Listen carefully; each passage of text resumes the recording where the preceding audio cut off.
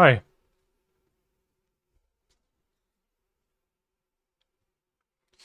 We are playing the Vintage Challenge with Mono White Monsters today. I think I did join the event. I did triple check already, but we can quad check. So event starts in 0 minutes 57 seconds. Canister 41st place, we're here, okay. So no bazaring today, going to try out Vintage Monsters. Squee is the way. I never liked Squee much.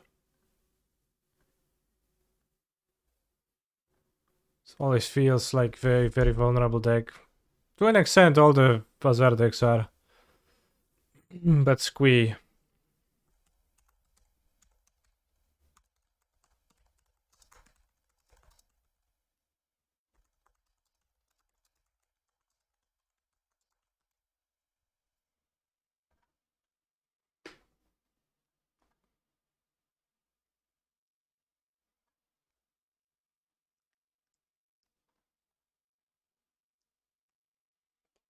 Did you see the change where they actually show event schedule based on your own time?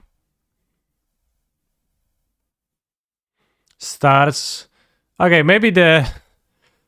Okay, it's nice that it says the starting time. It's not super convenient still. Because it's a small font, and I wouldn't have noticed that if you wouldn't have told me. But it's welcome nonetheless. We are on the play.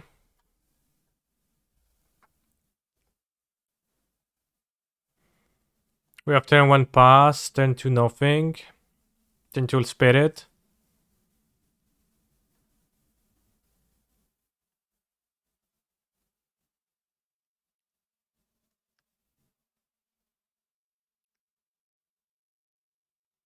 I'll mulligan.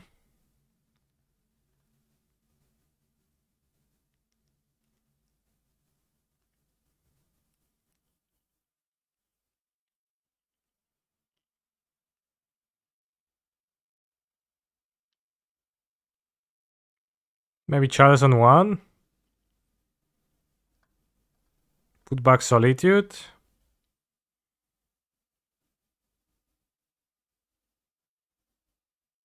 Or put back Mox Emerald, I don't really need it.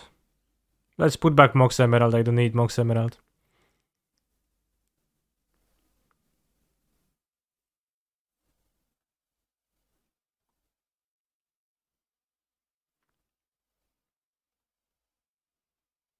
Brian also plays Mono White, just for information.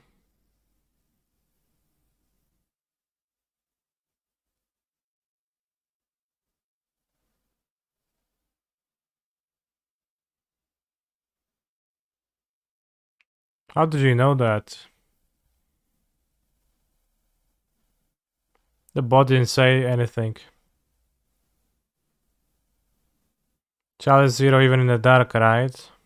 Well, no, if they play blue, then you might Chalice on 1. You've played them several times in leagues, okay.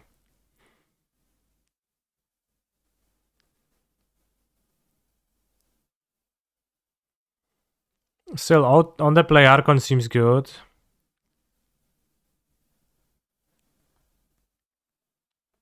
Lotus Archon seems solid.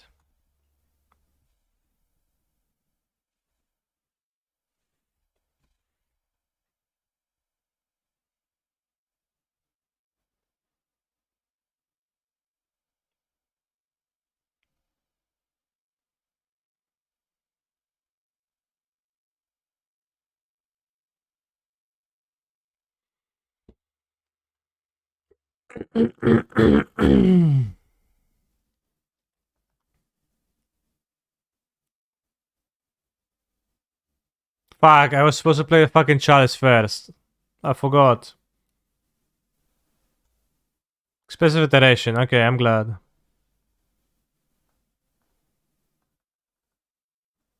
So they were thinking if they want to play around Cavern or no, but I'm naming one if they play blue deck. So I can draw my mana actually, and they don't do stuff. So actually, I've played the way I wanted to.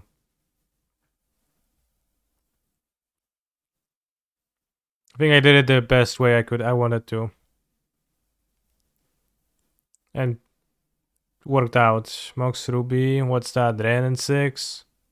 Time Walk. Time Walk into Oko, let's go.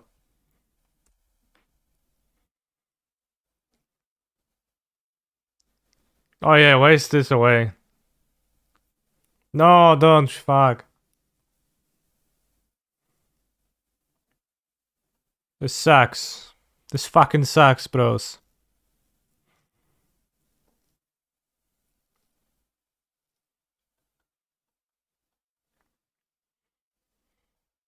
You can't win.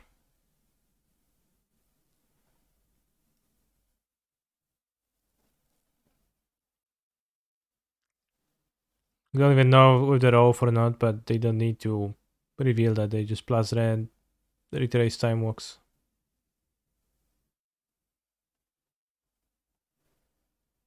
If they are off, I would want Containment Priest. This is a bit weak versus Ren because it has 1 toughness, so maybe I want Containment Priest over it. Because it's likely is. Well, they play Expressive Iterations. It's probably just a grindy deck.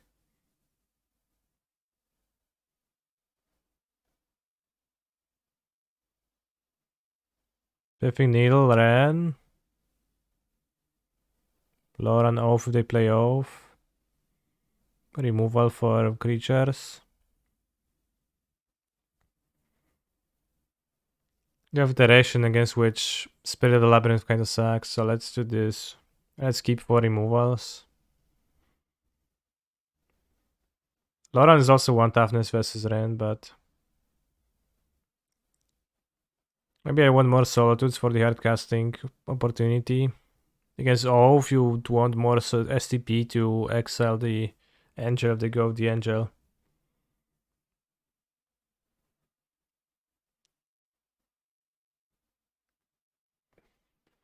We got blown out. We got vintaged.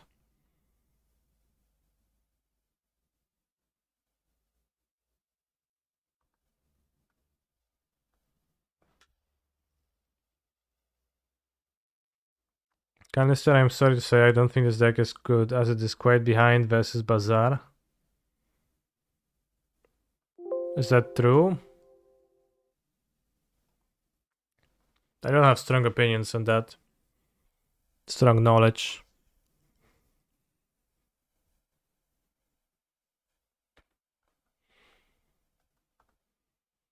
I have some sideboard cards, so I should be fine.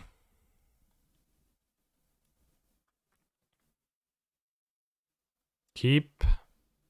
He's a phenomenal control player. Exclamation mark SR broken-hearted Grant McDonald.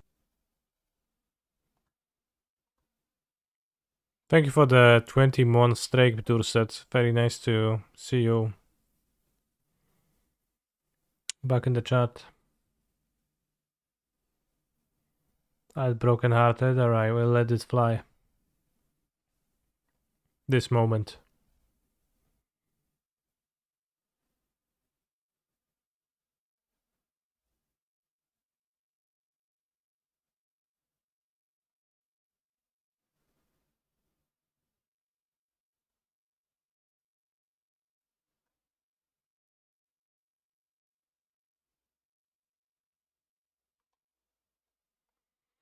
We have not taken the initiative yet, no. 20 months, yikes, what a cringe lord, exactly. We're gonna play Chalice on 0. And I think we're gonna hold the needle.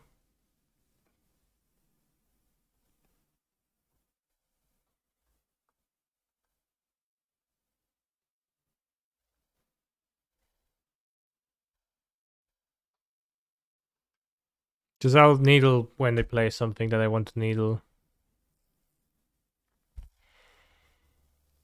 And with the Charleston 0, they will not explode on turn 1. Then we can Archon.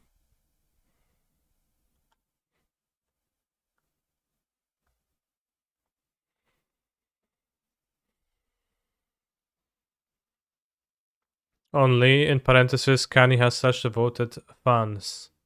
Kappa. What? I actually don't get it. Like OnlyFans? But Kappa, what relation to Kurva no? I was wondering if I should name strip mine. Maybe. Now we're gonna draw. Okay, we didn't. I was gonna say that we're gonna draw and mock spell for my chalice to fuck me over, but they're not gonna have a second strip mine, right? Right? They will not get the second one, right?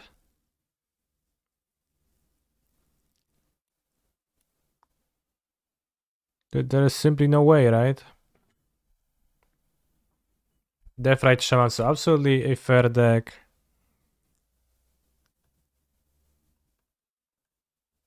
Let's play the Archon. Looking to hardcast the Solitude if possible. Mind status. Not stripped. Yeah. Well put.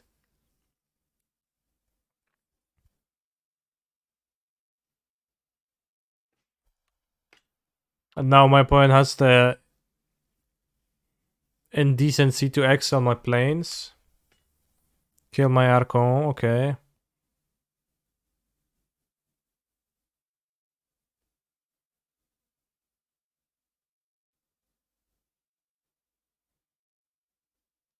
If they play Ren, pick up Strip Mine, then it is tough, but I guess I would Needle, Strip Mine, play Trinisphere.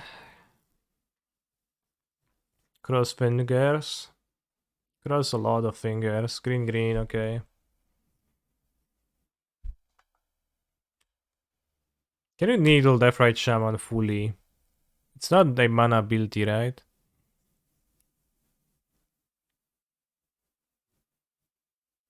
Because it targets. I think I can Needle it, right?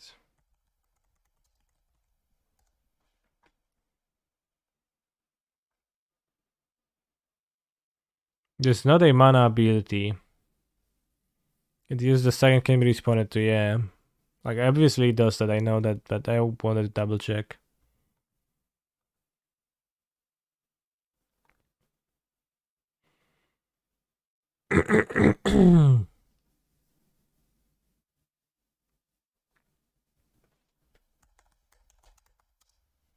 They play a knock on the next turn, I'll die, but they didn't play a knock on this turn. I think they would have played a knock over.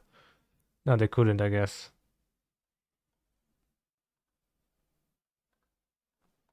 Whatever.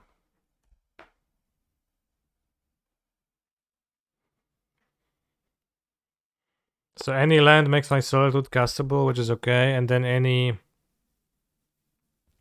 creature is good because it's a creature.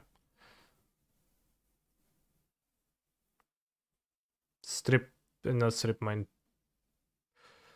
And Wasteland would be a bit rough.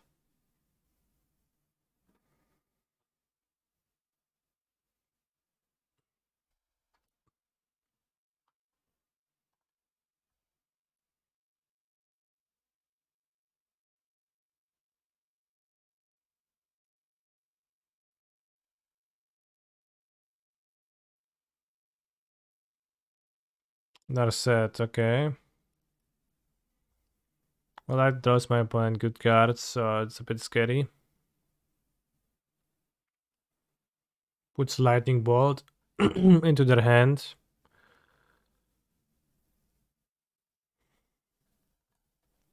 Alright, Seasoned Adventurer. Anointed Peacekeeper. This can be bolted.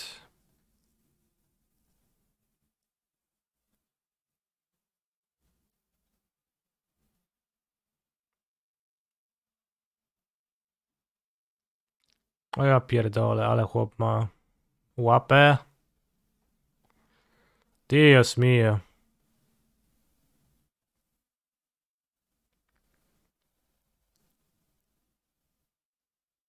This seems way too grindy for me to deal with. think I'll name Rarset Parter of Wales. That way, at least I interfere with them somewhat.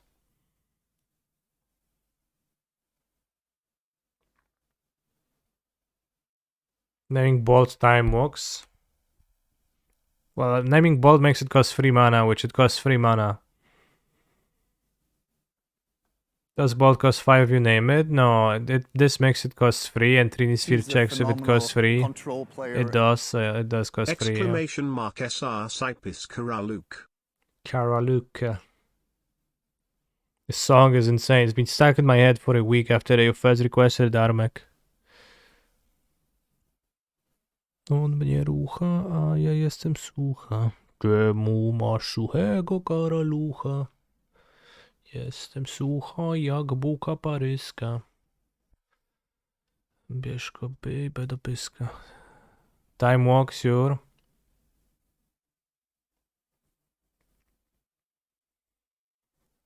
Season Adventurer. Let's go. Alright, this works. Kinda. Does time walk? Time walk. Yes. It does.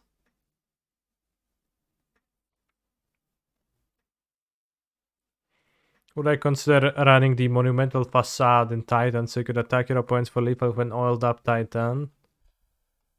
I need to look up Monumental Facade. It's one of the new lands.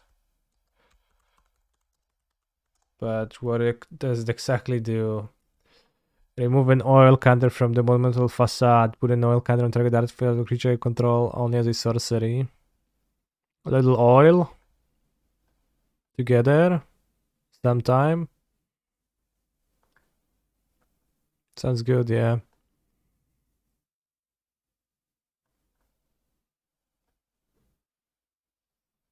Minsk pluses to...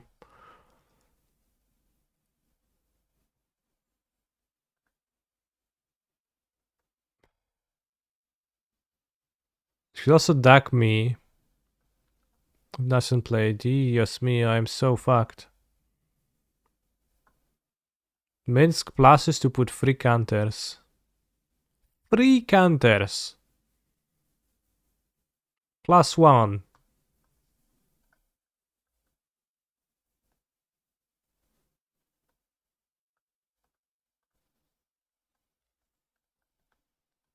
What game is this? Yeah, exactly. It's not Magic the Gathering.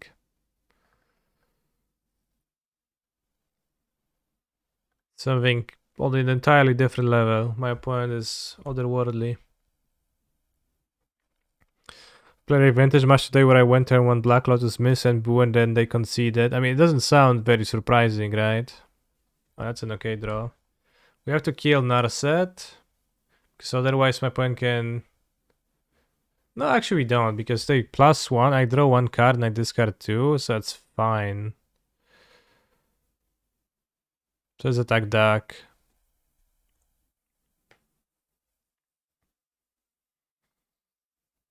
Because I discarded Moxam, it's like... And mill a card, so there's nothing.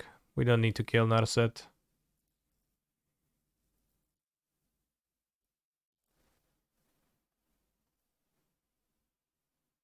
Also a Time Walk.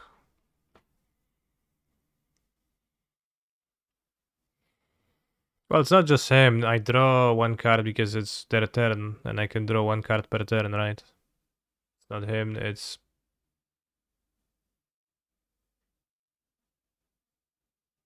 Draw 1, discard 2.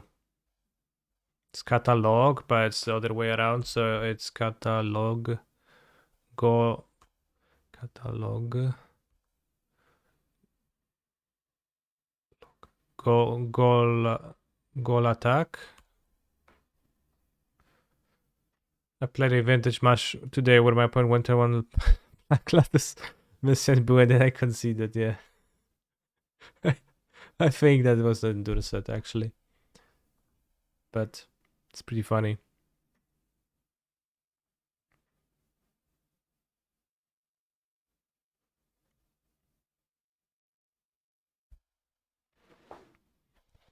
I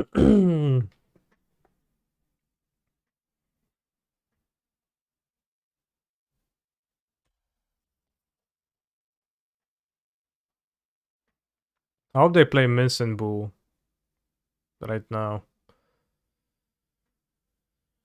Is there a more annoying vintage spell for opponents to resolve than PO? Yeah, probably.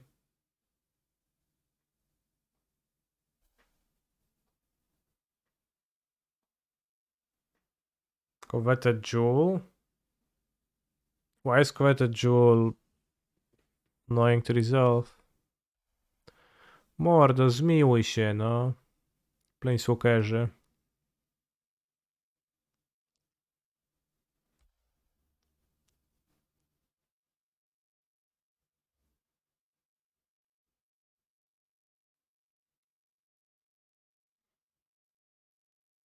Can draw maybe an Archon. Hope they use it on this on the Ancient Tomb immediately.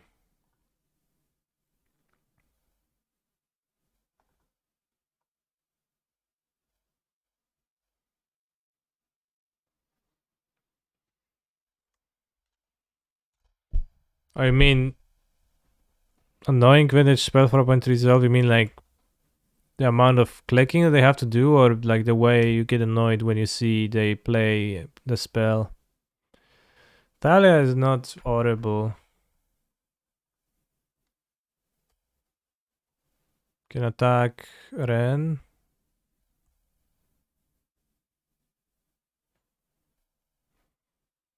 I think I would want to draw the 3 mana initiative creature, Archon, Anointed Peacekeeper in that order. Just 3 drops because I have 3 mana. Once they strip mine me, I don't want to draw Seasoned Adventurer anymore, despite exclaiming Seasoned Adventurer in 3 of my draw steps so far.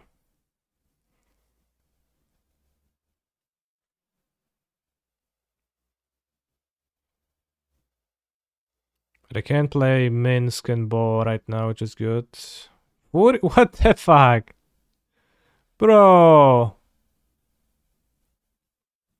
What the heck are you doing here? Fury? I mean, it's a reasonable card, assuredly, but it's a little bit too reasonable for my tastes. Okay, they cleared my blood top card. Now you can draw a banger for 3 mana. Or not.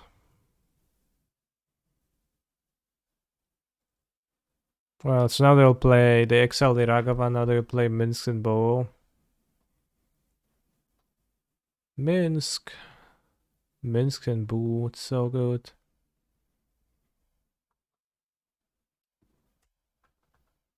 I can attack. Could probably sell deck.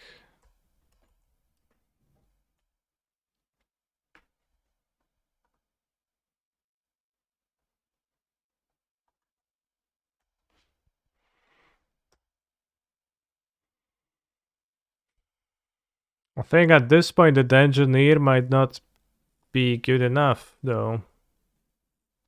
A little bit worried about that, but I don't think it's necessarily over yet.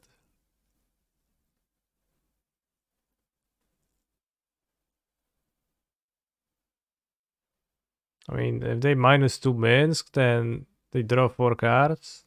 Then it's probably over. Okay, I just want to kill with Boo. Makes sense. Actually, that's probably a better play. Boo, go for the ice! For the ice, Boo! They also probably never draw a bad card anymore. I'm bad out, leave a 4/4 on defense. I think it's pretty hard for me to win either way. I think I'm in a better spot if I draw a Seasoned Dungeoneer now. But a worse one if I draw a Solitude.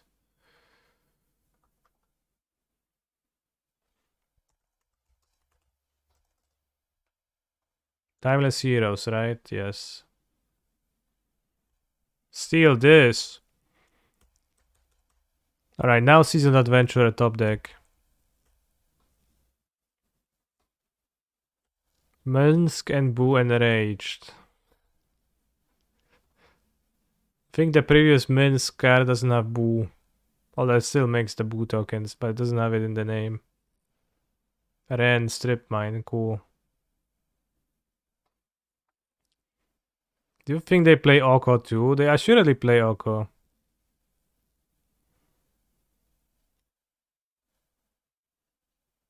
In Strip Mine they Plains, not the Cavern.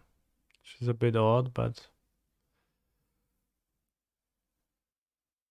So they have 5 different Planeswalkers in their vintage deck.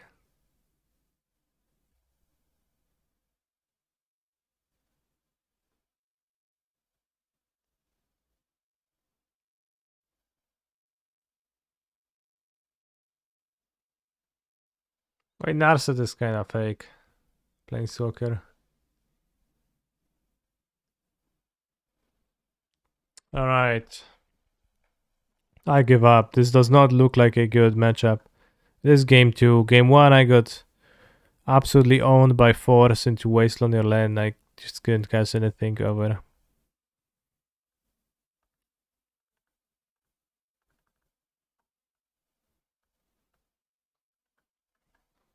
We did not take the initiative.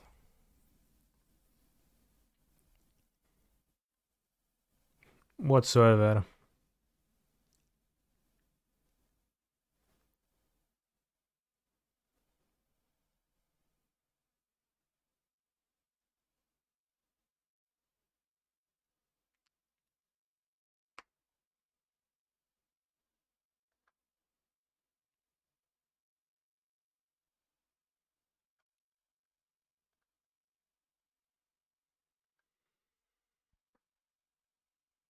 Oy, oy, oy. But like, to be fair, it does seem like Planeswalkers Tribal's best matchup. White monsters. I guess white frail monsters against Planeswalker Tribal with 2 lightning bolts at least, 2 and a fury. So my opponent definitely could be classified as a person who was ready.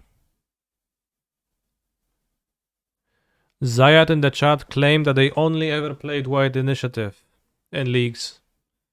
Which also makes sense. From all of that playing of White Initiative, they thought, how could I... If I were to fuck Canister up when he tries to play White Initiative, what would I do? And they slowly started adding the cards. Minsk, Ren, Fury Bolt, Bolt.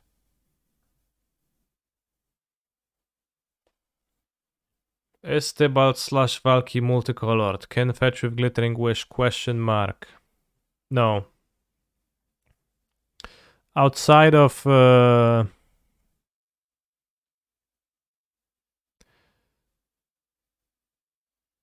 Battlefield, Stag, I think only those 2 places. The card is always going to have the qualities that are printed on the front side of it. So the front side is Valky, a single colored creature. Cannot flip it with Nip Mizzet, cannot Glittering Wish for it. Do you already have the Weep Spirit of the Labyrinth? I actually don't. I forgot. Is it on Modo? Did they add them?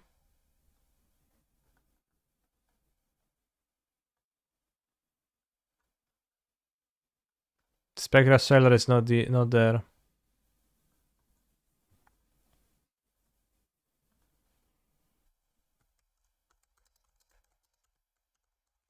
Are you sure it was Spirit of the Labyrinth anyways? I think it was Eidolon of... I think you're confusing the Eidolon of Rhetoric.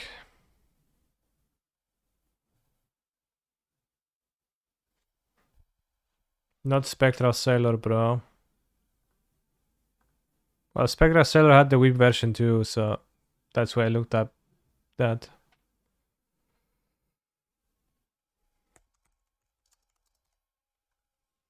You're thinking of this.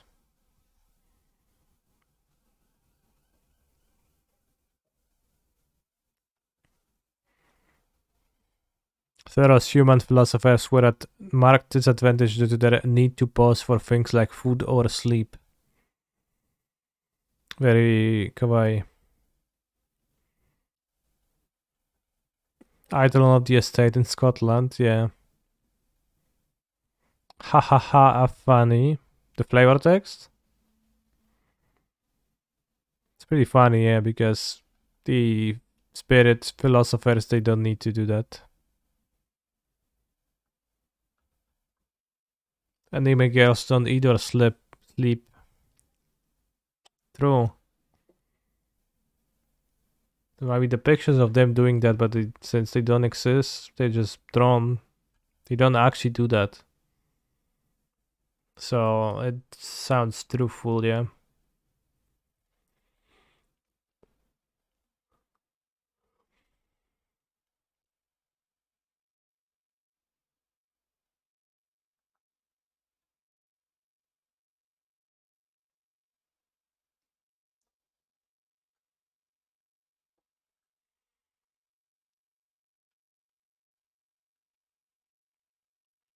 Also, bros, I have to say that the way they spoiled the set of New Phyrexia fully now, officially, and there's a week till the pre-release, and then until Tuesday before it's on Modo,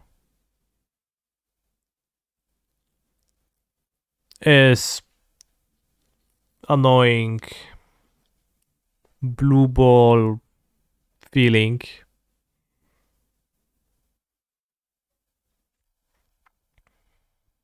There's gonna be draft at the Pro Tour. There's gonna be the new cars are gonna be in Pioneer.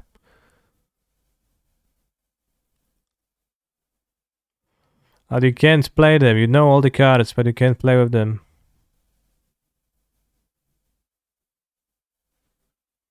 Which means that you actually can play with them if you go through the trouble of proxying up and gathering 8 people and play that, but that's, or go through the pain of drafting on cockatrice, but it's just kinda annoying. It was pretty lame when the set released online and then the pre-release was like later on, but I don't know, maybe they could just happen simultaneously.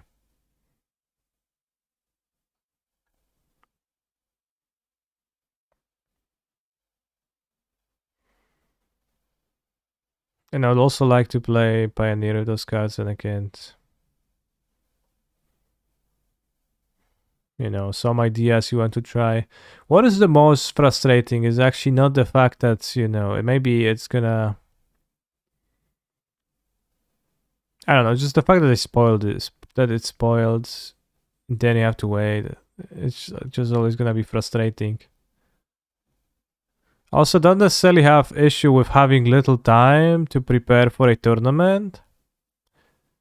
But what I find very annoying is that you have to procure the cards to play at the PT. And then there's those new cards and you have to procure them, and you have to, you know, there's an option that some deck with new cards is gonna be awesome and you want to play it, and then you kinda have to scramble for the cards. Like the fact that you have to pay attention to that is very annoying. Testing house doesn't solve that. You still need to scramble for the cards. Your Mystic was playing standard ever. I'm not talking about standard. What are you talking about? It's gonna be a Pioneer PT in a few weeks. That's what I'm talking about, and I'm playing in it, and you know the cards, but you can't play them.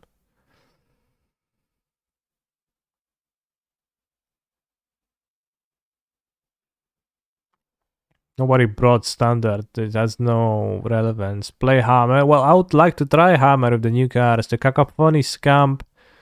The camp alone, kinda lame, but Cacophony Scamp on top of that seems kinda based. One hit shot. Very nice. But I can't try it yet. Well, I could. I would need to go through the trouble of proxying, which I might be able to. But it's just so much less convenient, which I don't like.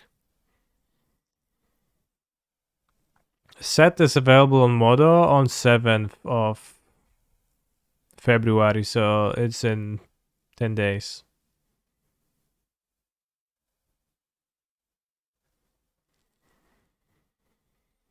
What's the most you have overpaid for a card right before a tournament? I don't think I've overpaid for that many in the end. When's the Pioneer Pro Tour? It's on 18th, so still like there is a amount of time, but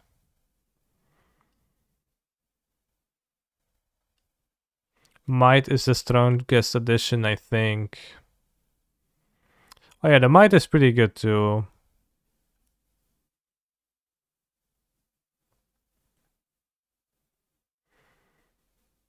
I'm flying out on 13th.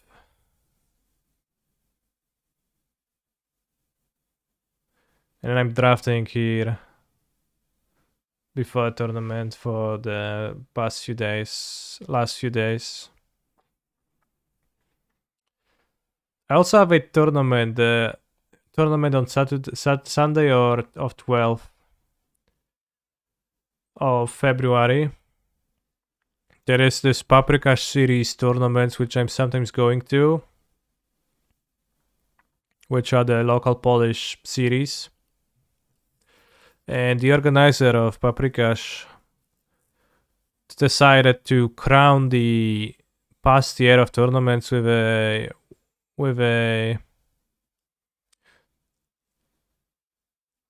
series final, I guess, which you have to qualify for by winning or top 8 a previous tournament of the Paprikash series, which I did. And has nice prizes, and it also has also in Pioneer, but also there's gonna be literally the weekend of being released, so you're gonna have to scramble for the cards a little bit, and I'll see what I'm probably gonna end up playing Lotus there. How many people are at the PT? I think 250, something around that. We can take a look. Pro Tour Phyrexia, all will be one invitation list.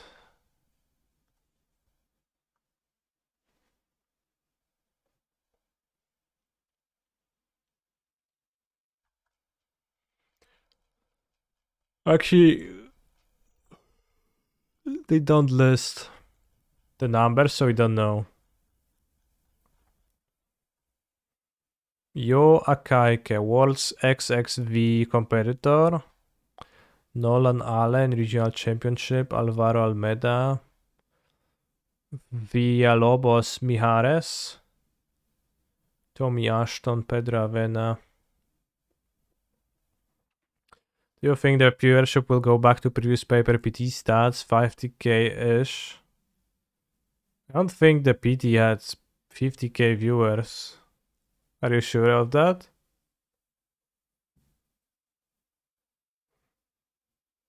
I think it had like 3k viewers. And the tournament that had 50k viewers was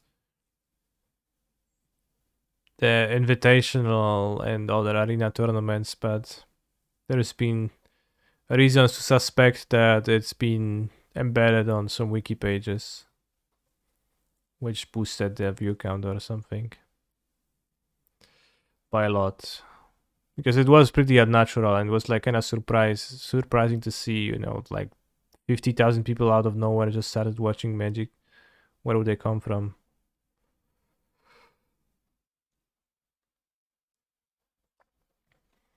Let's see if I'm actually qualified.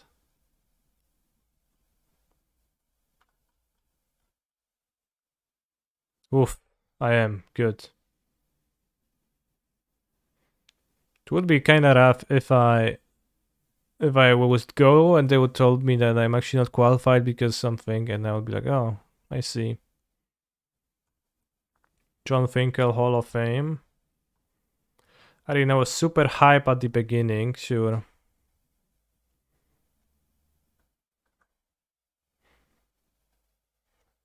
I was optimistic at first, but I was kind of worried about how it only at standard, and I both suck at standard, and I don't like standard too much. What if Arena came out and actually had modern from the start, and all like how the tournaments would be in modern? How do you think it would go then?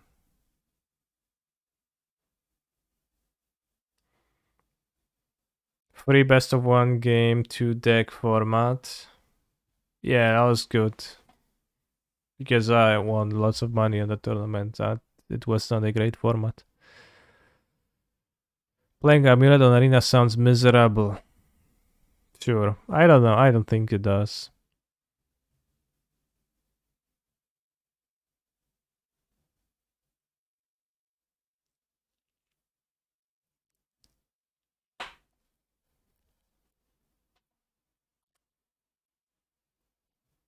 Well, you don't need full control. Some of the cards on Arena have hard-coded exceptions at popular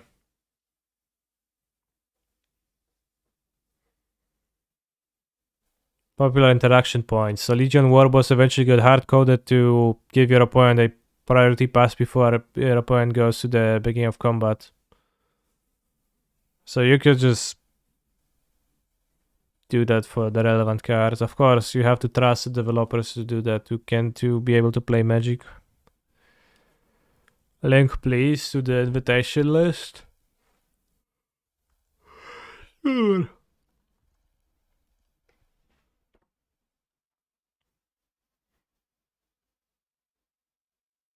One thing I miss from Arena is auto-paying for spells. I don't know, I really don't mind paying on Modo for the cards. The only thing I mind is when Spellpiece asks me to pay twice and I can't.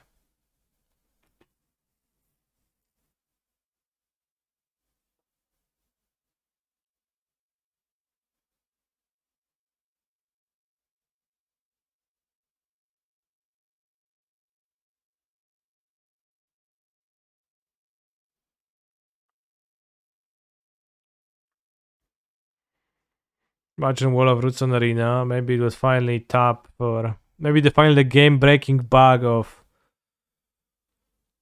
Court of Calling Wall of Roots would not ruin so many games. PT Combatants tier lists. There's very many and I don't know most of them, so it's kind of pointless. I wonder what percentage of people do I know from this list. Let's try. Let's try to approach it. Yoa Kaike, I don't know. Walls competitor, no idea. Nolan Allen, I don't think I know them. Alvaro, I don't know. Villalobos, I don't know. Tommy Ashton, okay, one. Mathieu Avignon. Pedro Avina. Drew Baker. I think I've heard of Drew Baker. Can I Google them?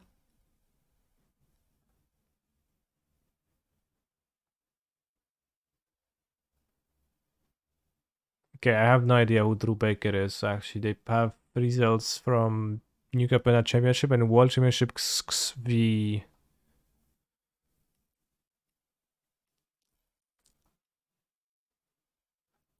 Played an Explorer Yorion. What the fuck is this deck? Mono white monster splashing for push, bro. Nice tag.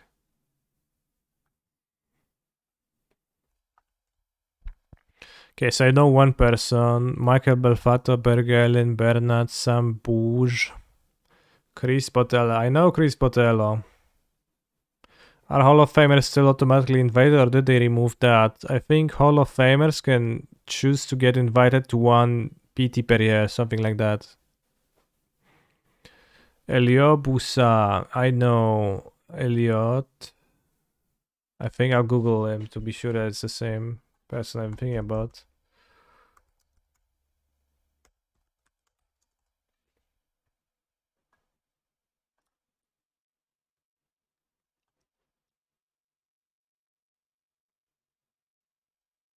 Well, I know who Smash to say, but I think they stream under the name Elliot_Dragon, which I sometimes see on Twitch when I log in.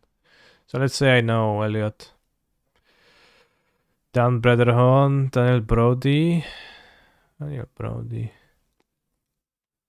think Daniel Brody might be in my team. Because there is a username with the name Daniel Brody. Yeah, okay, that's but I don't know how they look. Autumn Burchett, Autumn Bursavic, okay, I know those.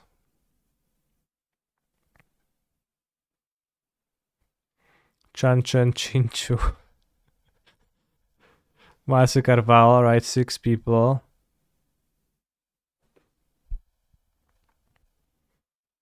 Pokemon Chan, Ewan Chen, Justin Chen, Vincent Chu, Mason Clark, right? 7 people. I know this guy because he shitposts on the internet a lot. Polo Doritos, okay. Jim Davis. Marco del Pivo. Pivo means beer in Polish.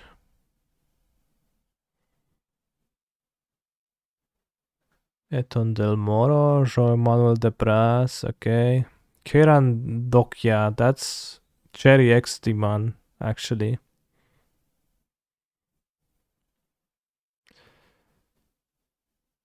$12.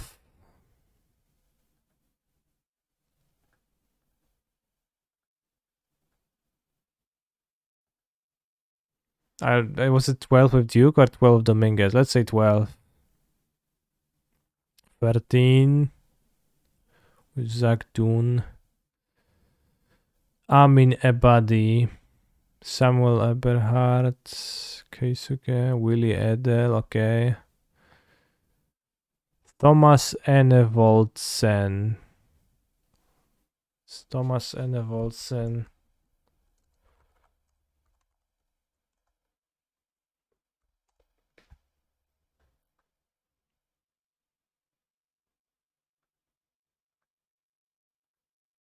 It's a football player. I think that's the second one.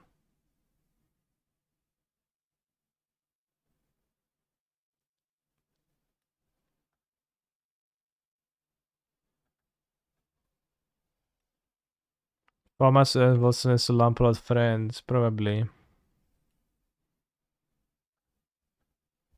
Oh, new round. No, John started the PT. I think he didn't qualify. Not sure. Maybe he did. Honestly, no idea. I think he qualified through. I think he is at the qualify. I think he qualified. We didn't get there yet. He qualified at the SNC Championship when he sent plus points.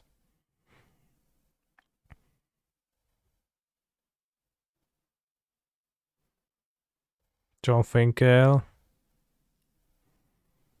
But actually, Daniel Goetschel, Simon Gordon, okay. I actually don't know a vast majority of those people.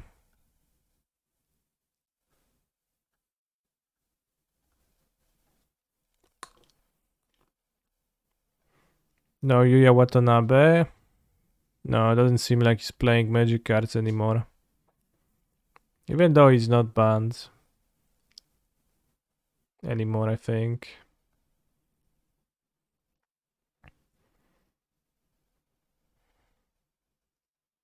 Yeah, it's Shadowverse now.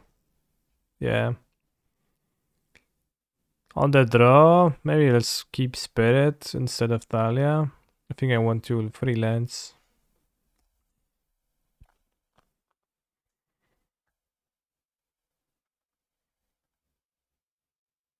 Mana Crypt, okay. Thalia would be Bedraf. Tinker! Cytadel! No zajebiście, masz fajnie. Kurwa, mentor, szczupeczka, no nieźle, nieźle. Watch out for Alejandro Sepulveda, always mono red and always has it. I'll make sure to shuffle my opponent's decks. Can blame Yuya for the Lord Atomi nerf. Is it a good game or is it just anime?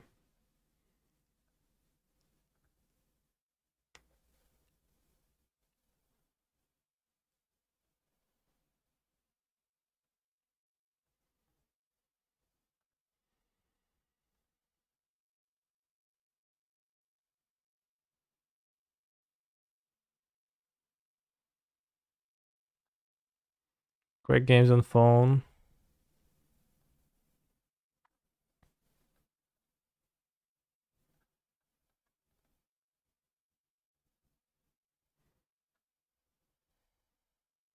Let's have two STPs versus Mentor.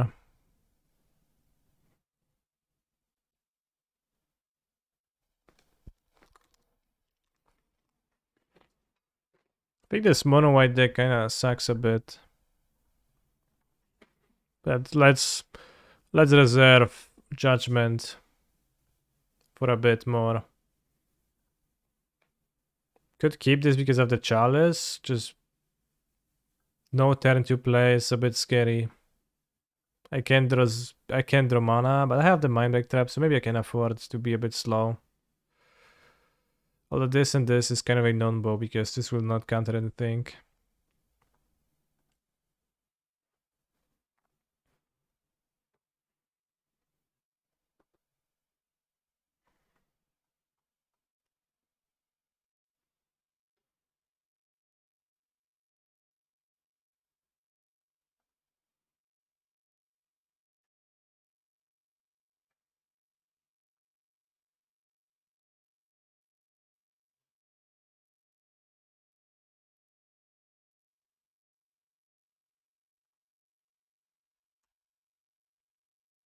Lavinia.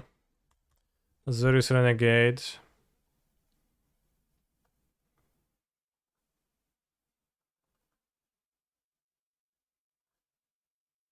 No dawaj 3 spela, daj tego Tinkera, frajerze. Shit, no Tinker.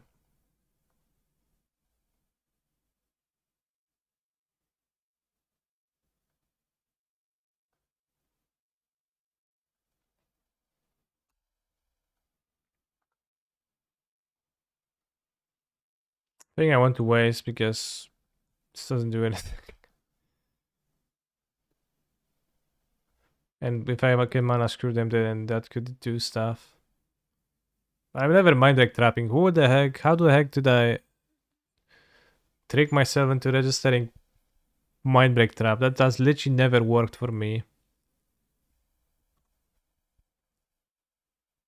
Ever. And it's just the same. Like mind break trap is not a playable card in Vintage, but I people keep playing it and I keep falling for that. I'm like, yeah, this say maybe it's okay.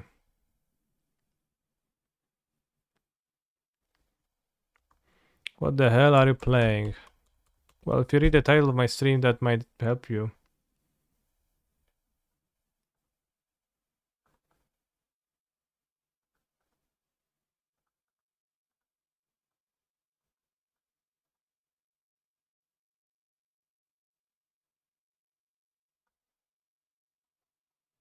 Wish I could name Bolas' Citadel.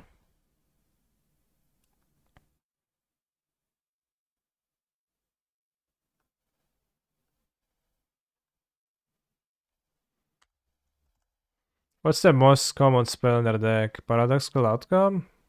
I don't know if they even play that. Because they play Lavinia, Snapcaster. I can name Flooded Strand, but it makes it more costly to reshuffle, but it doesn't really do anything. They don't need the 2 mana.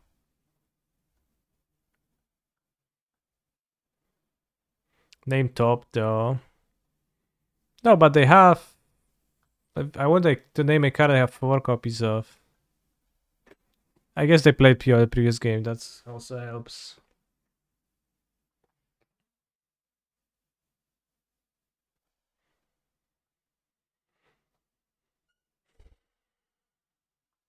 Maybe the top is okay to name.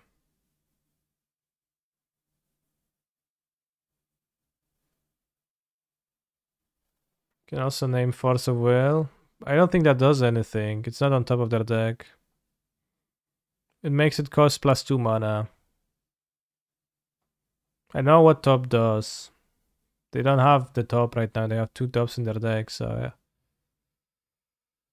I might want to name a card that they have 4 copies of. But I guess against top it actually works. Because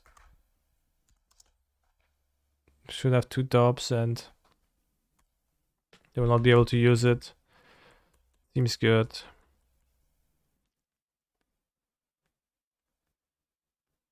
Merchant Scroll. Ancestrala na pierwszy spell, żeby nie mógł jeszcze strapować tego. Ancestrala, zajebiście masz.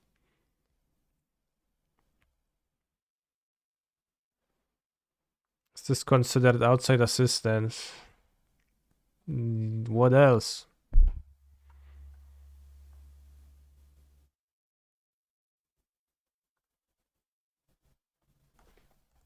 It's probably is good enough to counter. It can flashback either Scroll or Demonic Tutor or Ancestral.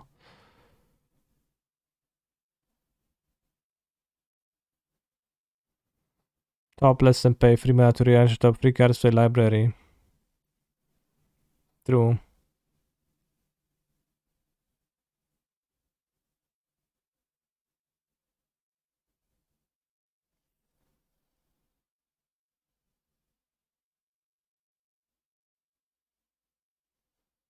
Just casting Sphinx.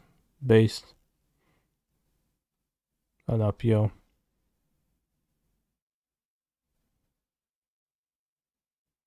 Alright, I can't imagine not dying, but I guess I have 6 lives, so maybe I can imagine not dying. No, not really.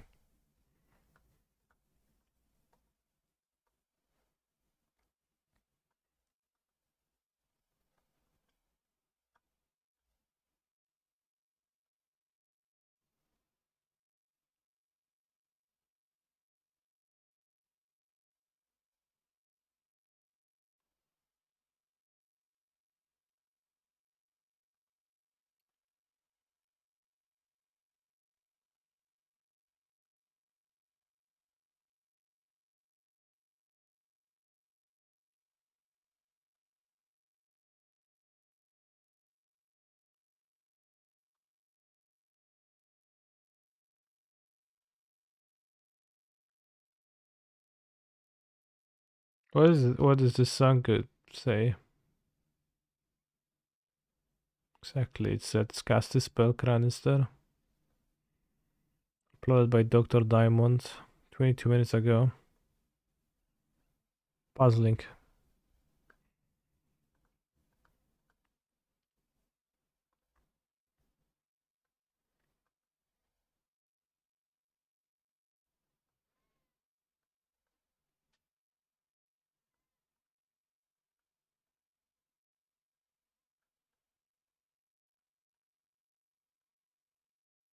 Discard the Minddrake Trap. Don't play it. Seems like you're playing standard against a vintage deck. You know, I had a Strip Mine in play, so I don't know quite about standard, but it did not seem... It was not a flattering match for my deck, yeah. Neither was the first one. Tomorrow there's a vintage Super PTQ which I'll play, and I will not play when initiative in it.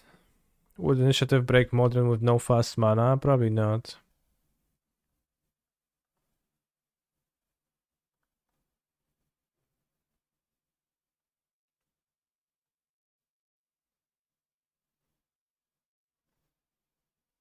Don't see why it would.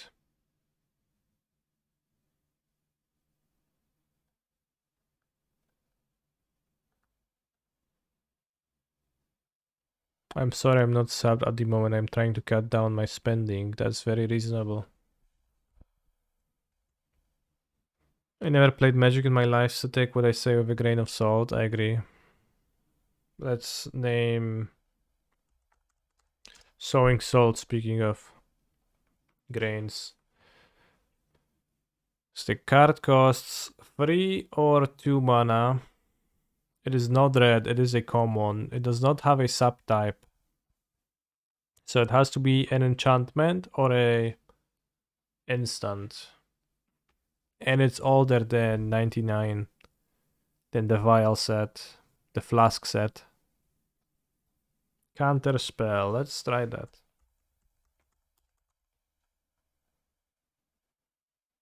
It is from the year of Alpha, but it's not from Alpha, so that means it's from Arabian Nights.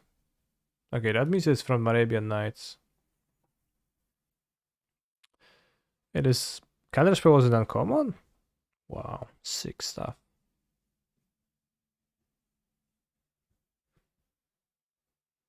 There's no cards that were in beta that were not in alpha, right? Can I share a deck building thought with you? I am refining a blue-black control list. Share away, yeah. Are you playing tomorrow's challenge of Modern? Maybe, but I don't really know what I would want to play in Modern in a challenge, so I probably will double queue the Vintage tournament and Pioneer with something that I can play reasonably fast, so probably not Sacrifice either. There was a duel that was in beta but not alpha, right? Sure. We know that the mana value of the card is 2 though. So let's name a 2 mana artifact from Arabian Nights. Alright, city in a bottle, but that's probably not a common.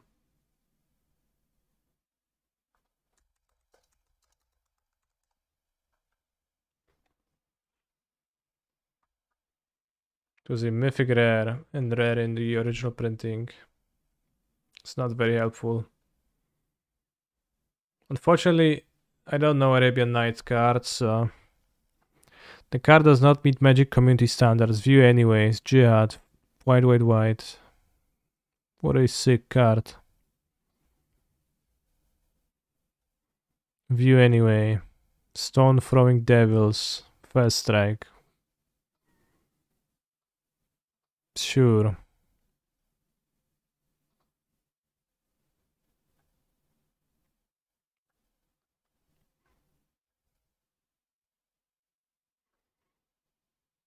Bros, who chose the colors on those cards? I don't get why those devils are censored, TBH.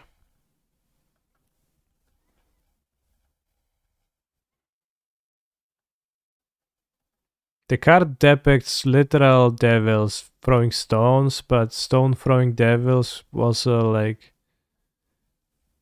I haven't known that, but I've read online in some thread on Reddit alongside those cards that used to be banned for cultural offensing.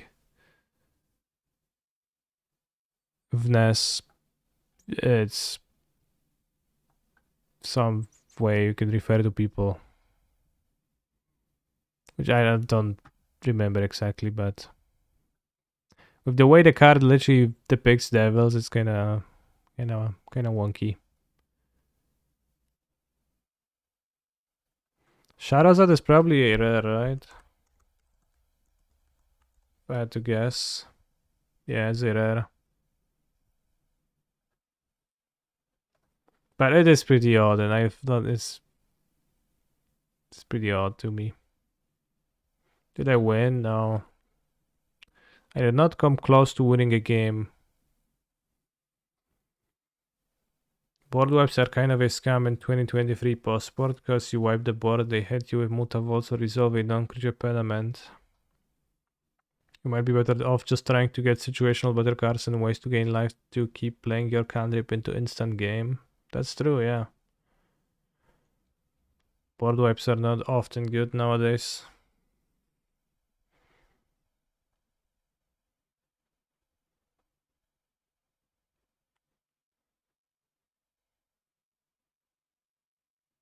Who chose the color of those fonts? It's insane. Do those cards look like this IRL too? This is a rare too. 3 mana and tap a creature. Nice rare.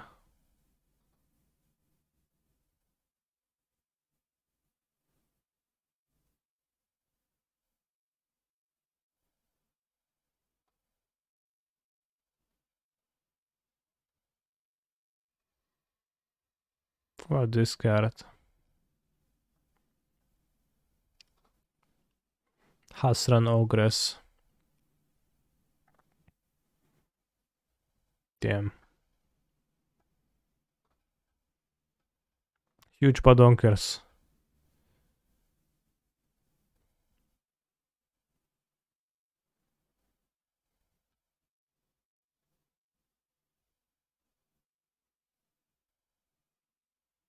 This is so dark it looks like it costs GG. Destroy any card in play. It's almost pretty good. Magnetic Mountain. It's probably a rare too. Everything's a rare. No, it's an uncommon. Blue creatures do not untap as normal. During their untap phases, players must spend 4 or each blue creature they wish to for each blue creature they wish to untap. Must be paid in addition to any other untap costs a given blue creature might already require.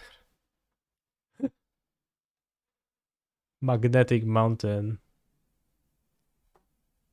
So I take that it's not magnetic all the time. It's just like suddenly turned magnetic because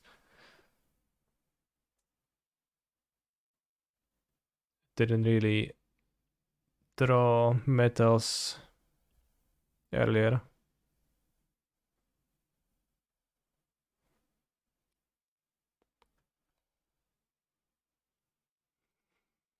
Bros, whenever I look at the old sets, I just don't get how this game ever became popular. How it was such a hit early.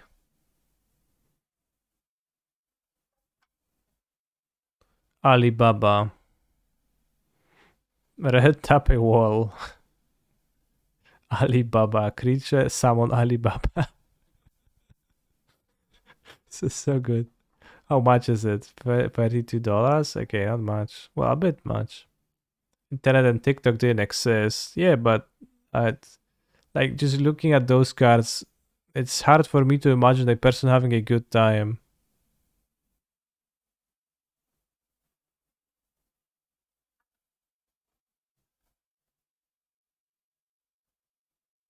Like, it just sounds like such a pain to actually play with those cards. Such a shit game. They're much more readable on paper. Yeah, probably, but I'm not talking about readability now, but the text.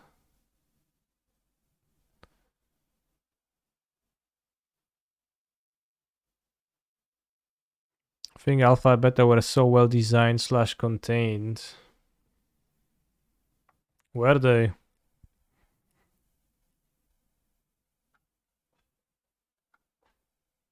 I mean, many are, but like many also have text that is just nonsensical.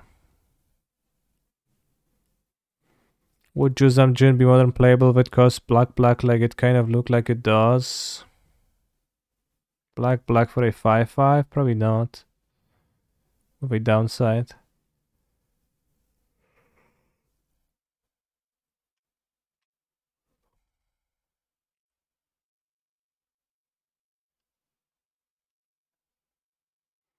El Hajjaj.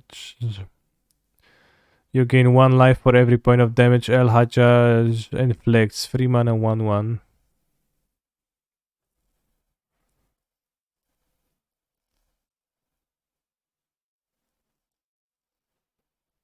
People still don't have a good time. True. Someone Sindbad. Tap to draw a card from a library, but discard that card if it's not a land.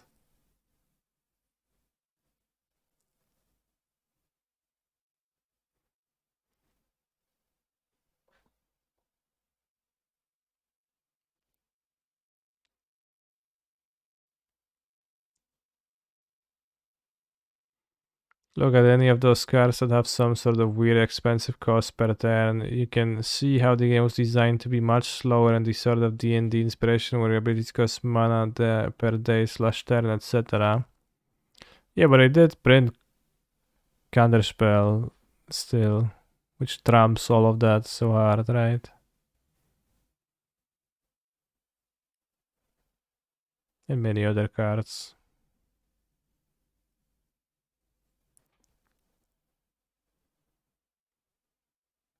Fish liver oil. All target creature gains Island Walk ability.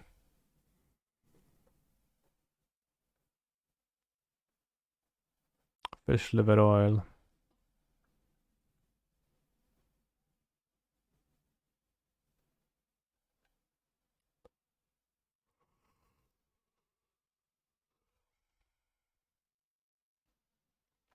Surely it's supposed to be a really slow game, yeah, that's true.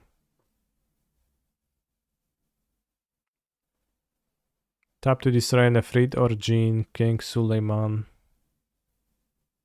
Yeah, also like that the fact there's a liver in the bottle. Eye for an eye. We have found a card that fits. No, it's an uncommon. Literally, no cards fit.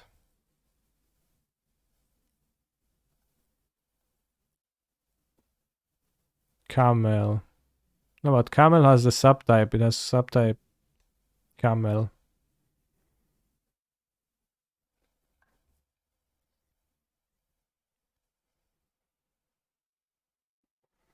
I mean, looking at it now subjectively from the future, we can say, these are the worst things I've ever seen. This would be slow and awful, but without it, we'd never have gotten into the streamlined dynamic game we have now, smiley face.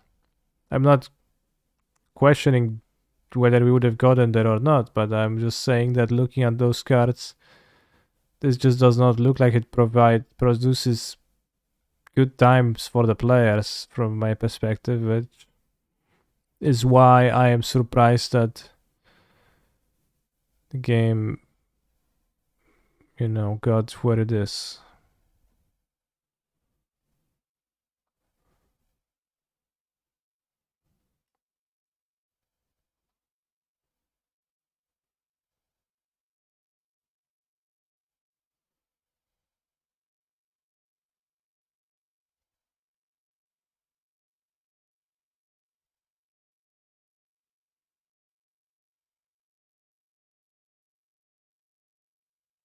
Singing Tree. Tap to reduce an attacking creature's power to 0. Summon Singing Tree. It's literally a singing tree. You see the mouth going. Pan, kiedy stanął nad brzegiem, szukał ludzi gotowych pójść za nim.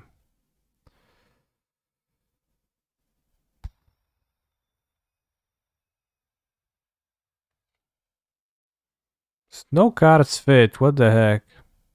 Literally not a single card in this set which fits the criteria of being 2 mana value. So that's it from beta.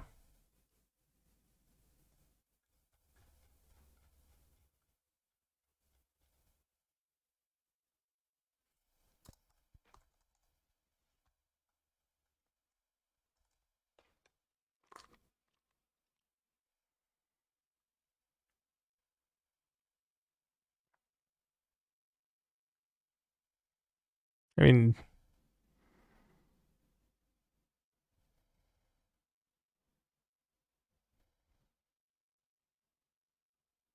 yeah, it is not that because creature.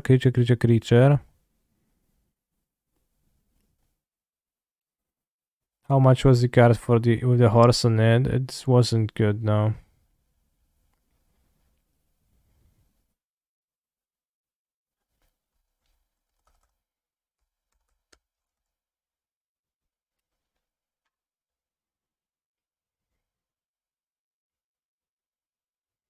There was also very few cards in Arabian Nights. I thought there was more cards.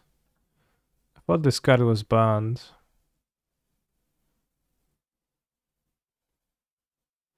Illustrated by Douglas Schuler, misprinted. Okay, name is misprinted. I thought this was banned for some reason.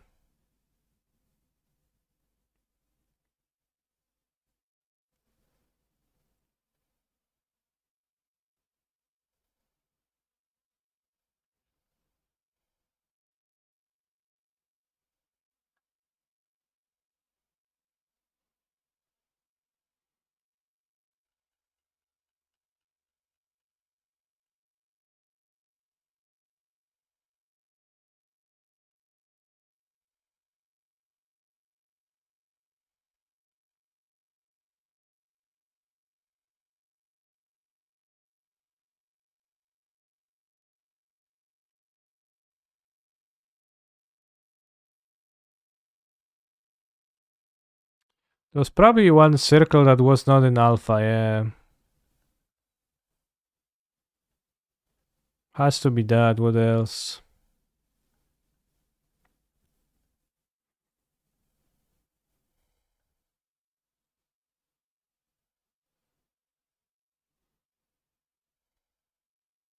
Seems like protection black.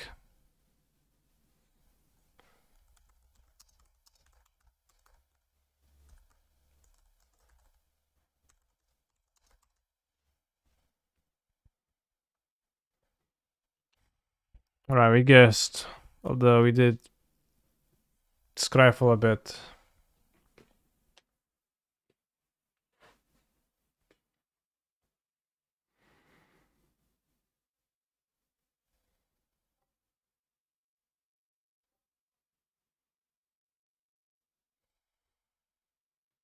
One, prevent all damage against you from one black source. If a source does damage to you more than once in a turn, you must pay 1 mana each time to prevent the damage.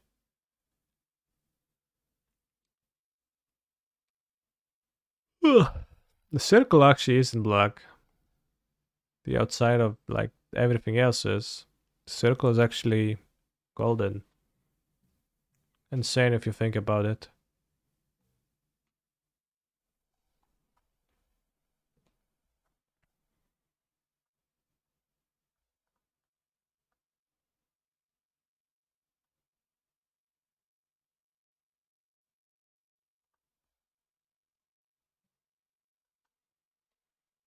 I think I made myself a tea. I'm gonna grab it.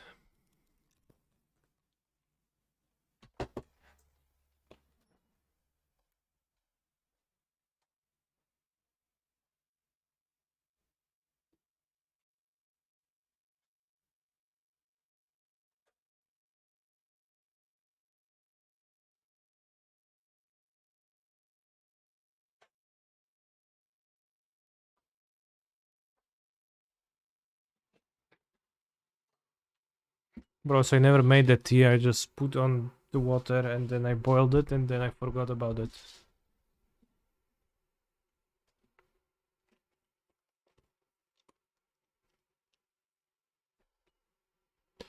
Fun fact, COP Black was the first computer artwork in MTG. That's sick.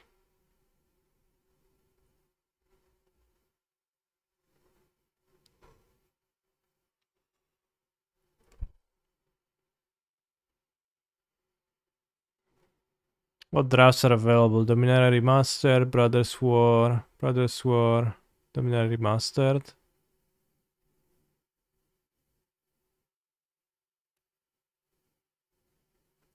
New to MTGO Modern Gauntlet League. Damn. They all got a trophy.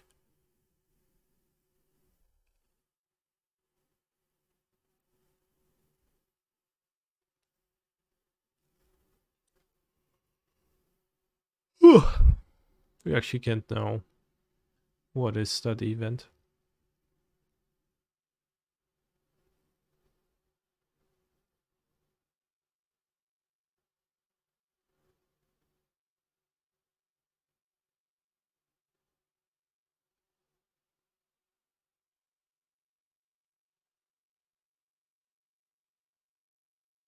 Precon Modern Decks for a while ago, like Gift Storm based. You're new to Moda and they give you Gift Storm and you like and they tell you go figure, bro. Go figure out how to play this. Would you say? Sure. Alright, go grab my tea and then we're gonna maybe we're gonna join some league with some deck. Double Q a bit with the challenge.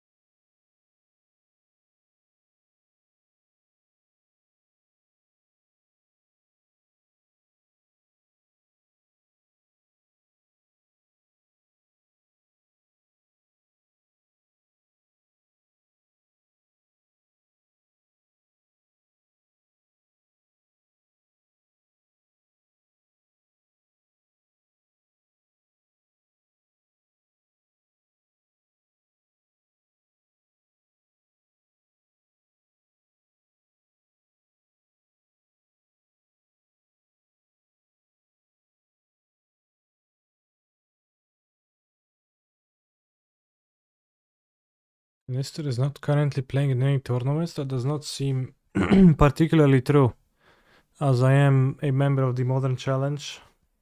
Yes, maybe I am listed 71st out of 74 competitors currently, but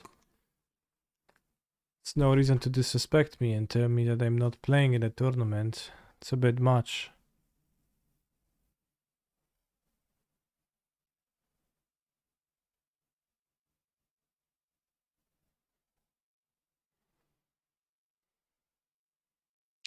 We have played against Zero Ove actually.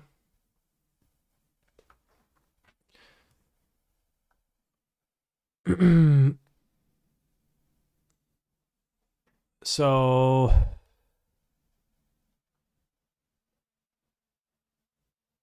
we lost to 3 color, maybe even 4 color.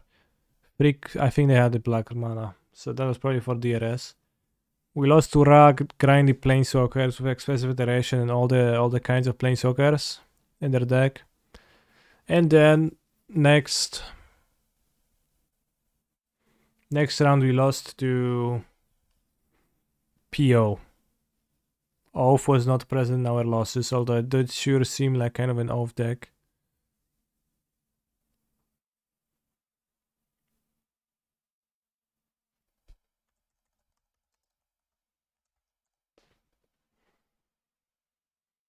Did you lose more to Ragavan or DRS? Discuss. Neither was present in the games that we have played.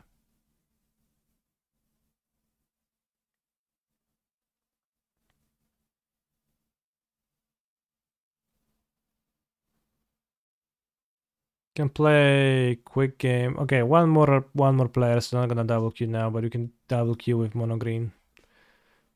Deathrite Shaman was present in the game. I think it was not the defining factor.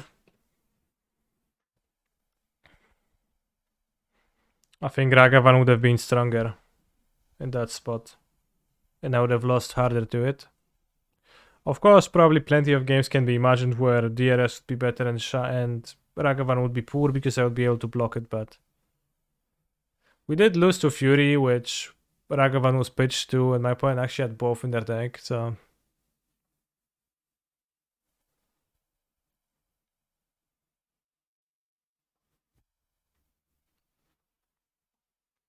Kinda interesting. I think I've read an opinion online that Initiative keeps the mid-range decks out of Vintage, but I don't know how I was supposed to win against my opponent's deck. I guess I never drew a Initiative creature to begin with, but if I had, I don't know if that would have helped. What is your opinion on the poll of DRS versus Ragavan and power level? I think it's a good poll. I also responded to it after it has finished. I think Ragavan is slightly better than Deathrite Shaman, probably even a bit more so than the poll indicates. And the way the DRS fanboy answers are written is oftentimes seems like just boomer talk, right?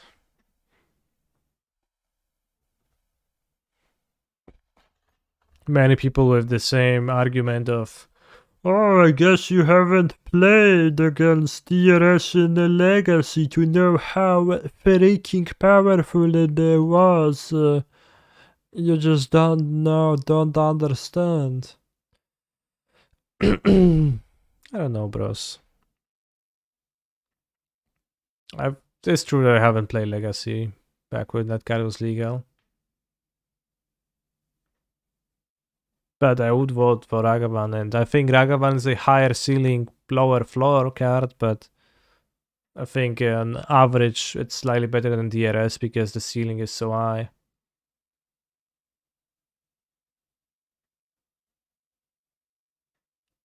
So that's just the thing, right? Many point to Ragavan's lower ceiling, which is that it needs to deal combat damage so it can be blocked, and that's legendary. But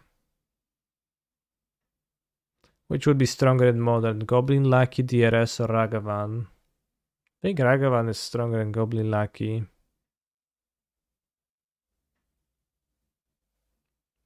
Because you can't play Goblin Lucky with Counterspell and like 8 removals. Why was there no option for them to be equal power level?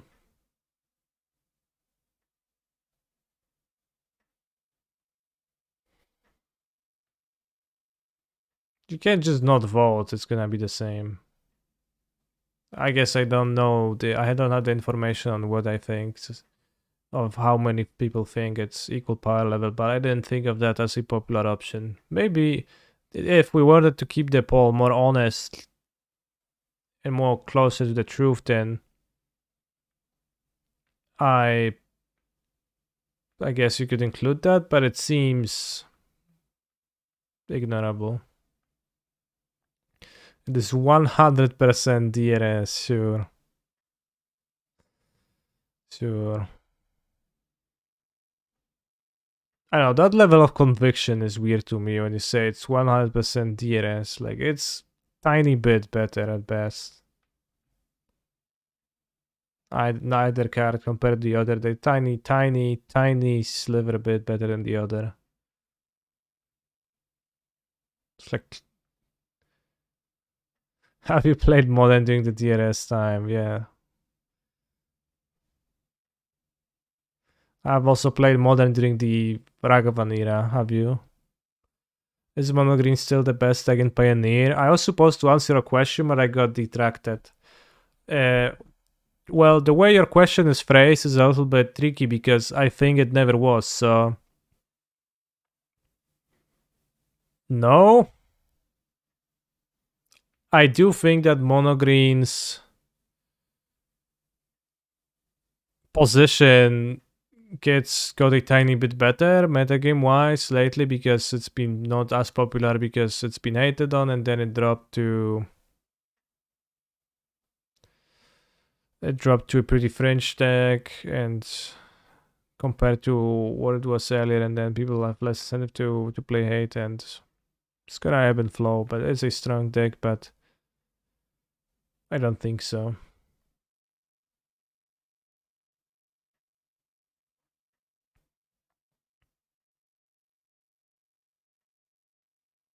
People just simply don't want to play decks that can kill a 1-1 on turn 1. That's not true. Everyone plays decks that can do that because that's literally a prerequisite for playing Modern nowadays.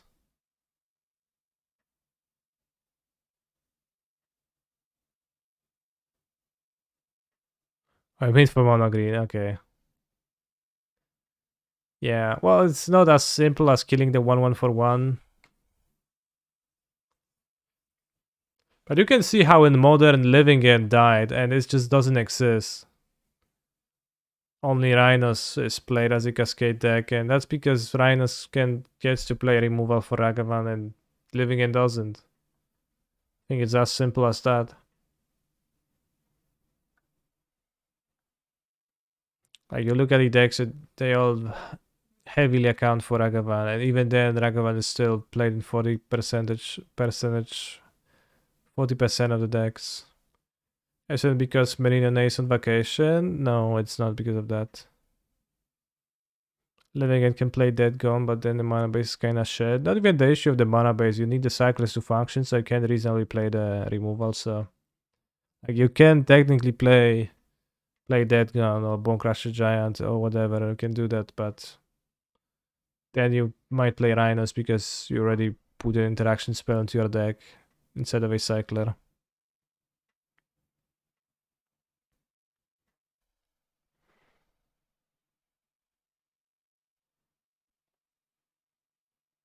Mono Green Tron. I guess Mono Green Tron is the only deck that doesn't acknowledge Ragavan on this list. Living End doesn't need it, I think. Well, I think pretty clearly it needs it, and that's why it died off and almost no one plays it nowadays. It's not you don't need it, it's that you can't feasibly justify playing it. So if you play Living End, I think it's right not to play removal for Ragavan. Yeah, like what else? But I think it's one of the reasons as to why you don't see this deck played as much, because it is not great for when your opponent pounds you with Ragavan from turn 1. You meant misstep. Okay, that's probably true.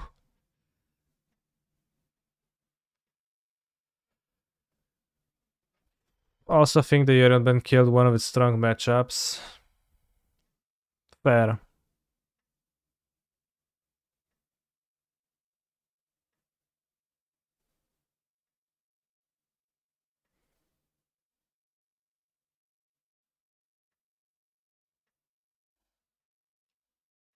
I don't know if Living End gets hated by like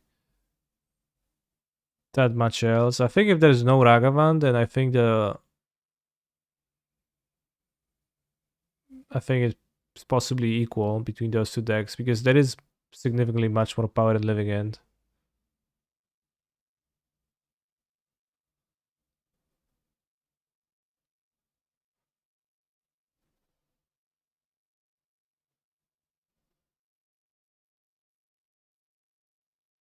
I don't think it's necessarily that big of a deal to be graveyard hated, but it's the fact that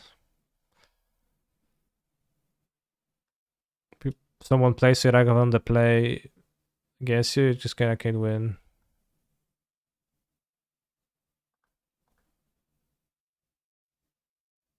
Assuming they have something in their deck that interacts with your combo, of course. If it's literally Ragavans and the rest is Domain Zoo, then not so much. But I guess even Domain Zoo, 4-star more than 9 is pretty common.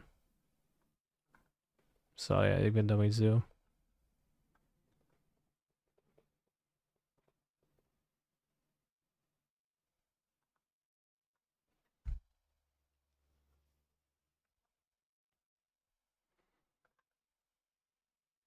Maybe I can play Living End tomorrow, but I guess if 40% of my opponents are playing Ragavan, then I don't want to. As I just explained.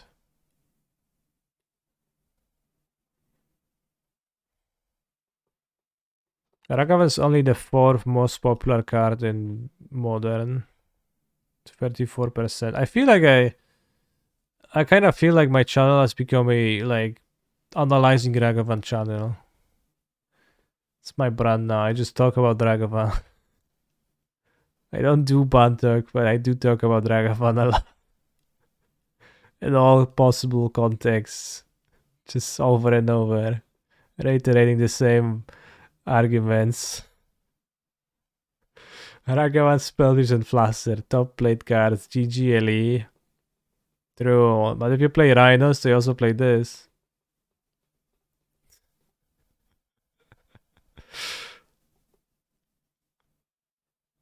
Top creatures, Ragavan.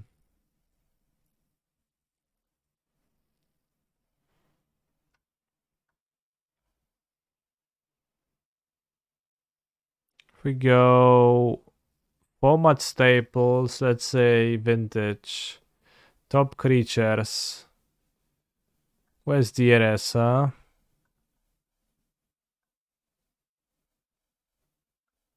It's not even on the list. Okay, it's on the list. 36th place. 36th most popular creature, not card. Creature.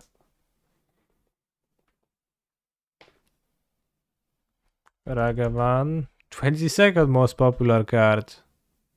It's actually played more in Vintage than DRS right now.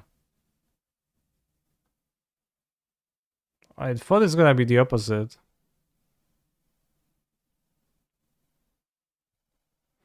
Justin said these datas are not reliable.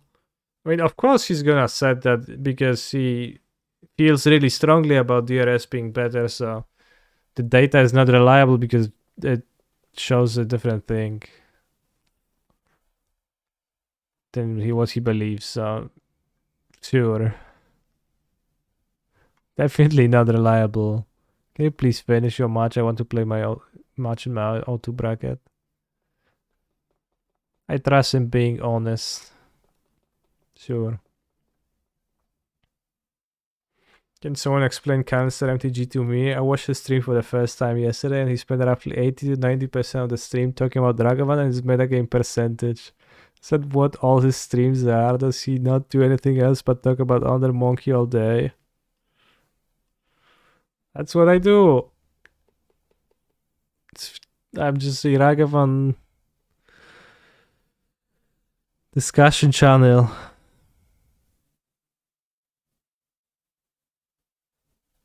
It's skewed data. Yeah, it's mostly contains the winning decks, so that means that the decks with DRS were actually also losing, not to get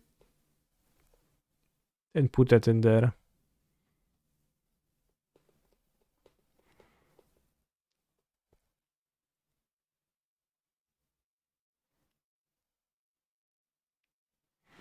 I don't think many decks play DRS anyway. Yeah. Yeah, I mean, it's not super surprising to me that Monkey's more played than Vintage. It does feel like that when you actually play games. More easy to play against Monkey than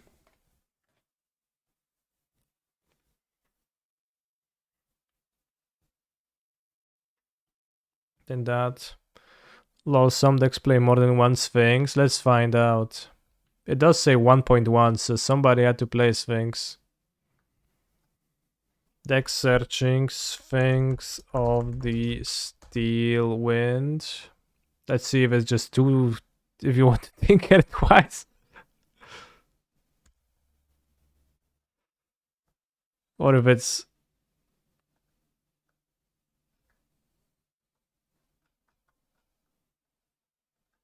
something else.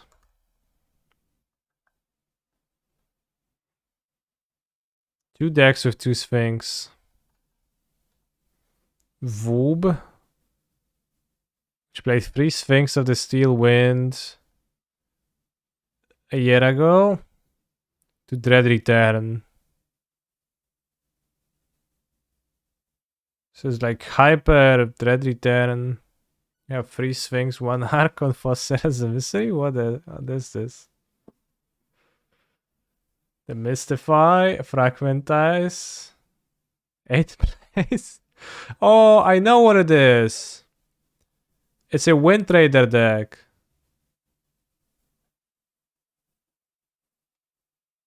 Yeah, it's 35 tickets. It's a Wind Trader deck.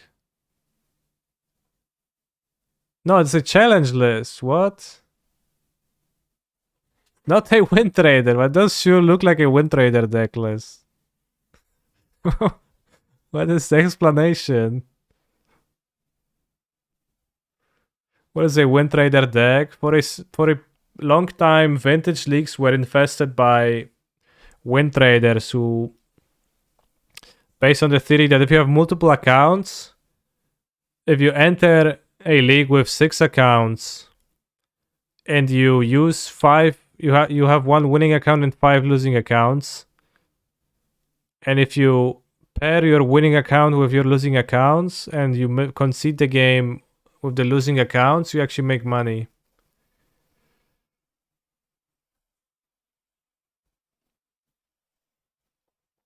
That's a Wind Trader deck, and like people at first play like mono basics. Wait, what? We actually got paired against them. This is insane. And they played 4 Sphinx. And this is the other deck with more Sphinxes. It's also them. 4 Sphinx. 4 as a Mystery. No, they Wind Trader, just a Brewer. 4 Moxopa. Where's the 4 Sphinxes in this deck? Show and tell the Sphinx. What is this? I'm too shy to ask them about the Sphinxes. I'll just sheepishly play.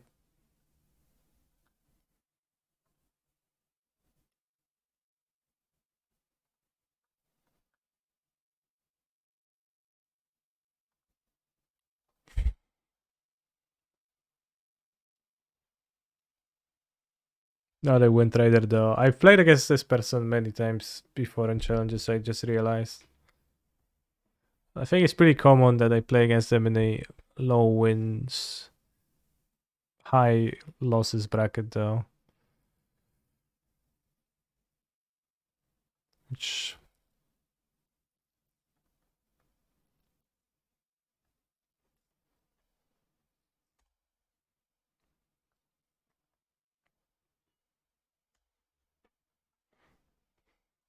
Did you know you are the only person to ever register more than one Sphinx of the Steel Wind to ever, I guess not register, post a result with more than one Sphinx of the Steel Wind in their main deck?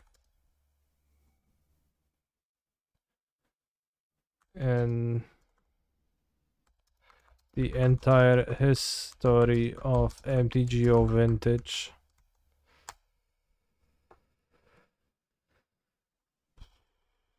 I've never wanted to lose to Sphinx more, yeah. Sphinx isn't taxed by Trinity Sphere, that's true.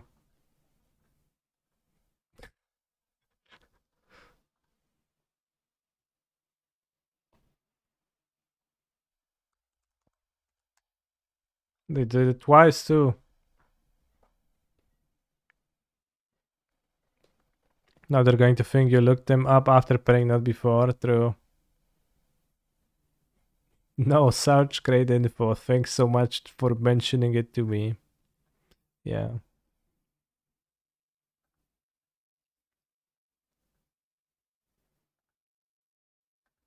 So it seems like bot is dead as far as the results.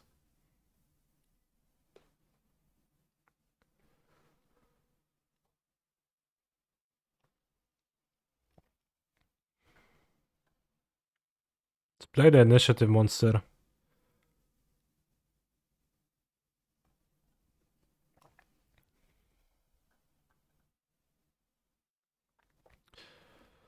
I love how you got 3 triggers, ETB, initiative, adversity before you get that basic. Can you ask them about the 8 planes in the Bazaar of Baghdad deck? It was clearly to cast the sideboard protection, yeah. Pyrex and Dragon Engine. See, my point is restlessly brewing still.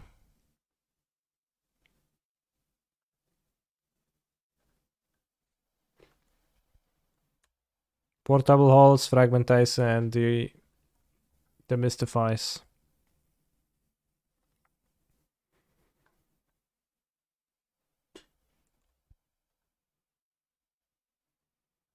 This initiative just rampant growth with extra steps. Yes.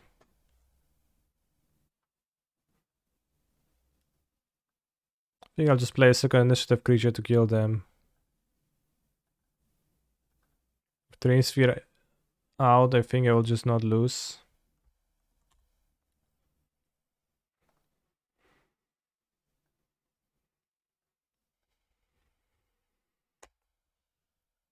Trap.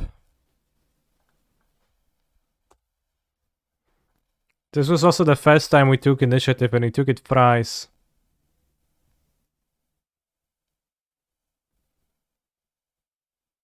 In paper, when you take combat damage, it's your responsibility to give your opponent the initiative, which is counterintuitive when it's called take the initiative.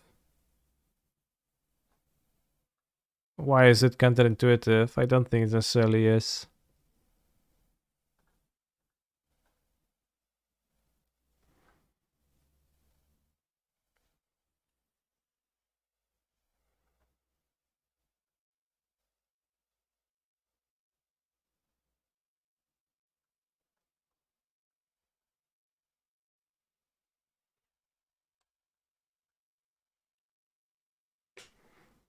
Many would expect the player doing combat damage to control a triggered ability. Is the ability controlled by the opponent who you steal it from?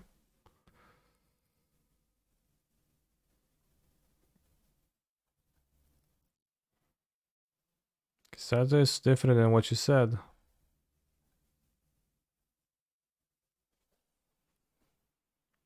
I mean, it makes sense rules-wise that it typically, like when it's getting stolen, it's gonna be most often from your opponent's cards. So you get to...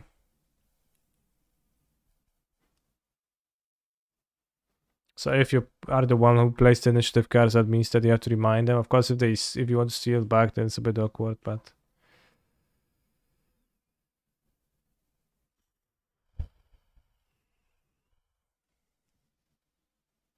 You know, maybe it would be better if it would be reserved to its respective format, but what do I know, right? Why not the Dragon Engine? So Spirit of the Labyrinth, actually, no, they blank.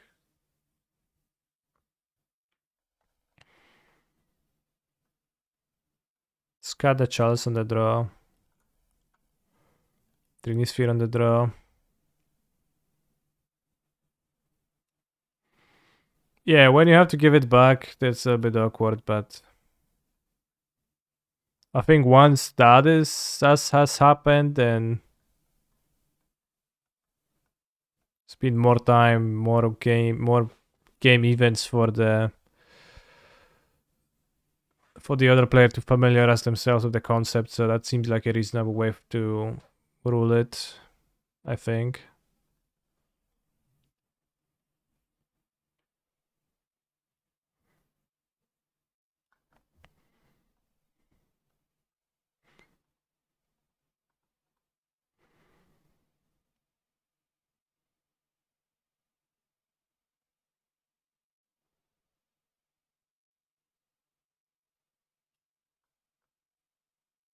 I put back Mox Diamond because we have Mox Pearl.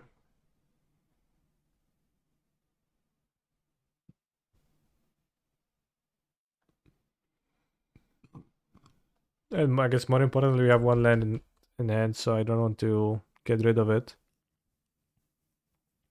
Mesha's Wang Shop. Foundry Inspector.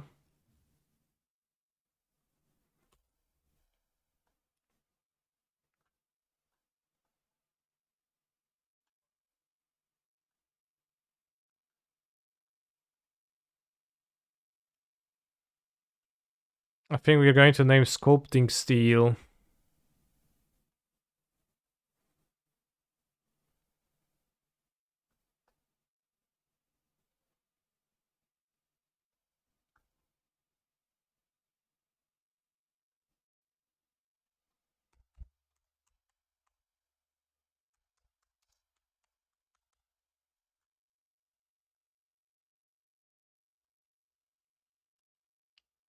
When plays 4 mana Sculpting Steel, they can play the other one.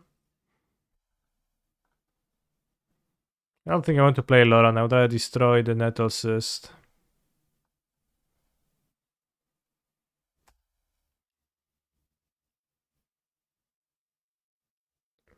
Oh, my shoulder.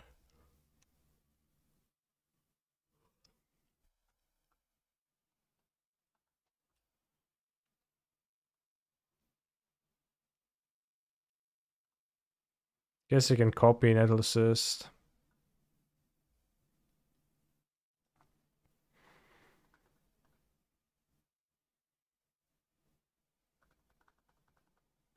Am I a college boy? To an extent. No, I guess I'm not. The attack I block for sure.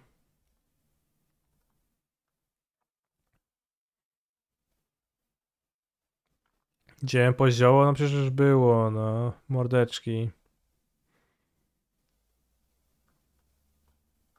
I do have neighbors, yeah, I guess I am a boy next door.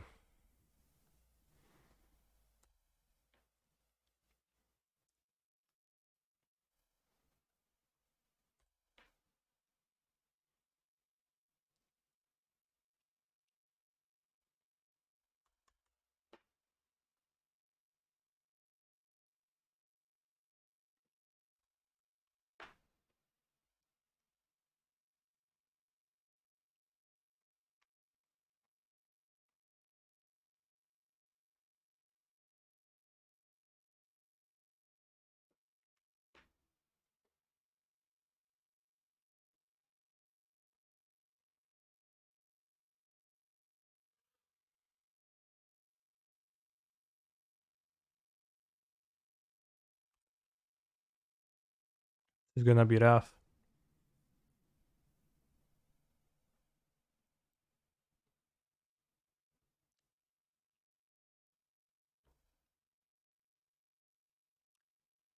Seems like my opponent didn't copy anything, so I guess it's not gonna be as hard.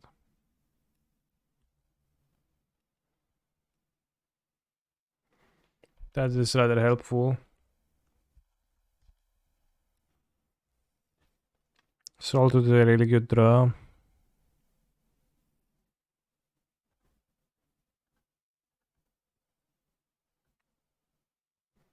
Laurent has vigilance too. I could attack, but I don't think I want to.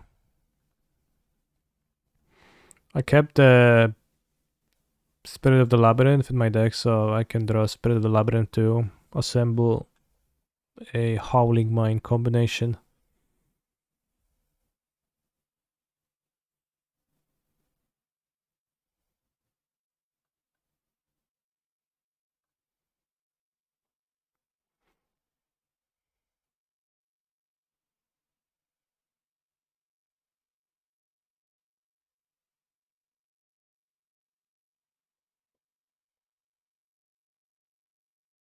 Maybe free my Pearl, that seems relevant.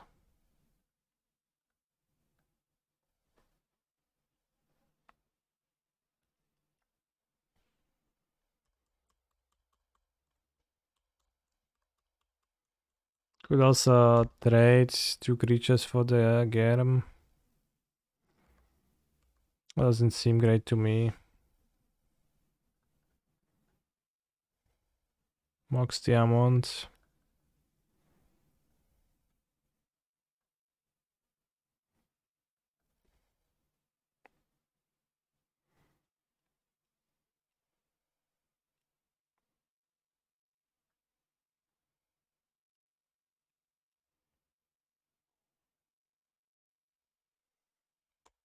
Could really use a Sphinx of the Steel Wind right now.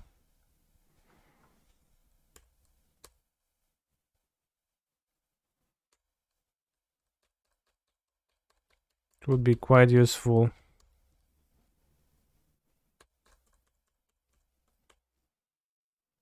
Why Mr. Seaman? Why Peacekeeper didn't name the Nettle Cyst?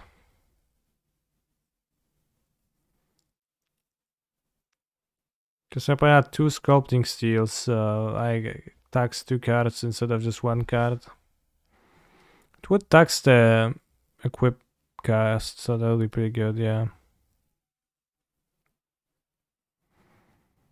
Should have done that. Would be safe from it for now.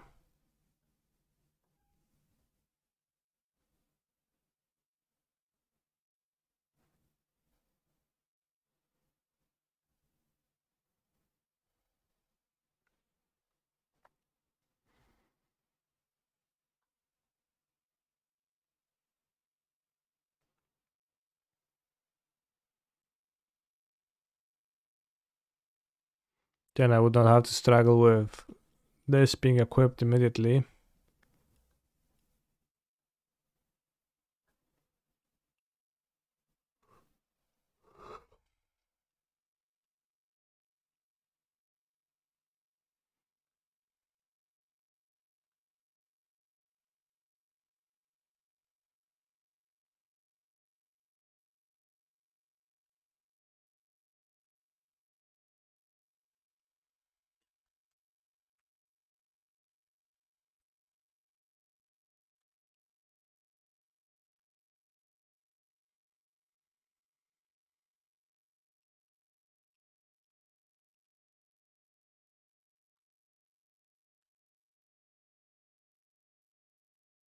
Wow, attacking with the Inspector.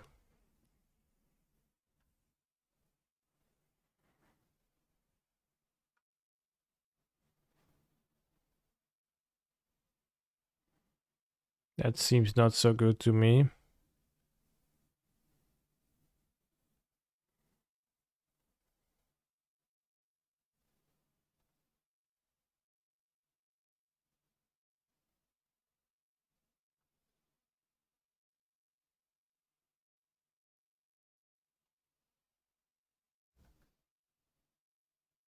It's unclear to me how I should behave with the Loran, etc. I'll trade it off because we both benefit from Loran. This has bigger stats and flies, so.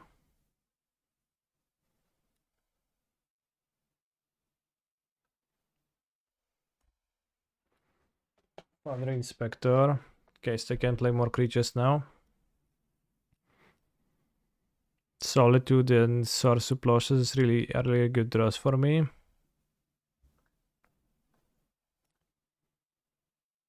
Loran is not too bad either. It's a good thing I traded off. So I guess I'll kill off the Nettlecyst, right? Maybe not.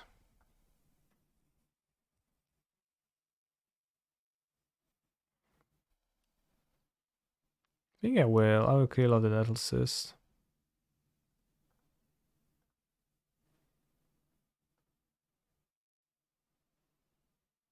And I won't attack. I'm not gonna trade off either, but if they play Nettlecyst equip, I don't want to have to block with Loran. Yeah, initiative monster will be really nice.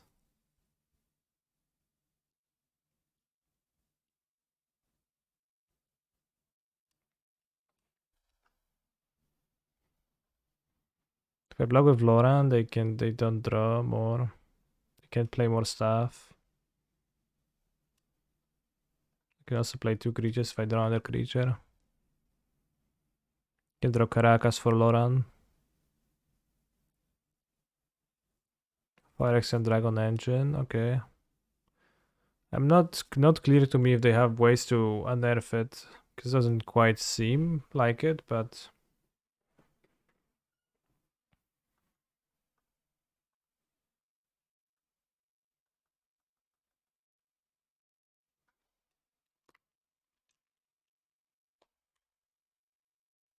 we take the initiative. We venture into the Undercity and then we enter the sacred entrance.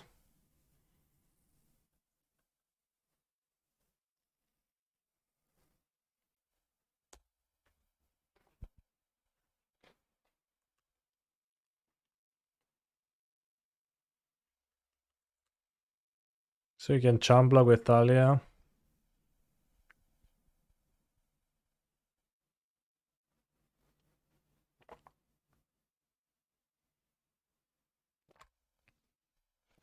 Crucible doesn't do anything. Well, it grows Nettlecyst.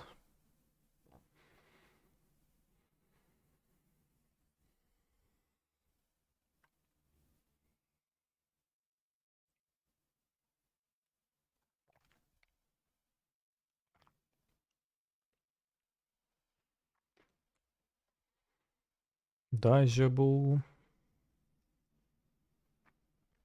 I guess now they can unnerf the Phyrexian Dragon Engine if they have a way. But I guess we don't know yet still. Let's draw with Loran. Ooh, combination assembled. Think we go to Lost Well? Maybe not. Actually not.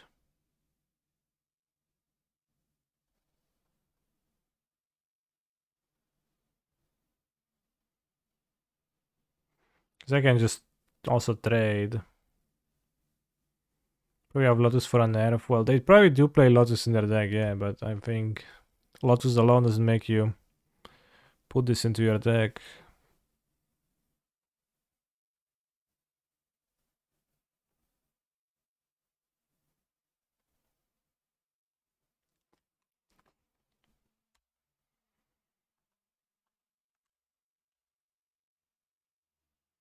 Can also take a hit from the Phyrexian Germ token.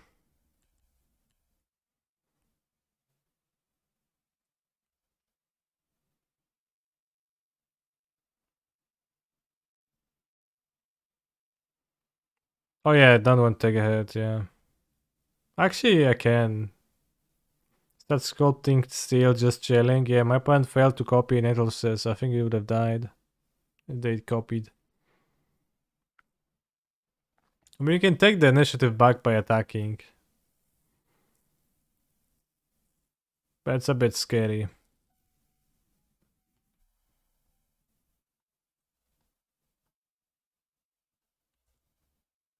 Alright, let's trade.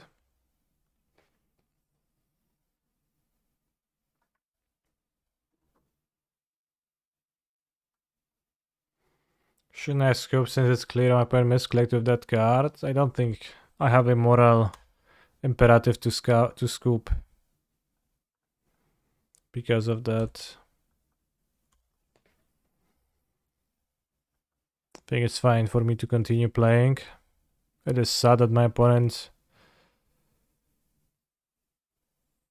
Fuck.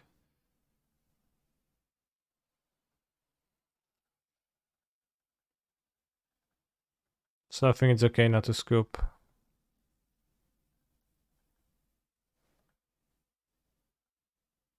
Synergy, yeah, nice spirit. Bit of a non-bo here. I was excited to see a new card, but then we didn't.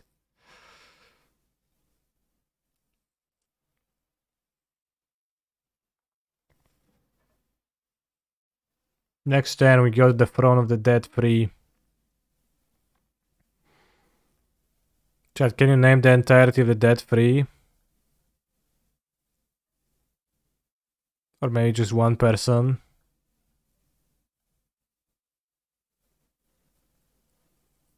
Out of the dead free.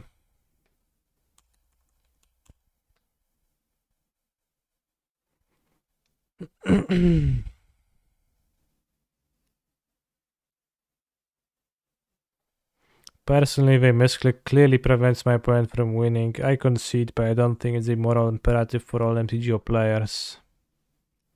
Yeah.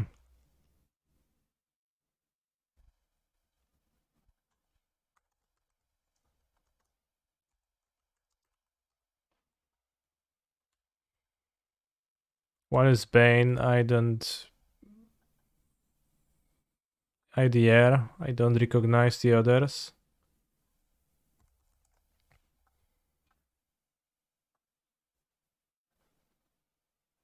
Bane, Lord of Darkness.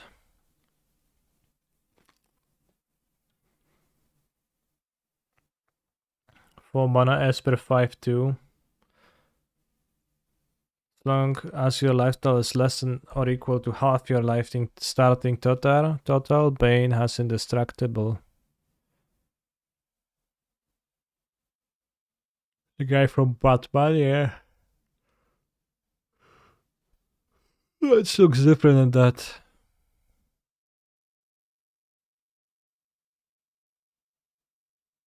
They should have a creature for each with the indestructible thing.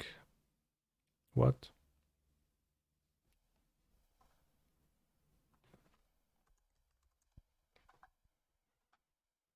Baal, Lord of Murder, God.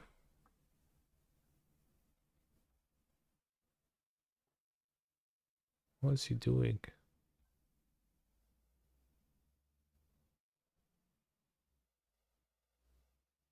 Goaded.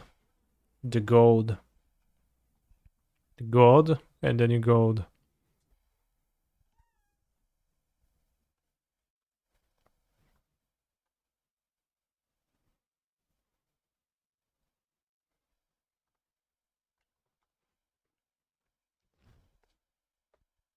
Is they dead or not?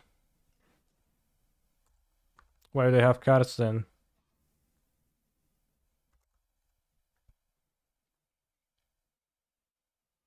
What if you goaded creatures in vintage? You can win the initiative. In the initiative dungeon. Wow, Miracle. Okay, Miracle did get a card. Miracle.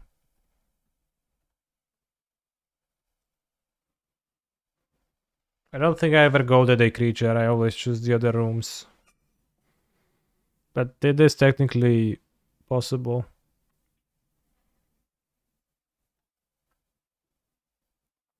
Whenever another non-token creature you control dies, you may exile. If you do create a token as a copy of that card.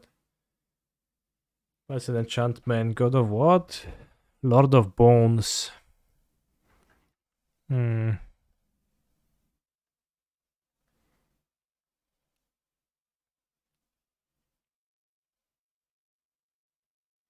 Czemu ona śpiewa, ta kobieta? Haha, Lord of Boners, that's pretty good.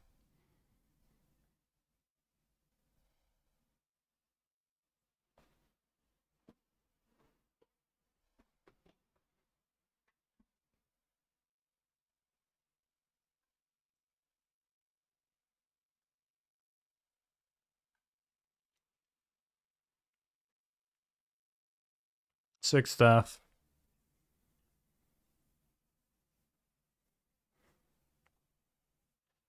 Can play a quick game with Mono Green Devotion. We could play with Boros Hammer with new cards, but we can't play with new cards yet because they have not released.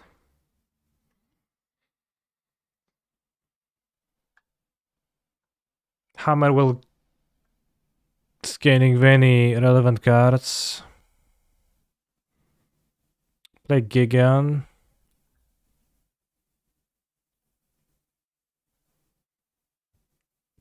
And a new tag for Gigan.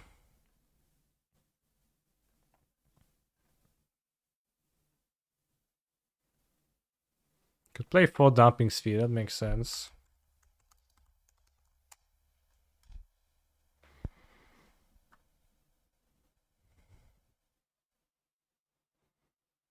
No new Gigan tag, unfortunately.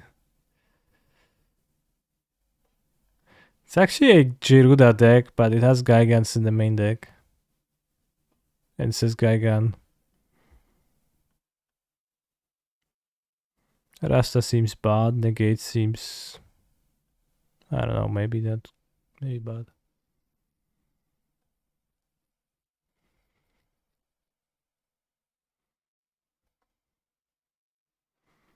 Prosperous Innkeeper probably looks better than Paradise Druid.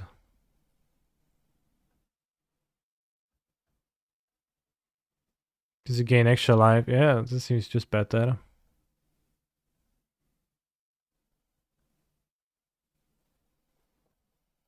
Treasure. Can interact with it. Well, I guess it's weakened to Karn. Fuck Karn, bros. I want black ley lines. Not really. How do we combo with this? I'll show you. Isn't there a better Zalfrin Void Dominator United? There is. I think it's called Crystal Grotto. I'm not sure.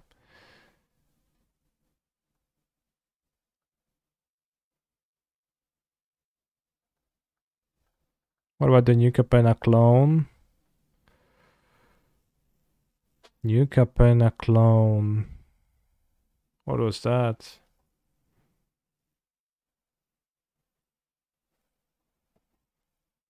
You may have.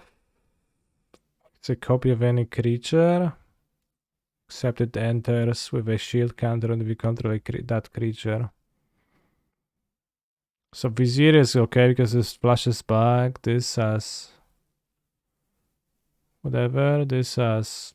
this is the best. This you can copy ramp.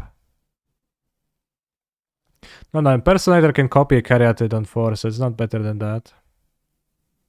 I think it's maybe better than Alter Ego.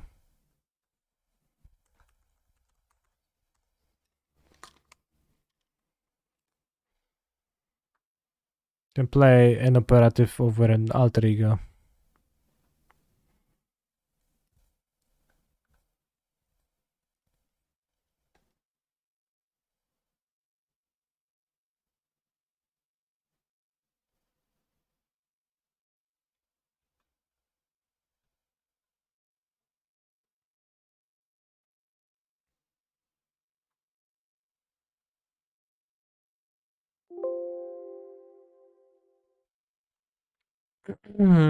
We have to buy the Crystal Grottos though to play this deck.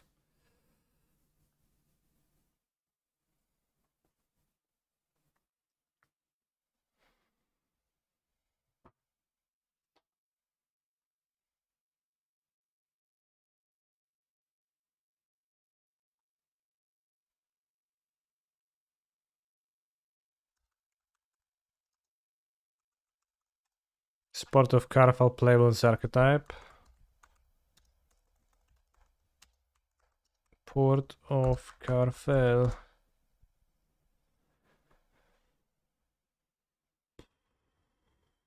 Damn!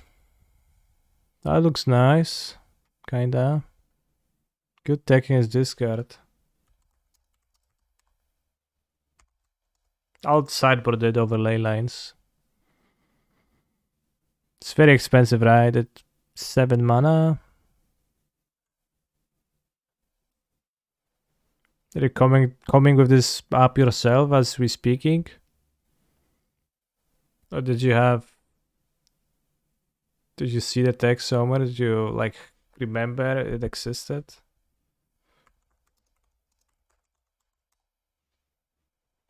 You studying Chiruda results. Damn, let's study them too.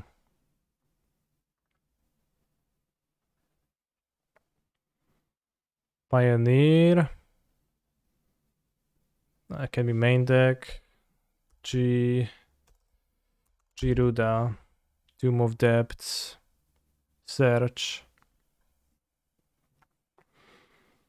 4-color Giruda.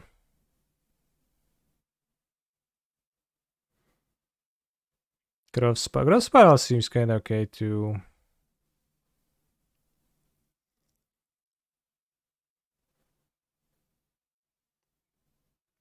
This just doesn't have the dragon. Playing Thought-Knot-Seer. Thought Distortion, that seems okay.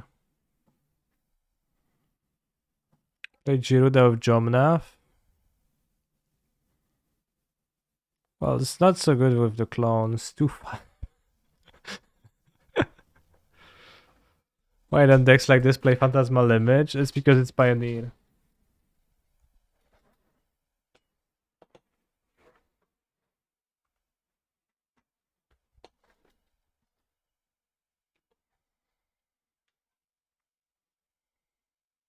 Port of Carfel.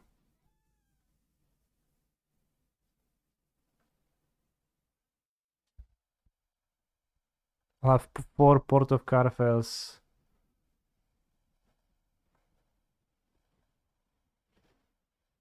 In the sideboard for the grindy matchups.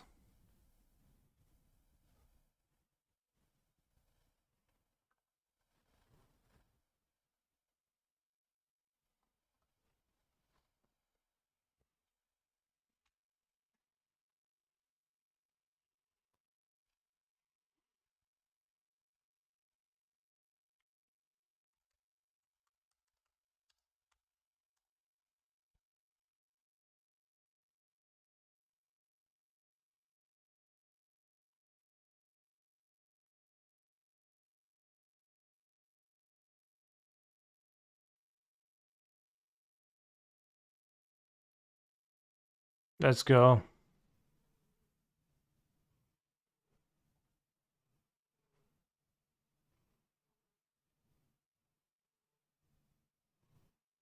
How is the Vintage Challenge going? Still have some time.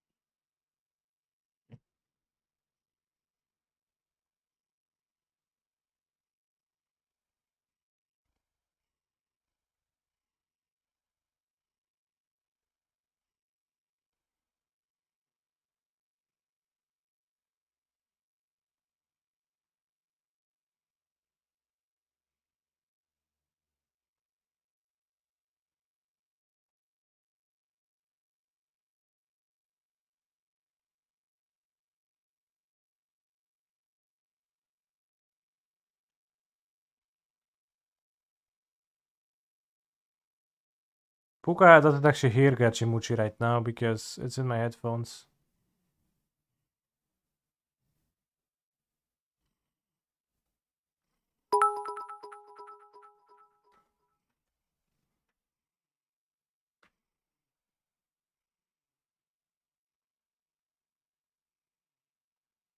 Thanks for the bits. I'm not sure why we are playing Etherhub. I think... I'm not sure. I'm not sure why we're playing Etherhub. It's for the potency from the sideboard, I think. Yeah, that's why. That's why.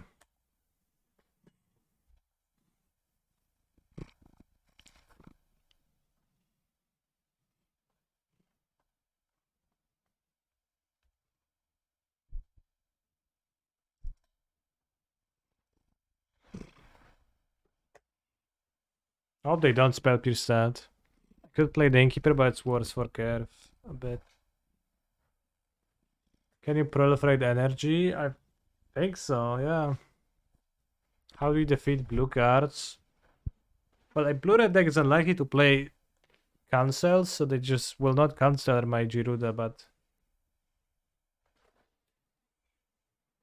to play Impulse, so it's probably creativity.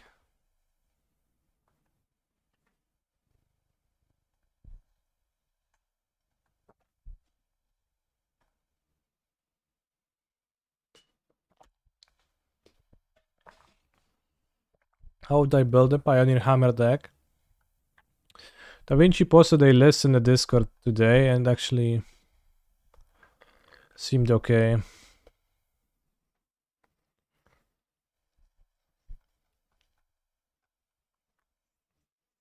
Which I hate to say, to promote the Da Vinci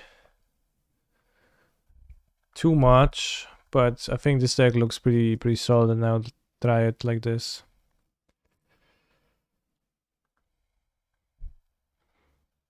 Got the Skrells, Kembas, probably like play 4 Kembas, less Loran's Escape, 4 Kemba, maybe 7 ways to find the hammer, plus the hammer.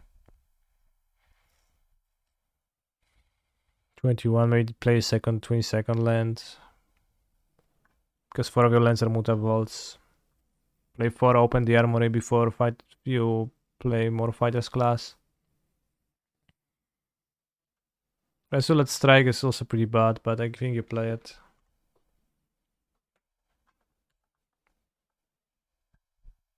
Bros, we missed the land drop.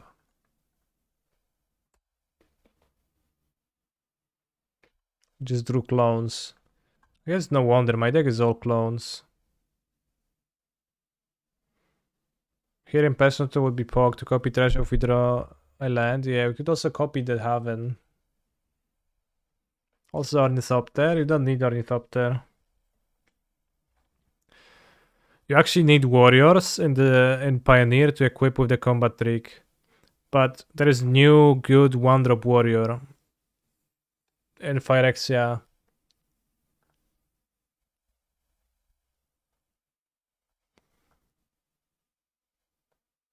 Close the deck. But there is so many new cards, right? This is what? 1, 2, 3 new playsets. They're all kind that effective.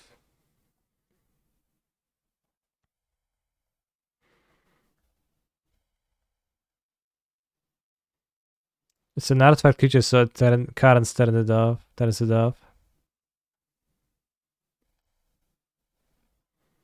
But the scam just kills if it deals damage with a hammer because it attacks them, sacrifices itself, and deals 11. That's 22 damage if you get a hit. 26 if you wrestle strike 2. We discard the Vizier of Many Faces for the Embalm Value. So Ornithopter doesn't actually do anything to you because you want your cards to be warriors, but that card is actually a warrior.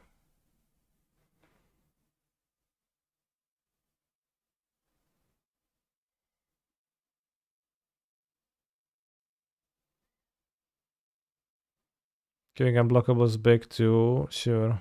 Is this a meme deck or an actual deck? Well, it has new cards. I think it looks okay to me.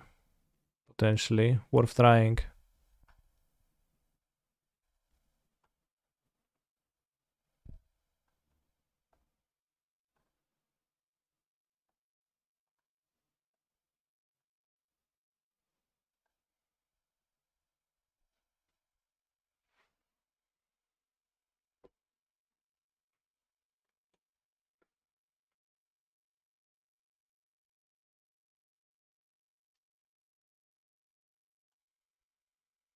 Ueczka, what doing?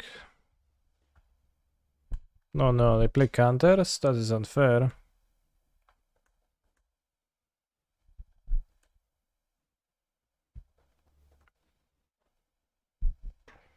But good to make them spend the counter on the clever impersonator for some reason. It's okay, we'll draw a land. Actually, we will. We scry the Ether Hub to the top. But I need to draw another one.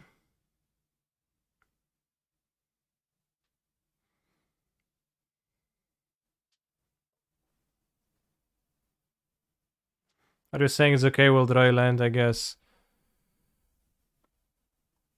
Yeah, I guess you know we're gonna draw a land. Is this a meme deck or an actual deck? Well, I responded to your question the first time thinking that you're asking about Hammer, but it's possible that you actually are not asking about Hammer. To which I'll say, I don't know, bro.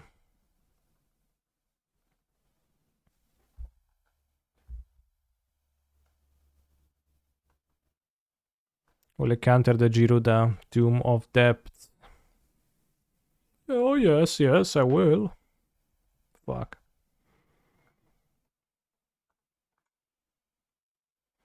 Why even counter the Impersonator? I guess it makes sense. It's also only pay 2 more, so it makes sense.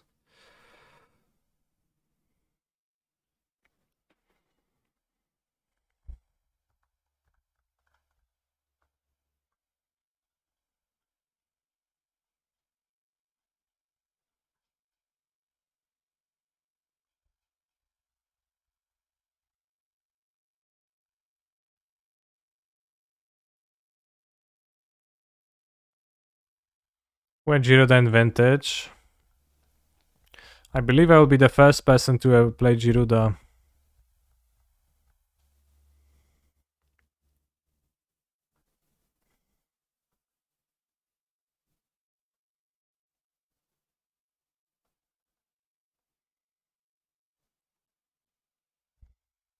In Vintage.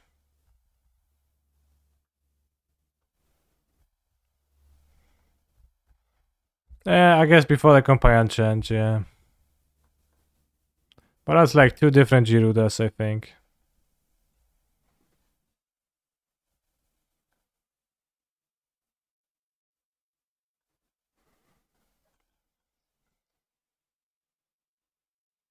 Let's see, Vintage, sideboard.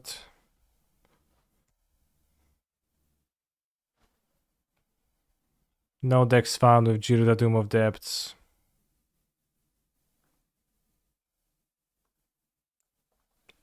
So, you know. Not actually given.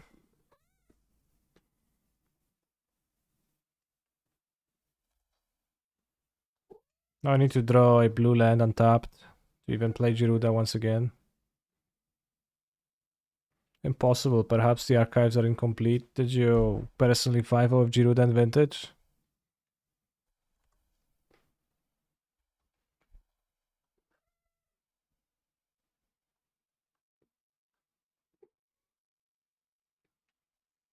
Play Giruda tomorrow in Vintage Super Qualifier, please. I actually will not, no.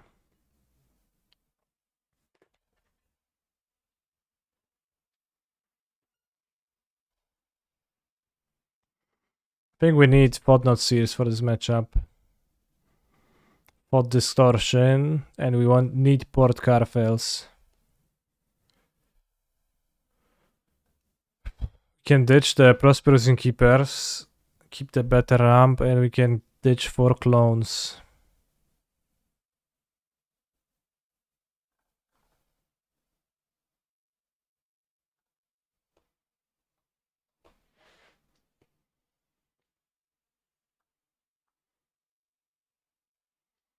Port Carvel seems unbelievably based though.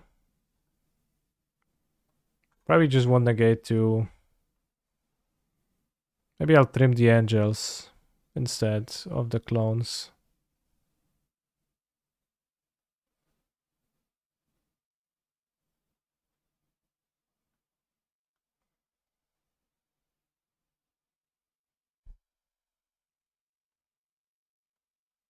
Yeah, that's good.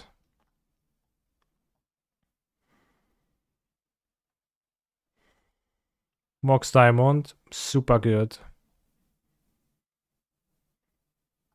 We don't really do anything. If I had an initiative monster, I guess I could keep, because then a Lotus initiative monster, drop lanes, Mox, discard planes, Mox, island, spirit. But I think I'll just move this and Spider Black Lotus.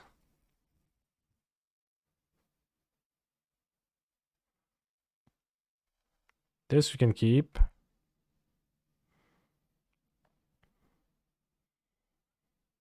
I think I have to put back a Wasteland.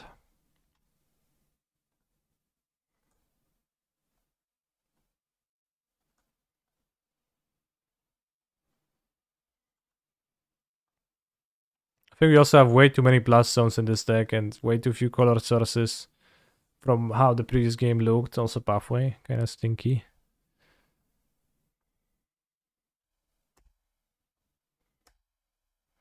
So maybe more attention should have been put towards the mana base. Oh, we drew the Gaigan. And we can copy Sylvan Caryatid on the next turn. Mayhaps want black sources for the sideboard lands. We have the... I guess that's true. We have the Etherhaps, but I have not thought about that at all. Did you intend to not cut lands for the boards? Yeah, I wanted to have more lands. Then I guess this deck. But yeah, I don't have too many black manas. That is true.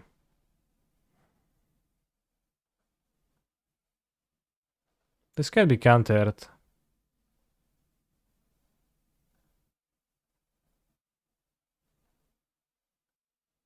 It's pretty good, actually.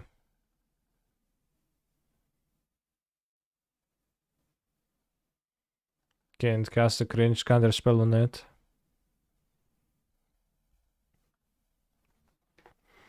My opponent is not showing up in vintage. My hand is so good, though, I want to resolve it.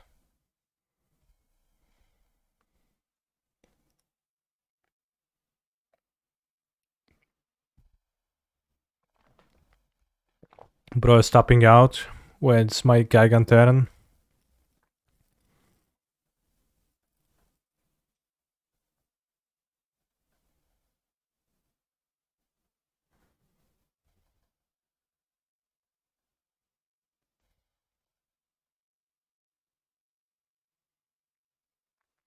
Nice turn.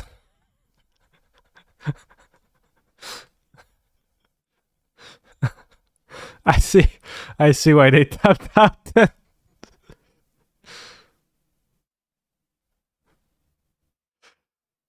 I see in the format of literally every card legally chose to build around the format Tarmogoyf.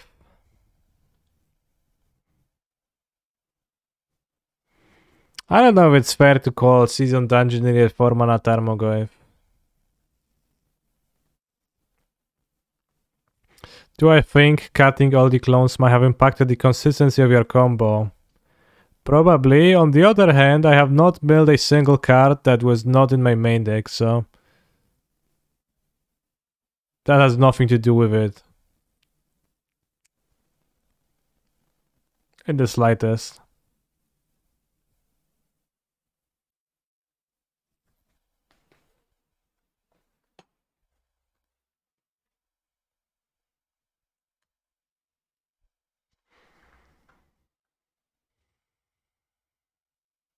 I guess I also have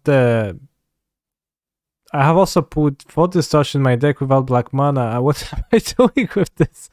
I saw it hasn't occurred to me at all that I have no black mana.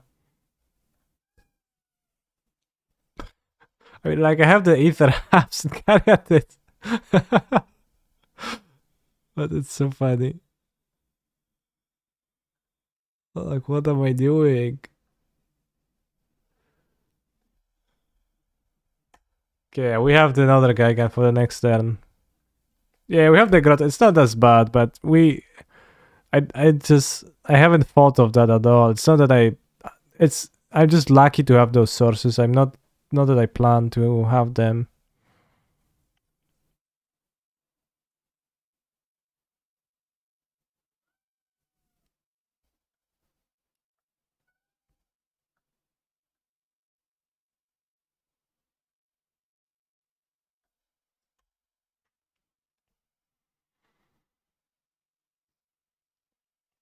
Might say creativity X2 and death, unfortunately.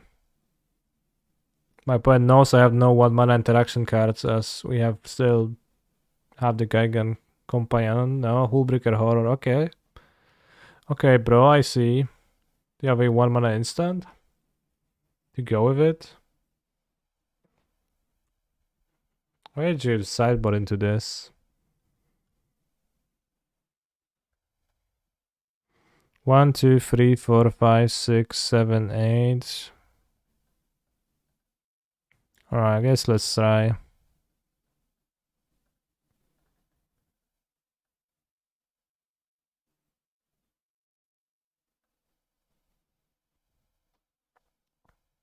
No, bro, it's not fair. Alright. Seems like Gigan is not so good.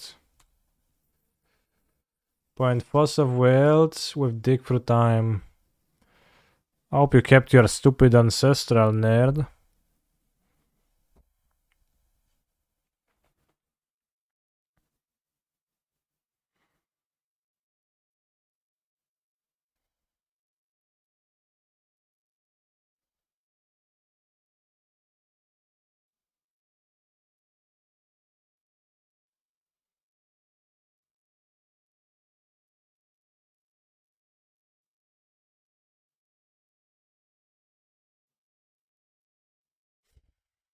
Okay. You can draw more than 1 card per turn, so that's fine. Would it have been better to lead with Crypt? I don't know much about Vintage. Well, in what way it would be better?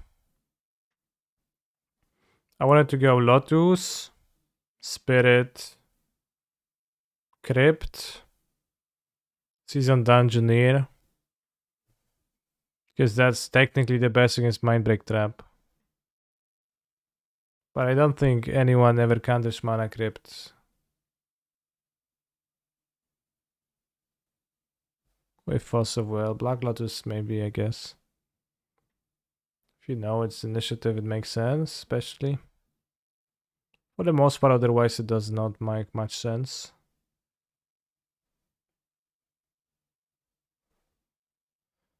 Because you'd much rather prefer to counter the card cast with the Lotus.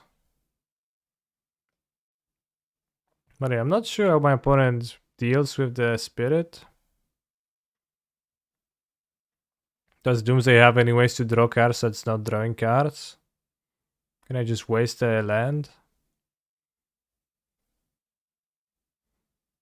Can I just play the Seasoned Dungeon? Can I just not waste a land because they can't win on the next turn? Necro?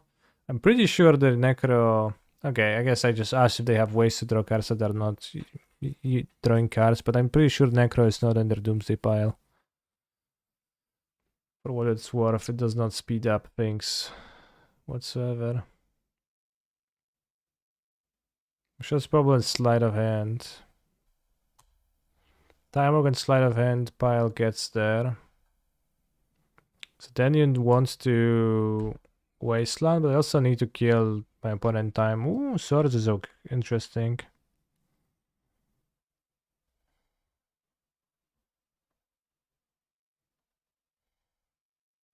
Because against the Spirit, they probably plan on time walking, right? Through Swords.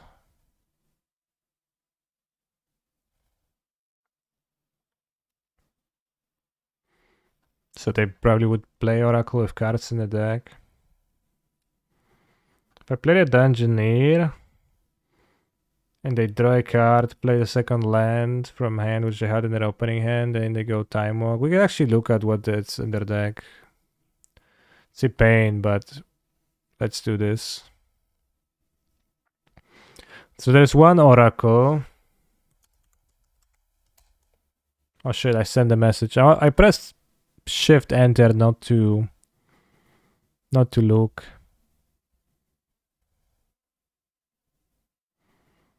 C.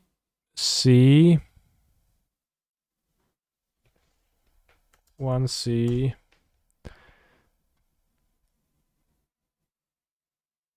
So there's one C probably in their hand. Okay, now fast mana. Sapphire, Jet, Lotus, Petal. Okay. Let's look for island.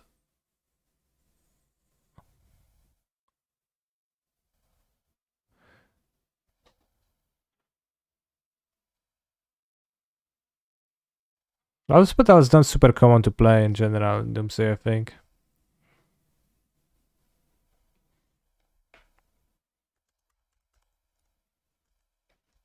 They play Caverns? No.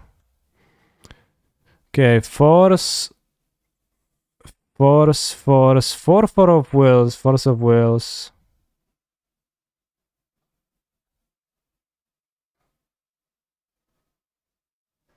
Wait, Lotus and Petal is here. So they have 2 lands in hand. So Time Walk is not there. So they have Time Walk. Wraith. One Wraith is there.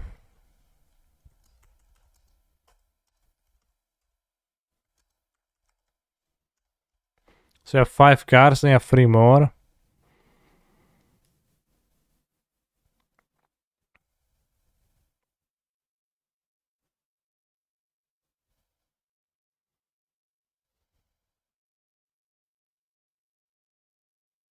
Fetch question mark.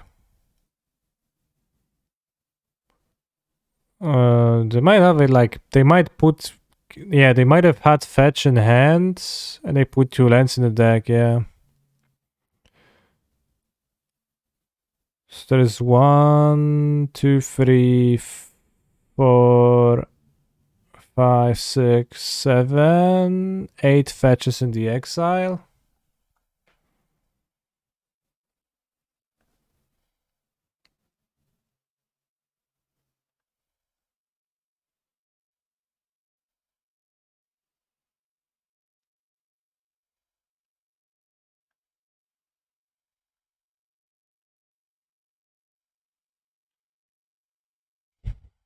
One, two, three, four, five, six, seven, 8.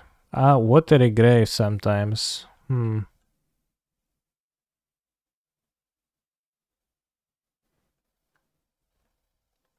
They play Consider sometimes. I think I've seen some lists with a Consider for that pile. But rarely. Preordain.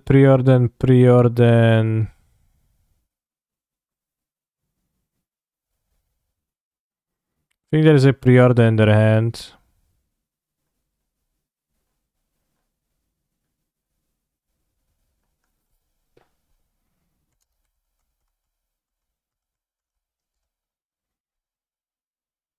What about Probe? Probe is here. Now it makes sense to have the Probe. What about Grief?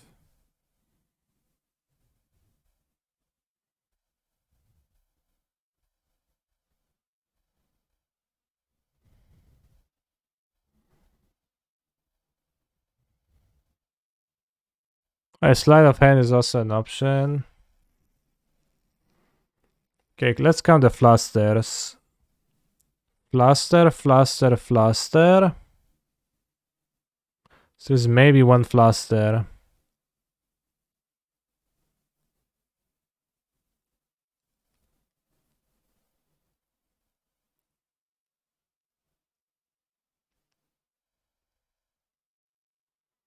I've definitely seen a Sleight of Hand vintage.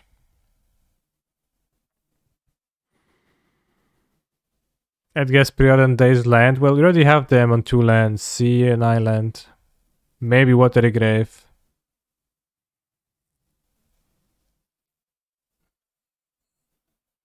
So if they go land,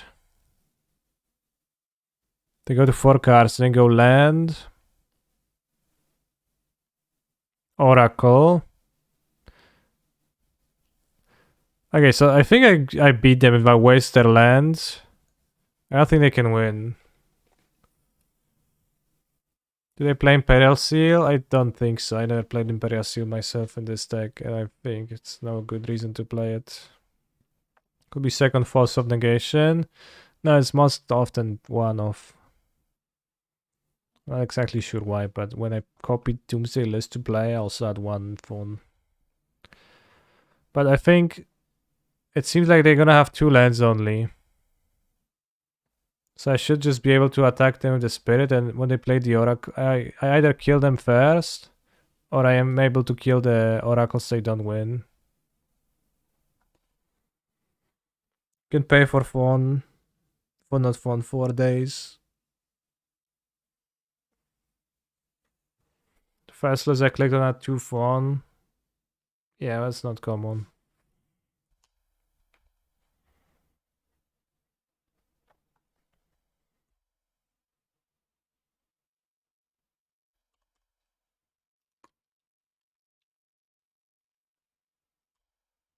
Not even a land. Guess I'll just attack you.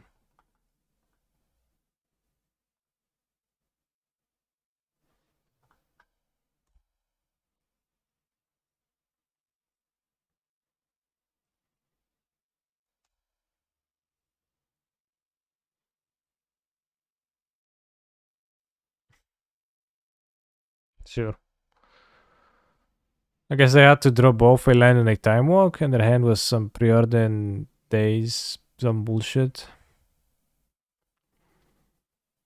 I'll bring the Mindbreak Trap begrudgingly. I've had Discover and bring Magtide Regen against me.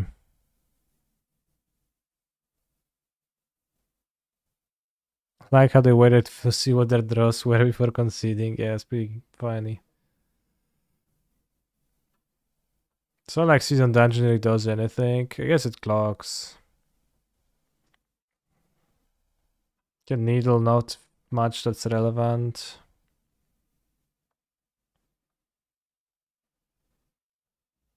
A free source of Ploshes for white mana. I can interact with the Oracle too, and with Murktide, they bring Murktide.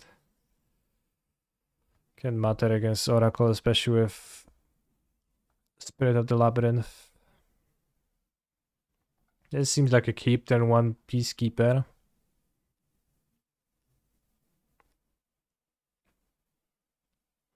I think I like Loran more than STP. Loran, you can make them draw, I guess. They die sometimes. Pretty rare. As I said, I kept it because I kept SCP too, because Discover and brought Murktide Regent against me, and I died to it the last time I played against Discover and with White Initiative, so no disruption good enough. Do you think my hand has no disruption?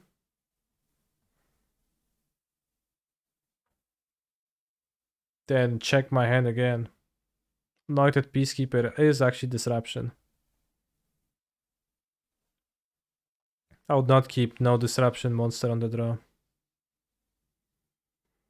Granted, of course, Archon, Spirit, both better than Peacekeeper, but followed up by the Dungeoneer, Fast Clock. And the hand has good mana, which is pretty harsh for this deck. But moves to 5. They started with a Mox, so probably they're going to go Dark Ritual and kill me now.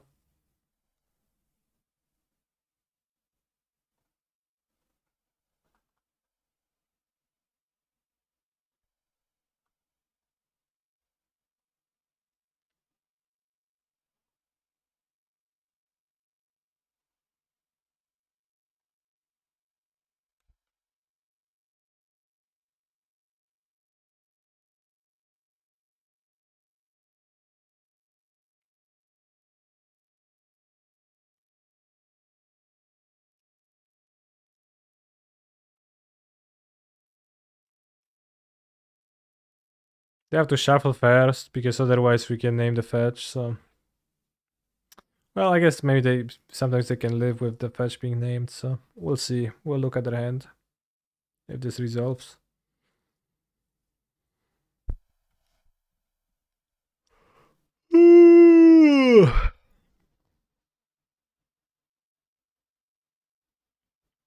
Why Peacekeeper over PVDDR?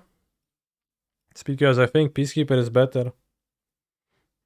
Notably, it can name permanents on the battlefield, so it's actually a relevant hate card against Bazaar of Baghdad. And besides that, it's pretty similar. People don't kill your creatures in Vintage often. So it's actually better. Because you can name multiples of a card too for the rest of the game, or something not even in their hand currently.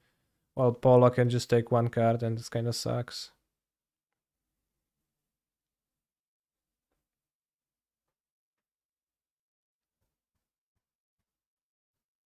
Kinda want to name the fetch.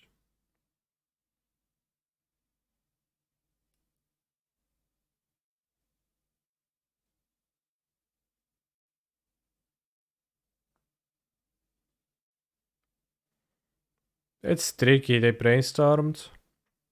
They brainstormed the land on top, that's not a Sculling Tarn.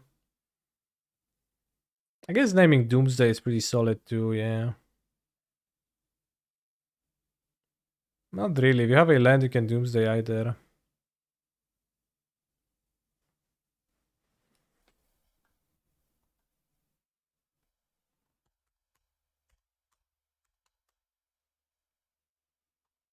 All them Sculling Tarn sounds good to me.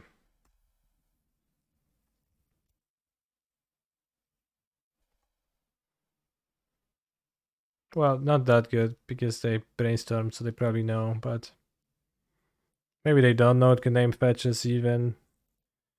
Maybe they want it to be tricky, maybe they haven't found other lands, so then, well, but then you crack it. But then you also have cards that you want to keep, you know, kinda hard. Yeah, if I name Doomsday, I can cast it with a land anyway, that was my thinking, so... I think naming Sculling Tarn kinda messes them over more. Will I rotate parts of my body to be shown in cam? Zerg. What are you talking about? Sometimes I wonder. What is exactly that you want to communicate? Kept a card on top and then they passed. I don't know. You can waste the fetch.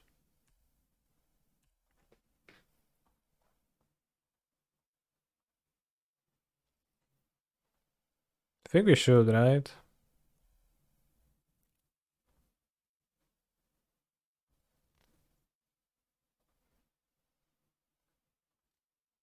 Since they skipped a land drop.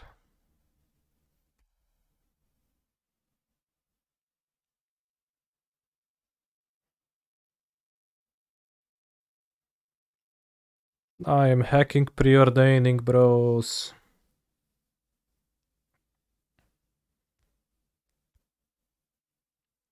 Doing as a trigger on the attack. The initiative only triggers in your upkeep. Oh, I guess, yeah, trigger on the attack from this. We lost an explore trigger, that's true. You're right.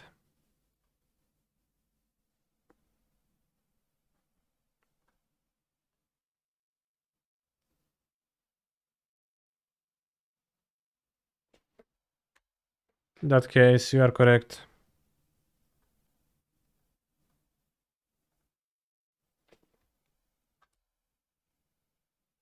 Shut up!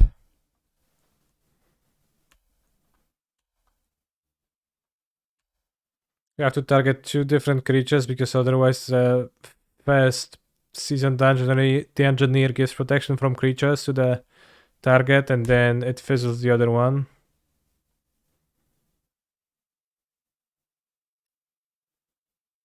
Graveyard, you can draw a wasteland.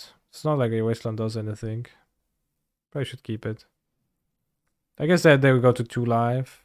At 3 it's the same. Whatever, doesn't matter. It's not like they can win really. But we missed a damage a turn ago, so if we dealt 1 more damage a turn ago and a damage this turn, then we probably would have been better off with my opponent at 1 life. They literally cannot Doomstay.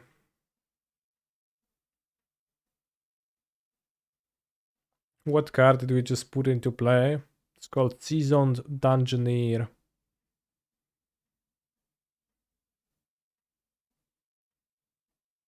I love the model log, it just never gets old. Theme cast Theme, targeting Theme. Theme draws 3 cards with Theme.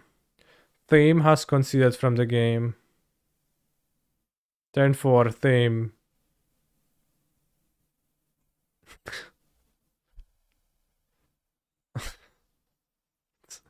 Theme. Classic Theme, yeah. Classic Theme. It's just so funny. This log.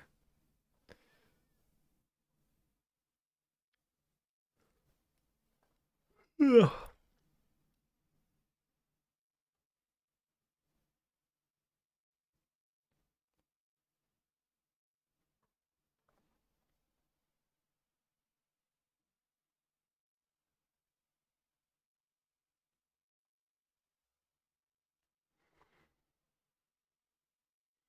Let's go, Geigen. I confess, I am Theme. Hello, Theme. Do I have a Haruruya creator code or some such thing for ordering from haruruya.com? Unfortunately, I don't. I don't.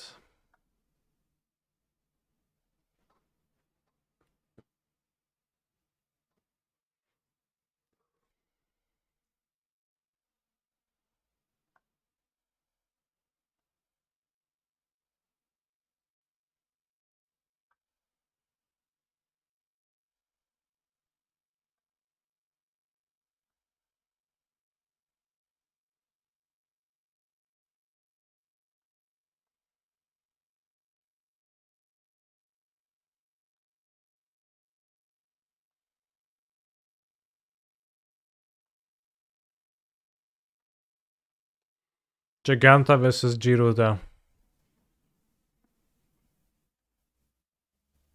This is like polar opposites. Guess in my deck, all the CMCs have to be even. While in my opponent's deck,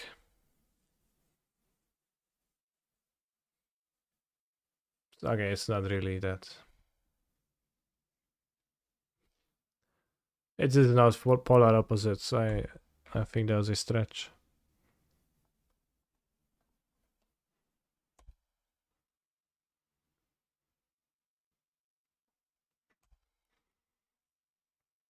But Gurul should not interfere with me, so we can go this, then 3 Clever Impersonate, then 4 Innkeeper Giruda, and then drop Giruda, gain tons of life.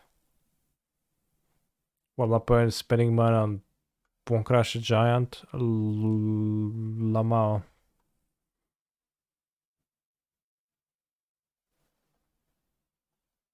Yeah, I think we copy.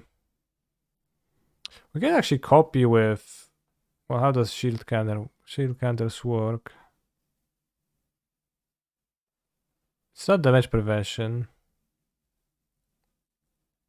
You can actually block the Bonecrusher. We have found a great use for the shield counter. You can just block the Bonecrusher Giant, gain for life. That's insane. They cannot even interfere with another Stomp because it is not damage prevention necessarily. It's just another type of a replacement effect entirely. No, the Stomp doesn't interfere. Stomp says damage can be prevented and this does not prevent the damage. If this would be dealt damage or destroyed, remove a shield counter from it instead. That's how it's phrased. Ha! Too quick with your footnotes here, bro. Good thing they didn't exile my Giruda. I would shit my pants. You can play around that if they don't take the Innkeeper. Shield prevents damage streamer. Well, it doesn't say so explicitly in this reminder text. Inaccurate, okay. In that case, I blame Maro for the shitty reminder texts. So I think I'll go Innkeeper and I copy Innkeeper, and next turn I play Giruda entirely from hand. 1, 2, 3, 4, 5, 6, 7, 8, 9. To play around another Footnote Seer.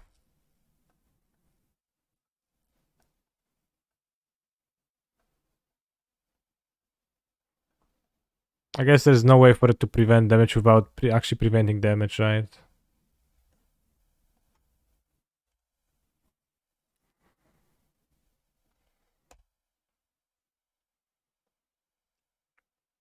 But I thought it prevents damage without actually preventing damage, which it does not. Regenerate does that without preventing damage. Good point. So it is possible. See, that because of Regenerate, I got confused.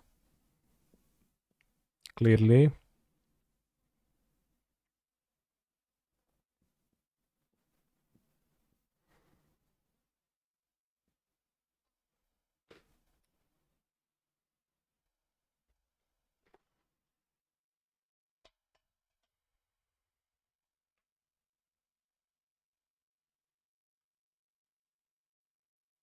Bro, I have seen right through your plans.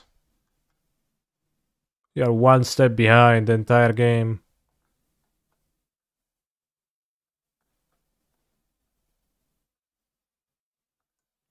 I summon Giruda, Doom of Depths.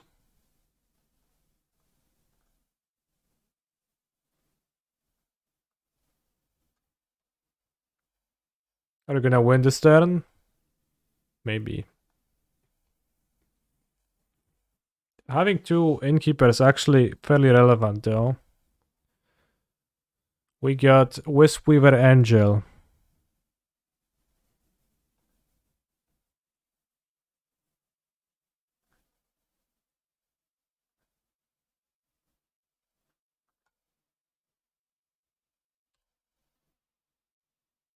We got Dragonlord Colagan already, but does that kill? No. We deal 10, 12? Maybe Colagan is good enough, but I think Vizier is more fun. And he also gains so much life.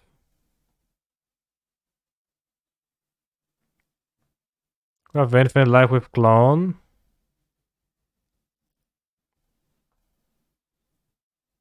Bro, that's actually true. We don't need Colagan, we have infinite life in this deck. With Prosperous Innkeeper.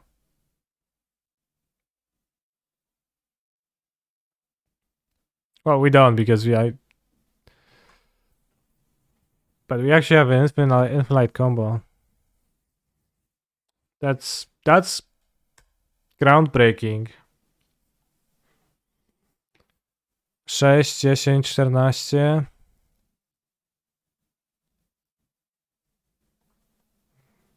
Dziesięć, 20. So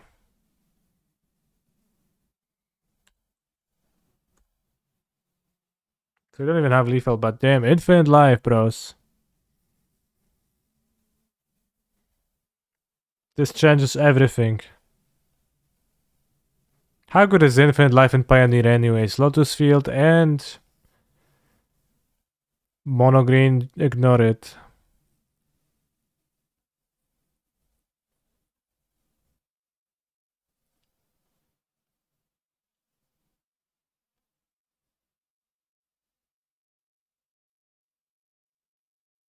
Is there maybe another way to blink cards?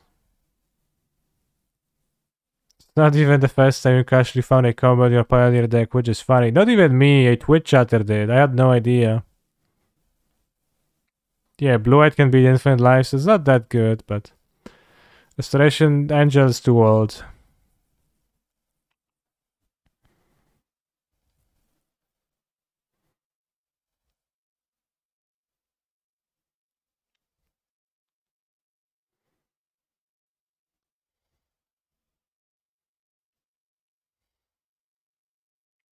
Maybe there's a Panharmonicon creature you could use. Well, Eleshnorn, right? But Eleshnorn is not even costed. It counts as a new object, so you can save targets. You can't, yeah. So it is annoying on Modo. What's the Infill Life combo? If you have a Prosperous Innkeeper in play, and you like end with 2 angels, you can just blink them. And can angel plus clone of any variety. And then you just blink each other over and over.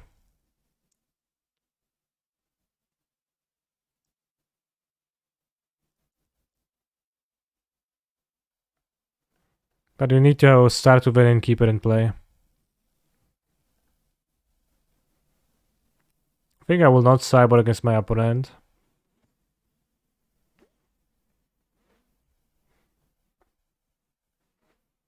Am I qualified for Philadelphia? Yes.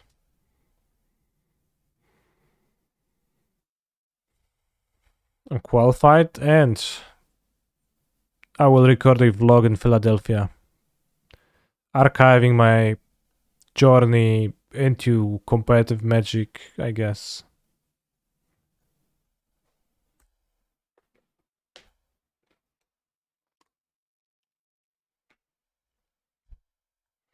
How does the blue-white beat Infinite Life the Fairy Emblem? Yeah, not even really the emblem as much as the Fairy -3 ability.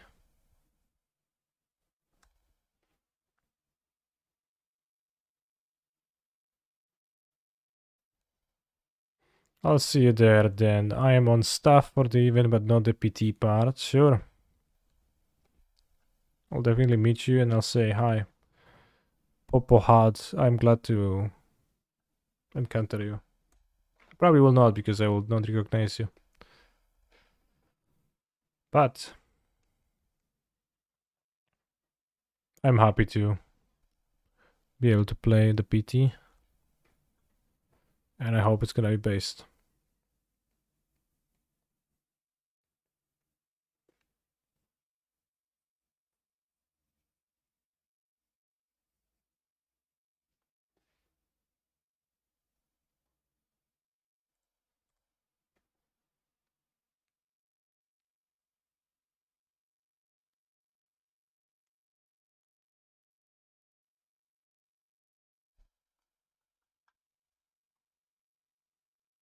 Can I have 9 mana soon? Not really, right? 1, 2, 3, 4, 5, 6, 7, 8, nah.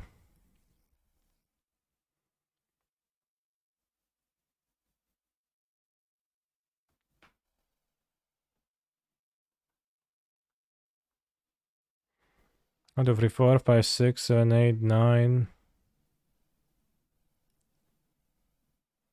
14, shit.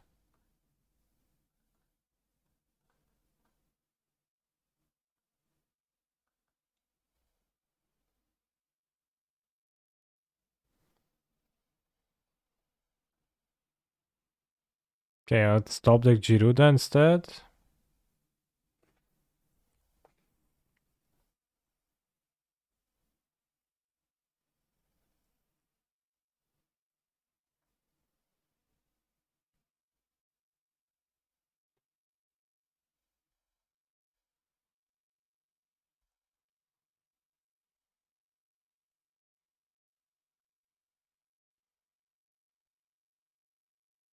Keep.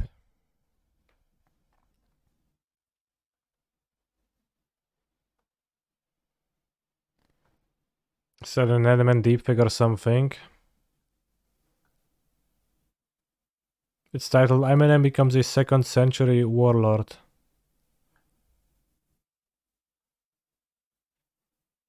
It does sound a bit like a deepfake, yeah.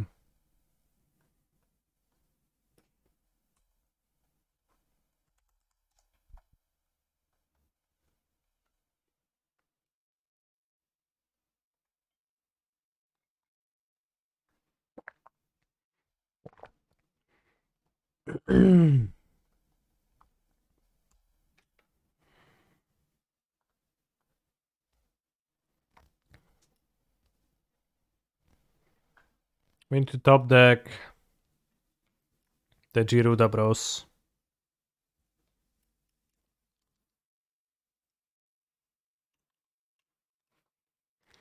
But we are gonna avoid blocking with the Innkeeper. I have 15 lives, so we can take 9, 10, 11, 12, 13, yeah.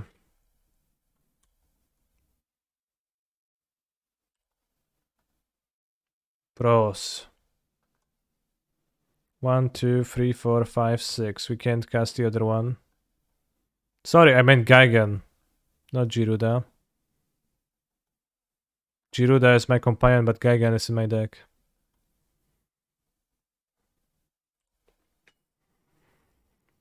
Okay, Wisp Weaver Angel. Let's go.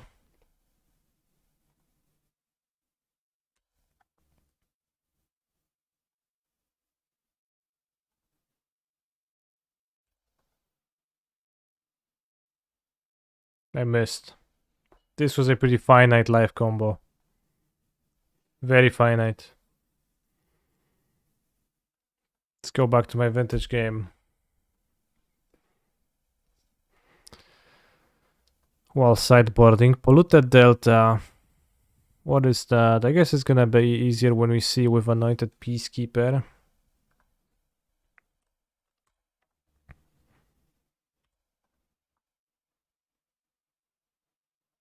Probably hide Wasteland.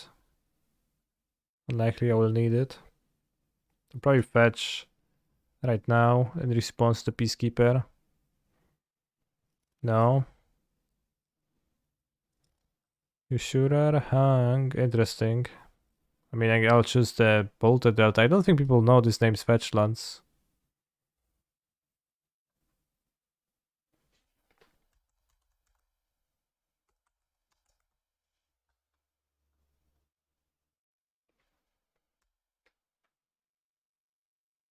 Can that name is Fetchland? Yes. That's how you learn. So play some Saga Tinker. Gonna board in Loran. Minus Solitudes. Mindbreak on the draw, even though it sucks. And I'm mad that I boarded in. And I'm only playing 3 Peacekeepers even, but I keep drawing them and they keep naming those fetch lands.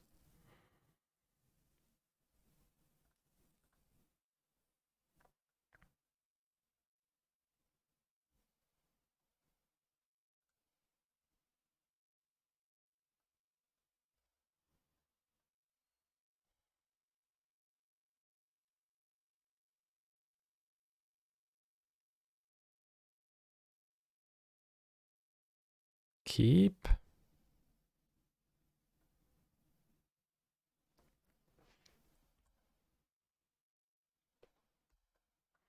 Anything in one that catches your eye for Pioneer. Make sure to watch the set review that's going to happen on Monday on this stream.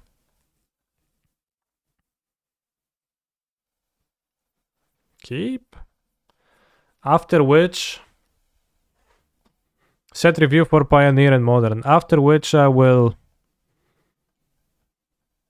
cut it down into top 5 cards from the sets and release it on YouTube.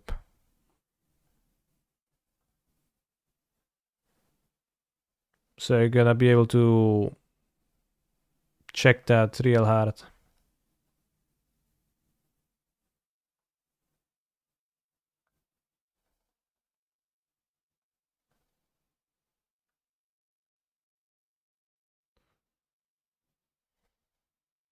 You have Caracas. Caracas is pretty good.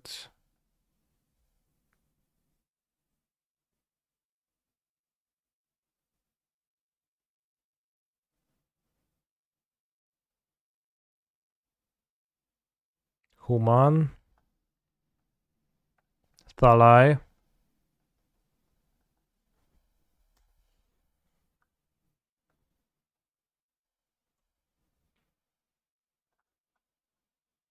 Blue Jeans.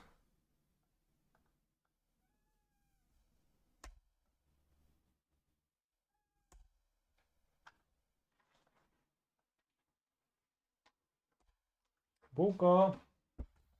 Bułeczko. Two moxes, okay.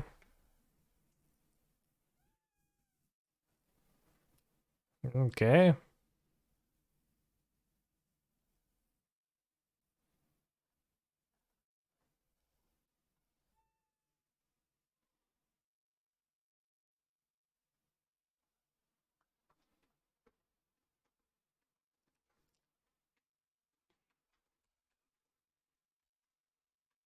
I'll pay, I'll just pay, bro. Have no power over me.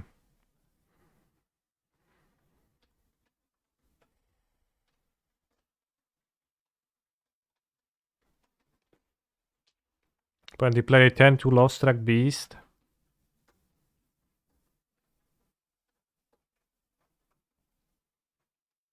Hope this saying, I hope this is the saying for the set review. Actually, yeah, it is.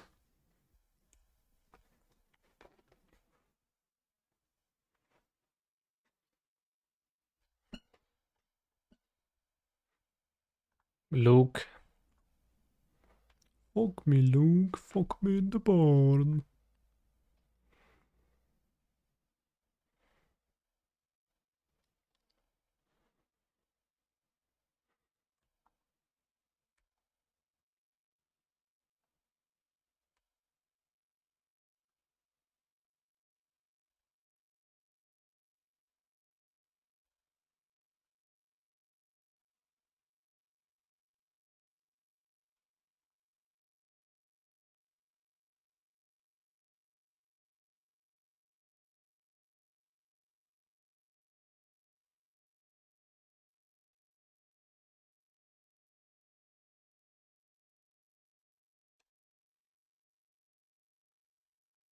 I'm known for my exquisite timing.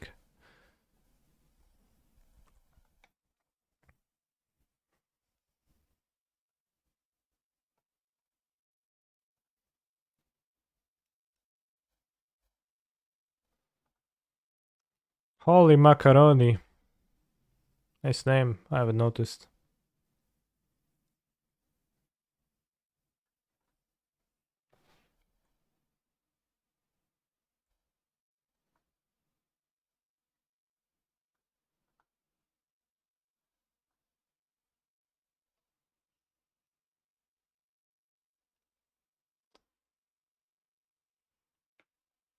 Can bounce Lauren to replay her every turn now.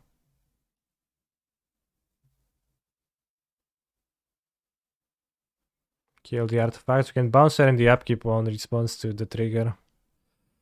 Which is nice. Throw your pathetic cards, bro.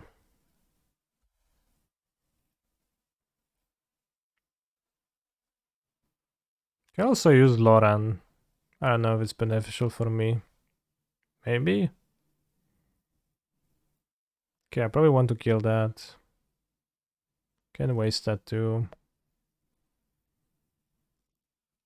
Caracas? Probably Caracas most likely. Karakana mi nazwie.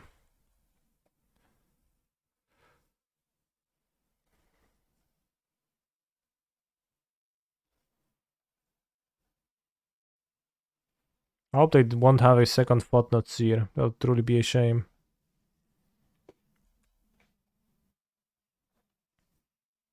So I guess I want to draw because I don't have anything to play, so I can draw. Chalice of the Void. Chalice of the Void is uncastable on Modo almost. Through Thalia and through Trinisphere, it's probably gonna be a bit hard.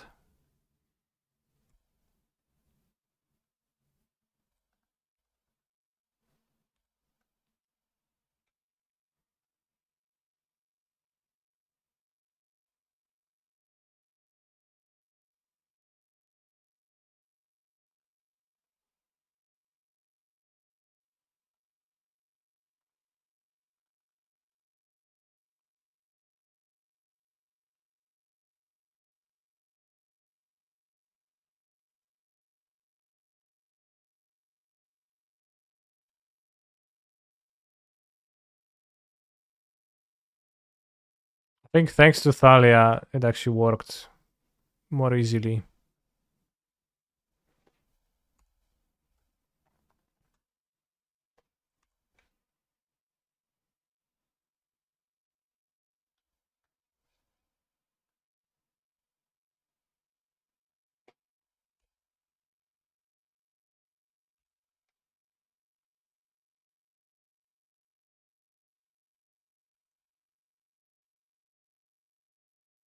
Don't have another footnotes here, friend. That's just my only question.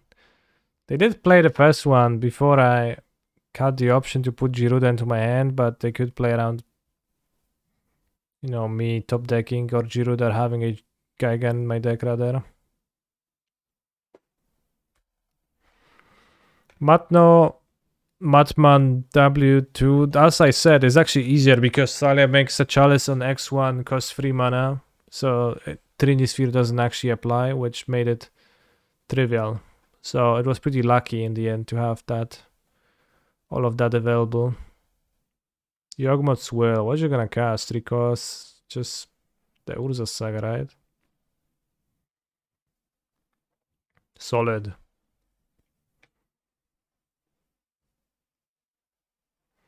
Would you play Commander with me in Prague if I had a Gagan Commander deck for you to play?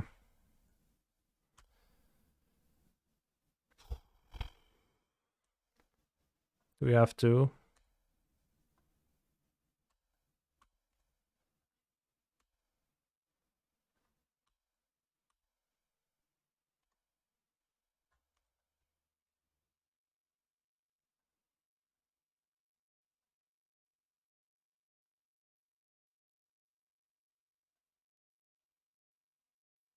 Oh, I can't. You don't have to, of course. Then maybe not. Maybe play with somebody else. Actually, that was actually big mess. This order here. Definitely should just cover this, fast kill this, then Archon would be much better. Probably gonna be fine anyways, but you know.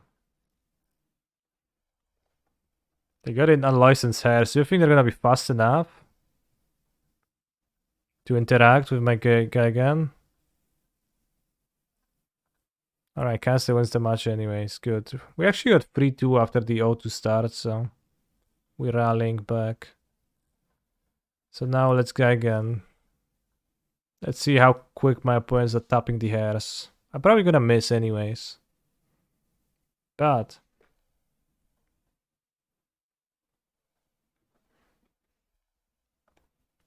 let's see as they prepare their hate cards.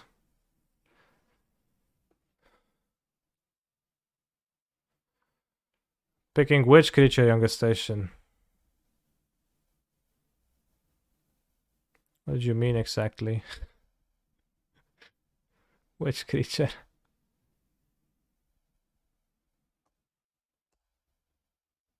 But was pissed enough, yeah. What a consistent deck, yeah. It's a deck for sure. The consistency. Can't do it again next turn if I don't die, which we shouldn't die. We have 3 blockers and 7 life. Although it's important for Giruda to survive too, so you can blink it. So not everything is over. It's still just a disappointing outcome. Could also use the port if Giruda dies, so then the Graveyard Hate actually matters. So they sideboard against my Port of Carfel. Which makes sense.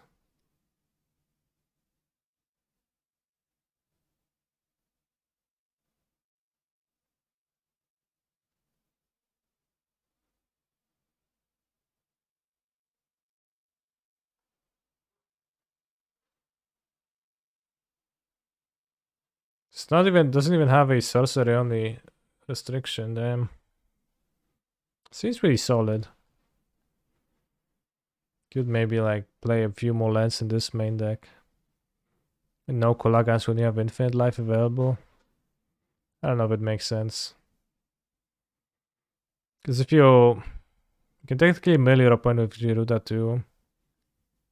But milling them out is a bit inconsistent. As you see, like milling at all is pretty inconsistent.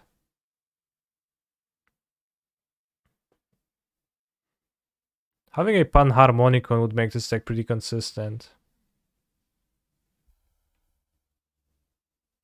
Maybe you could just play 4 Panharmonicon in this deck. Like the literal one. It's probably way too bad. But it would make you gain infinite life and mill your opponent out, actually. Yeah, Velashnon would work in this deck. That would actually be pretty base too.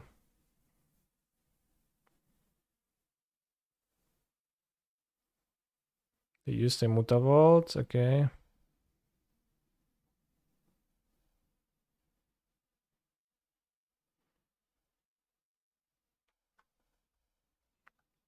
So if they have Stomp, they block 2 big guys,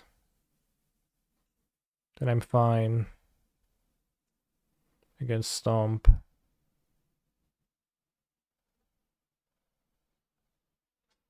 But I want this to survive. If they have Obliterating Bolts, same thing.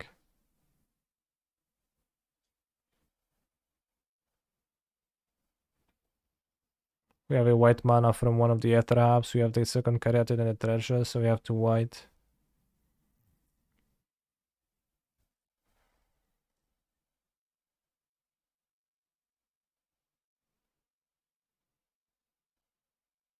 Just block against Stomp.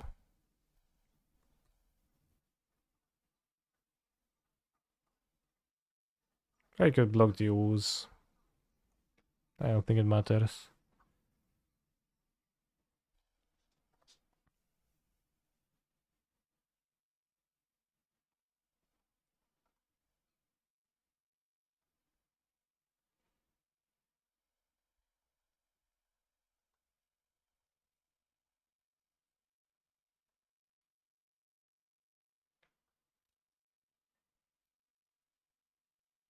Let's see if they can use the Hearth really quickly right now too.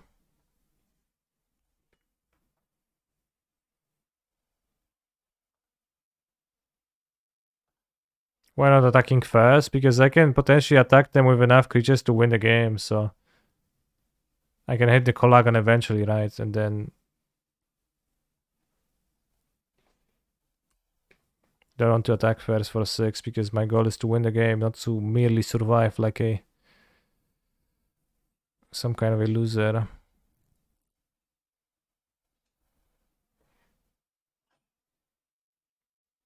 Do we copy the shield counter?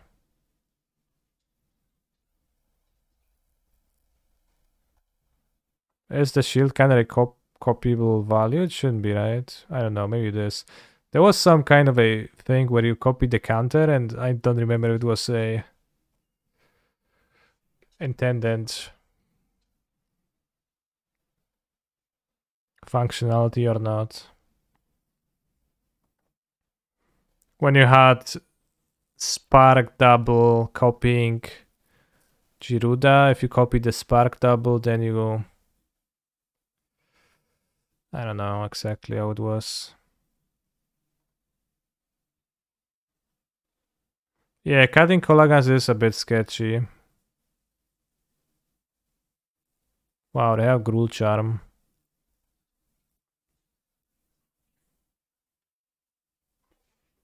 So I can't actually cut Colagan. Well, maybe you can in some other way, but you can, like, just that doesn't let you cut Colagan.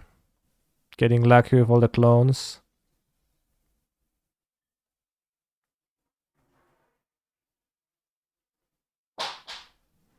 I believe the clone gives a creature that enters as a shield counter ability.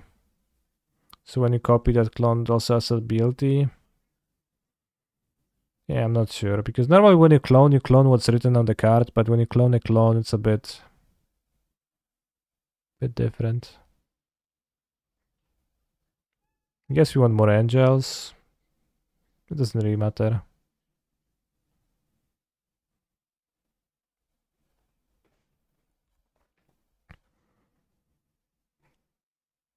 Also, Giruda is a demon, so I believe it cannot die to power word kill, right?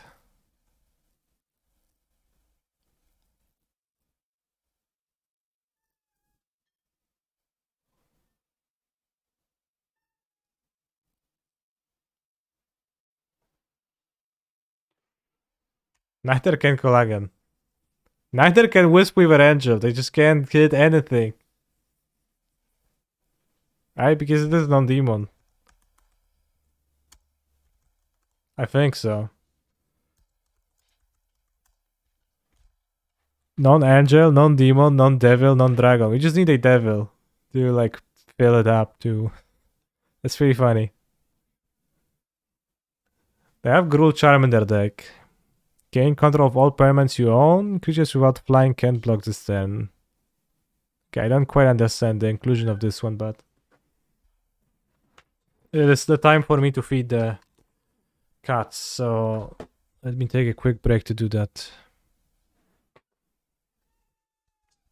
Why are they playing Power Word Kill with Angels in the format? I think it's still justifiable to play some Power Word Kill, but what I don't get is people who play 4 Power Word Kill with Angels in the format. Like, I think Heartless Act is one of the better removals. People say they don't like it because of Mono White. But against Mono White, they do have creatures without counters all the time that you can target. Angels has only a few creatures that are not angels. So, it seems like a more severe upside. Eliminate. Well, Eliminate has a different, you can answer yourself what cards Eliminate misses that Power Word Kill doesn't. I'll be back in a few minutes. Let's feed the cats.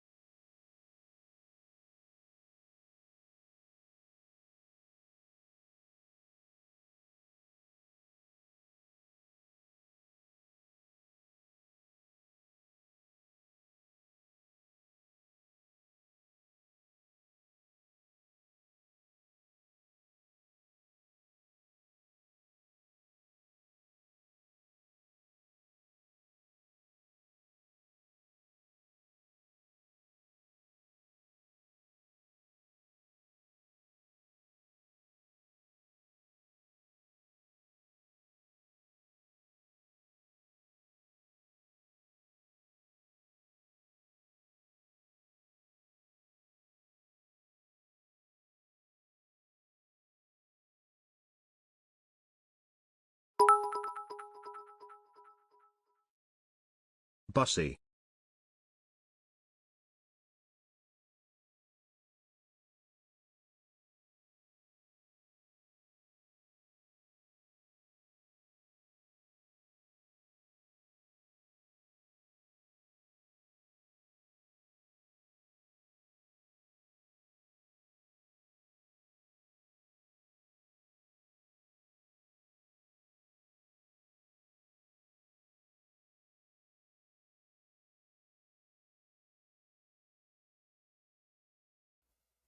Thank you, Durset, for the bits.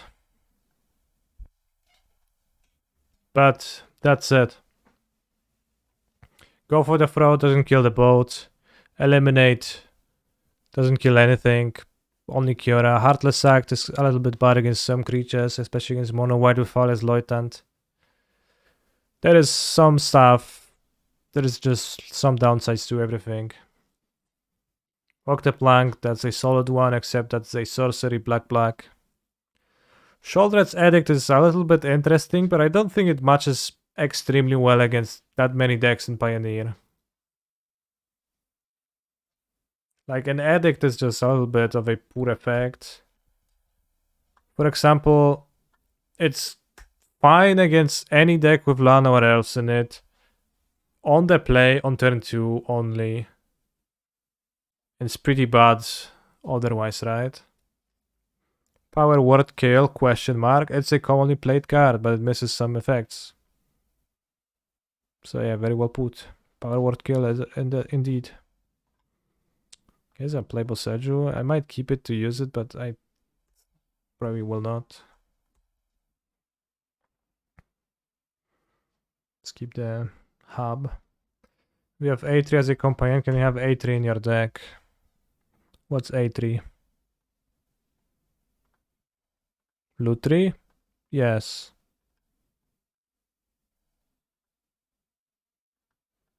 If A3 is Lutri, then yes. If they play Karn, they can kill my treasure, which means they can cast Giruda. Excuse me, Gaigan. If they play a Troll, you can ignore it for the most part.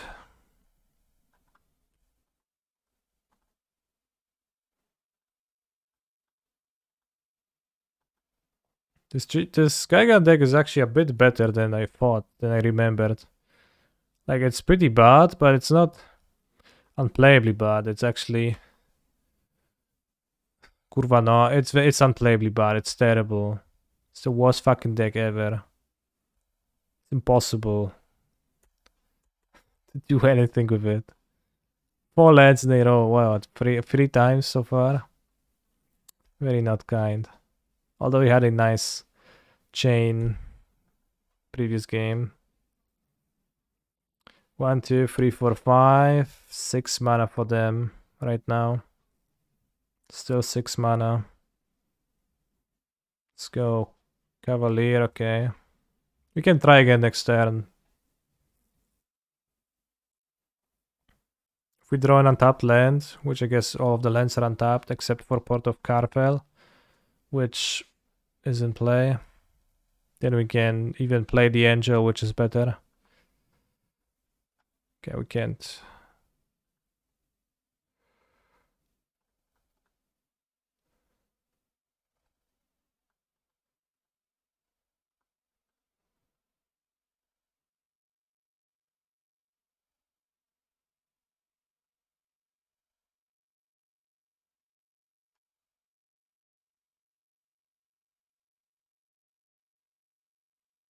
Okay, so go Impersonator and we impersonate Gaigan. Keep the original one because it's not summoning sick.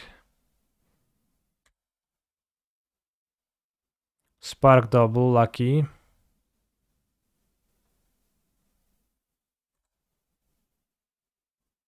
Alter Ego. Copy this.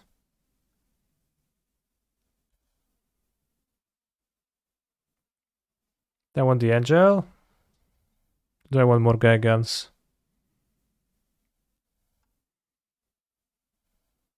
They milled 2 cards and Nicol Bolas. Do you think they made Glassful Mimic odd CMC to help hold back this menace? They were in the same set after all. Gaigan is from Ikoria, Glasspool Mimic is from Zendika Rising, so I question your claim. Actually, we can gain infinite life right now.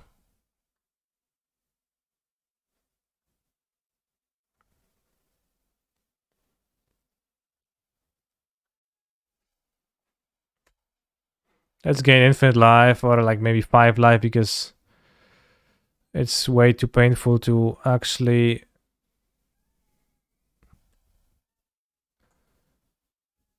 do this.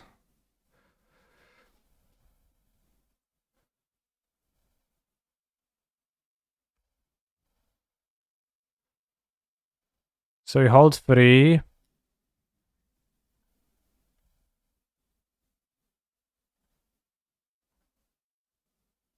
Okay, if you hold free, it's not that bad. It's pretty bad still. So you have to click on the angel effect first. It's easier when you have two angels too. Because then you don't have to skip a click because you don't have to click the copy. You don't have to click that you want to copy it.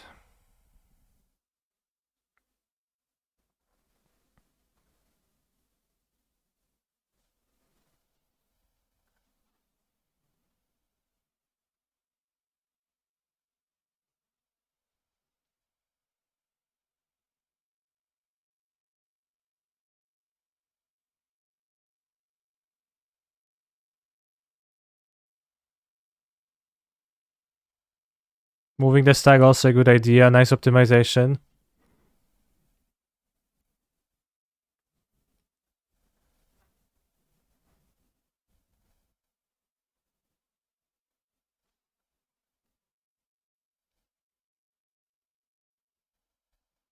Let's make sure that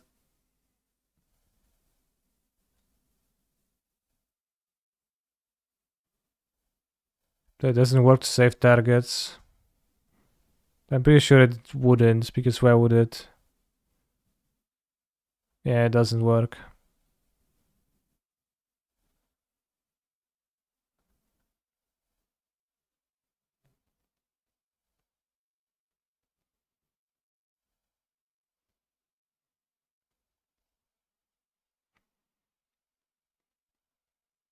Stop at 69 live. If we stop, then you're gonna copy Gigan again. So we're not actually gonna stop at 69 live, but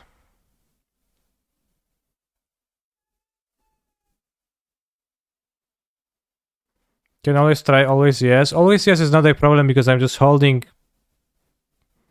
the key on my keyboard, which is binded to yes. And if you just hold it, it doesn't actually, well, it asks you, but it goes through it immediately. Isn't it easier to mill them? How do I mill them? Like, I gained the life a little bit. Let's try always yes to make sure it does. Maybe it's just gonna skip it. If you just trigger Gigan enough, they run out of cards, right? How do I trigger Gigan multiple times, though? Tell me, my friend. There's no loop.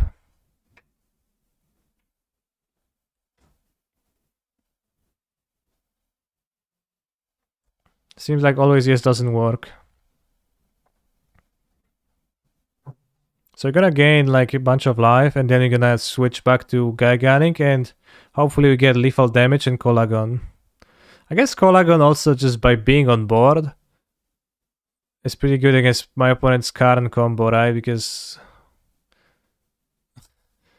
they actually take 10 damage to cast a Karn.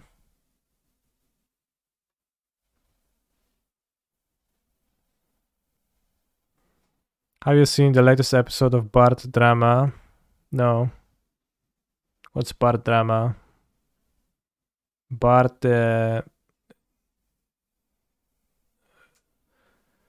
Shuffle Terminate on top, Bart?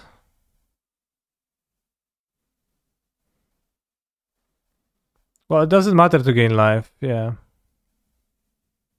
Of course. Another statement. Well, we can link it, we have some time. Well, we don't have time to kill, we are actively comboing, but let's switch to Gigan now. Because I got bored of getting 60 something life. Spark double Mega Gigan. I should keep spark doubling the West Power Angels.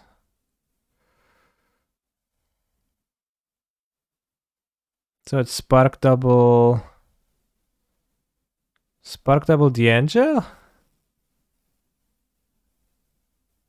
Wait, can you make infinitely big angels with spark double, 2 spark doubles? Does that work? No.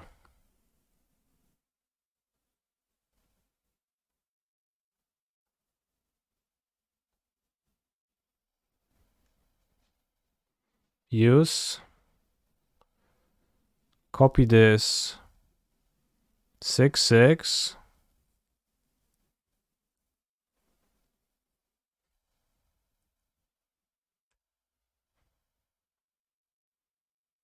They actually do get bigger, but I'm still not sure if they should be getting bigger or not. But they get infinitely big.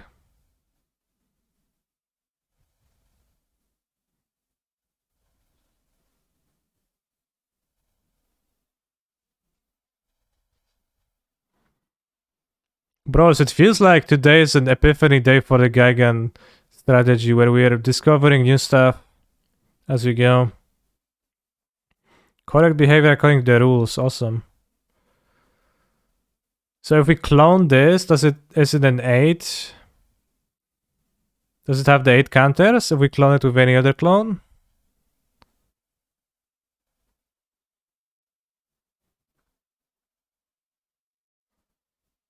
Well, that's convenient and actually useful. But it's like, oh shit. So you just need one spark double because you can just... Every other loop you make them bigger a bit. No, I guess you need 2 spark doubles. No. If you have one spark double, then you...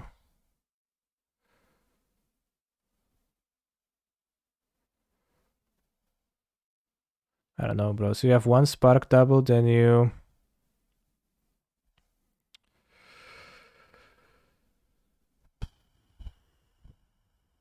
Then you copy an angel with counters with spark double. Then you copy the angel. But it copies the spark double things. Yeah, it should work with just one.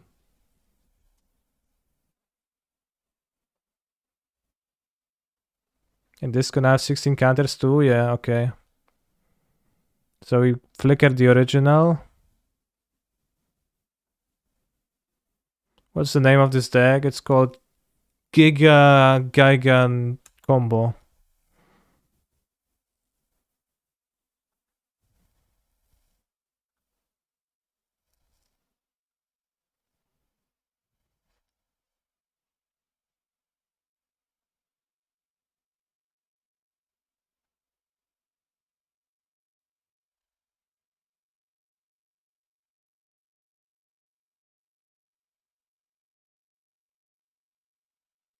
Now your fizzle and your opponent wins. You think so? You think that's what happens? Well, think twice then.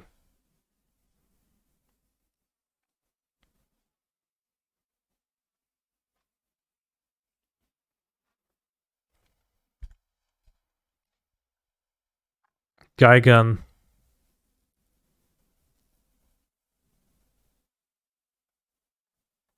Based card.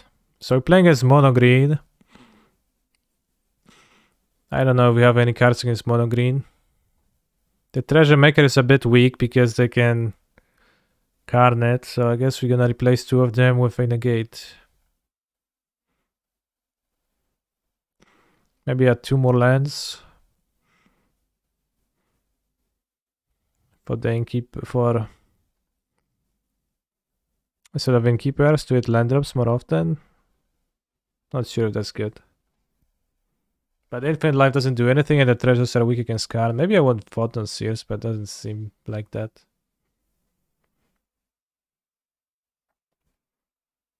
But honestly, I kinda want to try this deck with 4 Panharmonicons over 4 clones.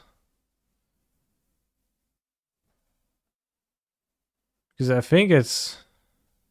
Well, it's a spell you need to cast, but honestly, it doesn't look too bad.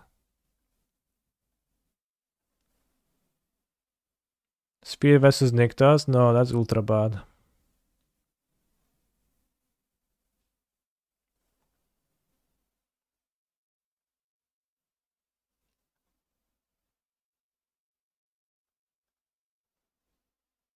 Is Panharmonicon legendary?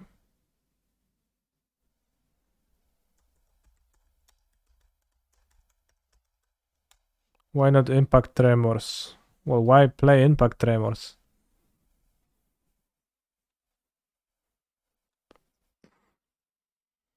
Panharmonicon actually makes your combo not fizzle. Because if your Geigen, every time your Geigen triggers, it triggers twice, it's kinda impossible to fizzle. And Masked Vandal. What do you want Masked Vandal for? Send sacks. Maybe I should mulligan it.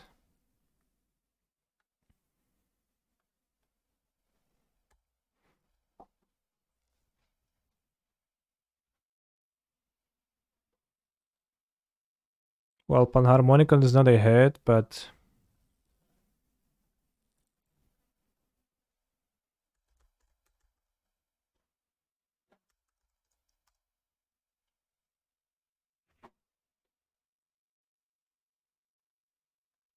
Well, if you like play Geigen with Panharmonicon and hit anything in the top 8 cards, I think you win. It's almost always.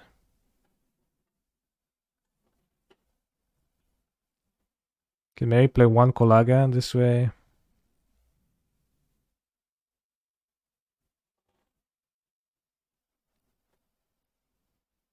Maybe there's some better way than Colagan. No, but yeah, I guess you will always mill out your opponent if you have Panharmonicon, but I guess if you don't, like you play one Colagan and 3 less clones.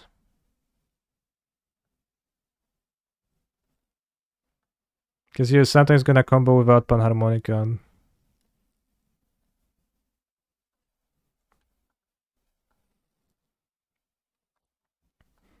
Isn't there one clone from New Capenna?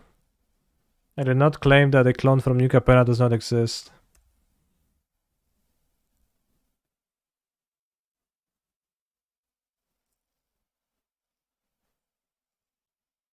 In fact, there actually is a clone from New Capenna, but it's not better than any of the clones I'm playing. Actually, I have it in my deck right now, so I guess it's fine, but...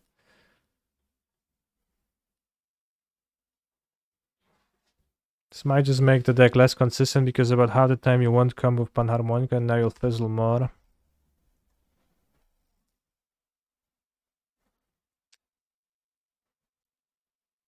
Yeah. Maybe you just want like 2 Panharmonicons in the deck and not the full 4. Like high impact.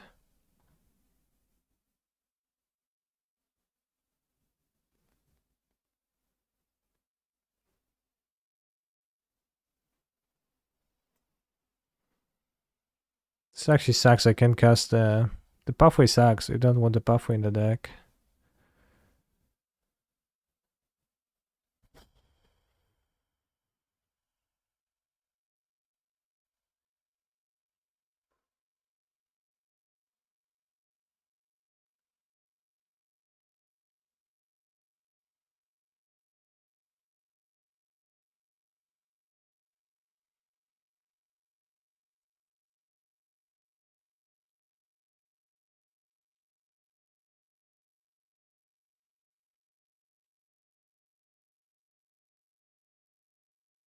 Well, fastlands aren't so good for this deck.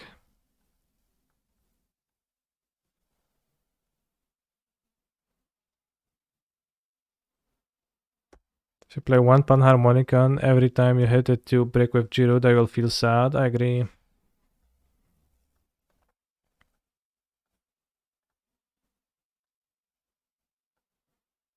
But you also kinda need fewer clones. With the Whisperer Angel, Prosperous Innkeeper thing discovered and the Infinite Growing discovered. Which I guess it was in the deck for a while, but I just never realized. When has one card in hand? Did they reveal anything relevant? No, Forest that they already played. Guess we can spend this turn on grabbing our comrade. Next turn, copy the Wolfull of Haven, play Grotto. 6 mana, Storm.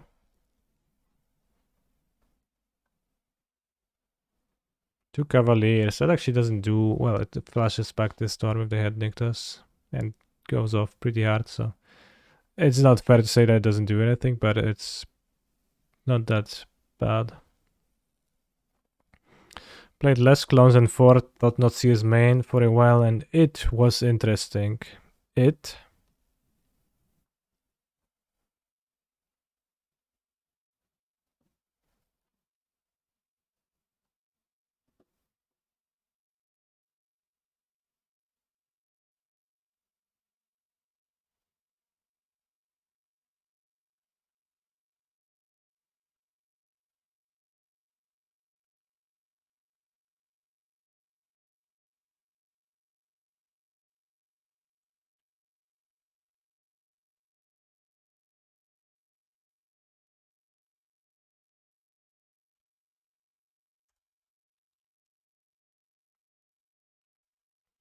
No, fast lands are pretty bad if you know, if we frequently want to drop top deck a land in this deck to play your expensive creature, right? On time. That's kind of the entire premise. You just can't afford to have misses, I think.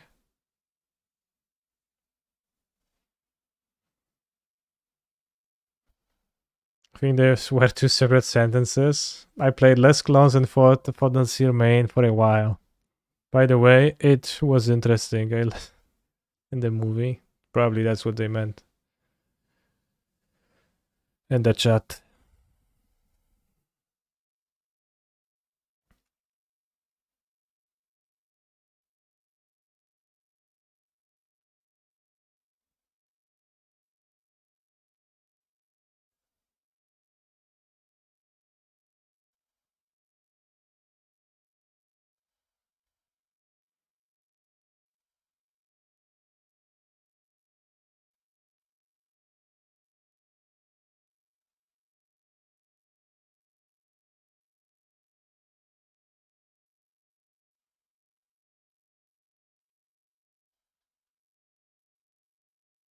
I believe my opponent can kill me with the Carnold.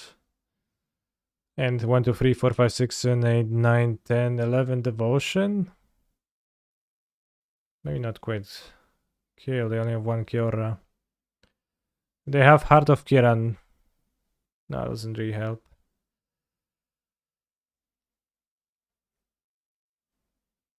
Can I ask you what made you change your camera angle?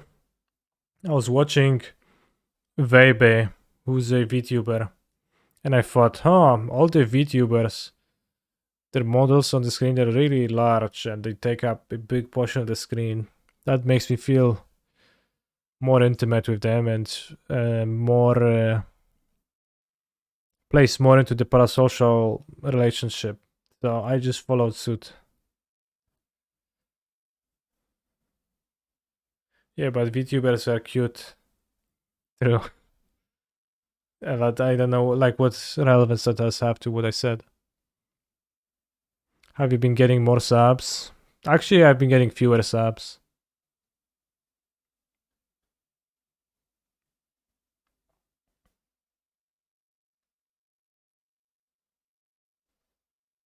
Bros, we got stone brained. This is not good.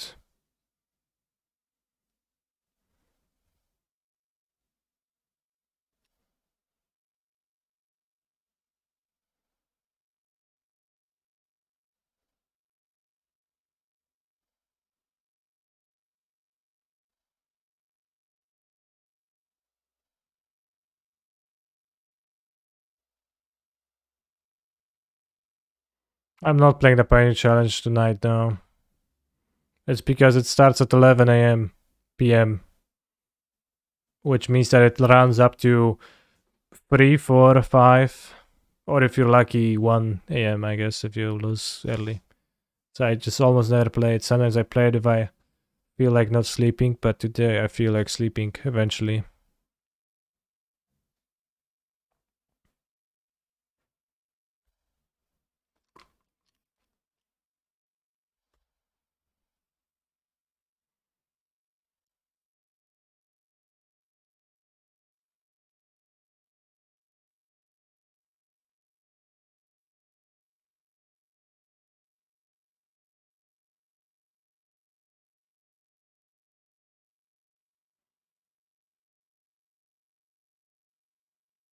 We could copy card and put a dumping sphere into play, but again, 1, 2, 3, 4, 5, 6, and 8, 9 get a leveler. So I'll just concede and you're gonna play the next game. I'm not sure if boarding out the Innkeepers is all that wise, because Karn is tough, but I have to ramp a bit, so let's have 2 in the deck.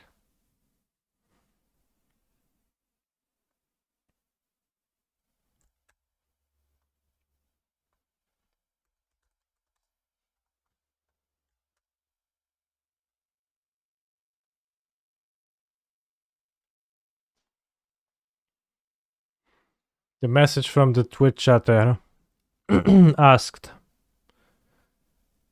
masz dildo na dupie? Which asked if I have a vibrator up my ass, which I will tell you, I don't. I just tend to move around as a proof. No proof. I just tend to move around when I stand around. It's not even Spanish, mate. Yeah, it says Portuguese, so that's probably Portugal. I will not be spraying the cheeks to prove that, because of the Twitch DOS.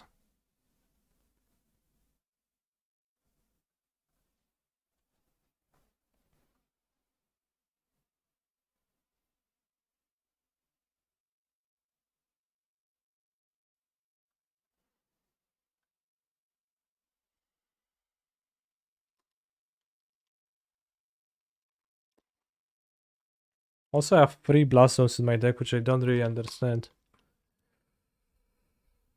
I don't really understand why I have them.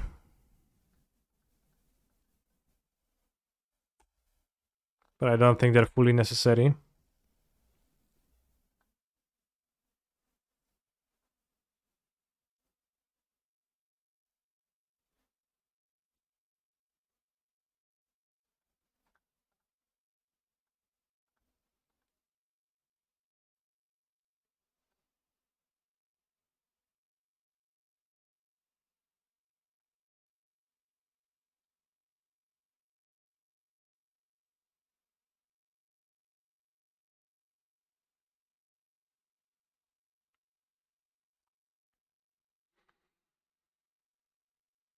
That is going to be our last match in the Vintage Challenge.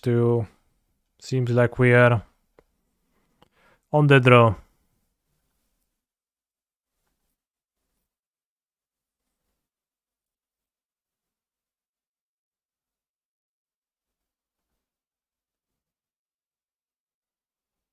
We have the mock spell, so it's literally the nuts. Can we break even in the challenge? Well, if we go 3-3, actually there's gonna be 6 rounds. If we go 3-3, I guess then we're breaking even, yeah. As in we get an even record. I'd like to scry land to top, awesome.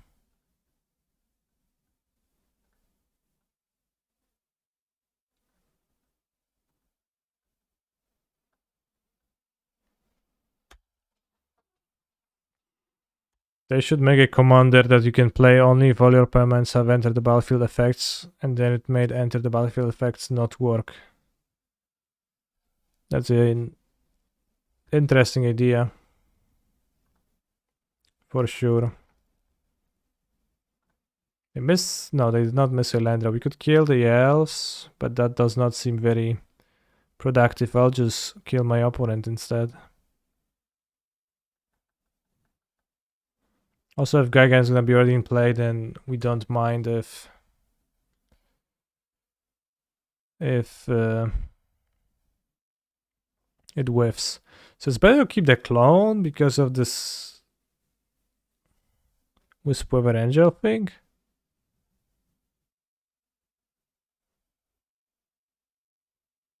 Spec double. Wisp-Weaver Angel.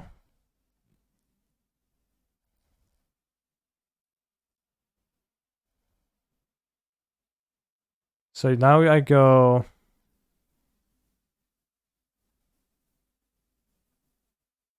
blink this. This copies this. No, this copies this. No, but I need the Giroud and play. So this just copies this for now. So maybe maybe that was bad. Maybe that's a bad way to do this. I guess we don't combo. Let's take the carry out to the innkeeper, really doesn't matter, and turning off the treasure might be relevant. So if I keep the real Geigen, I could keep the real Geigen and then I could...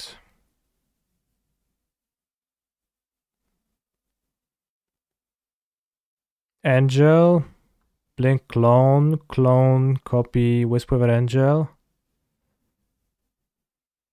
And then make the angels infinite.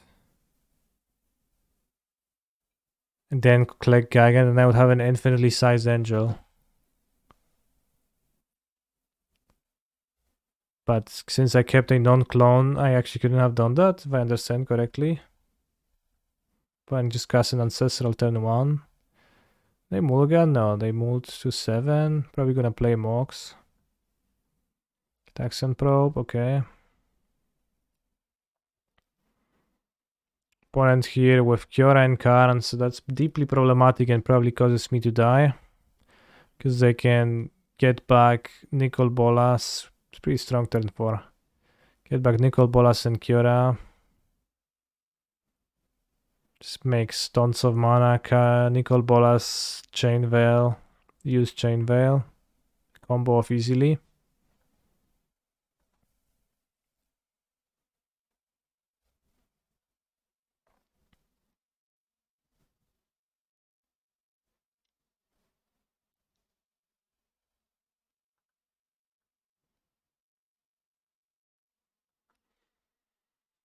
So I think mono green is probably a bad matchup for Gyruda because they do perform stuff faster than Gyruda does.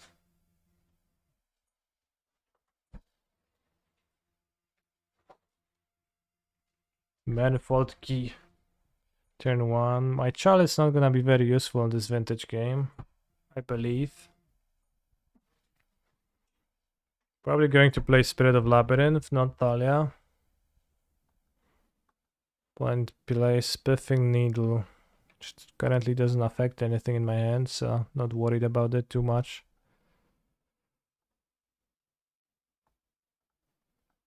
They name Wastelands, okay. Time to draw the Strip Mine. No, Thalia. Let's play Mox Pearl. Ancient Tomb.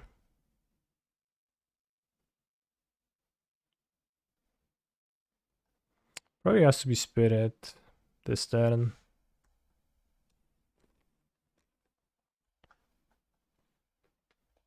And I don't want to play a Chalice on 0. I really don't think it's gonna matter.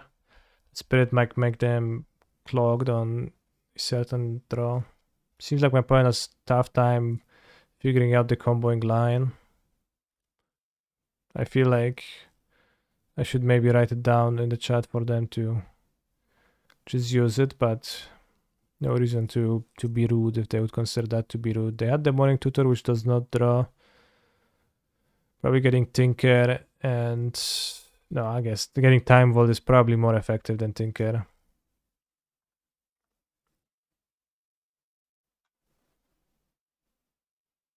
They only have 8 Devotion, so maybe they don't actually have enough mana.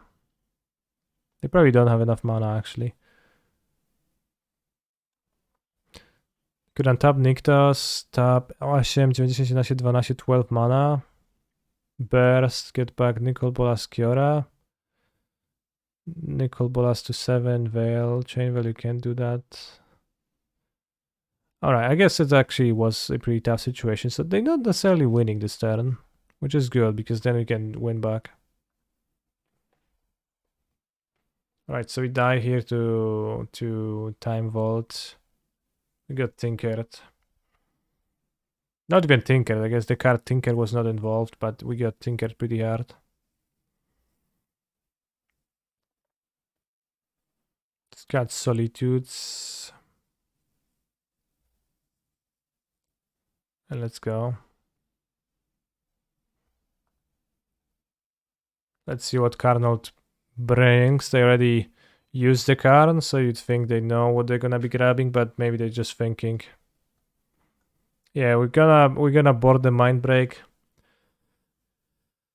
Knowing all well that it's bad, but I will.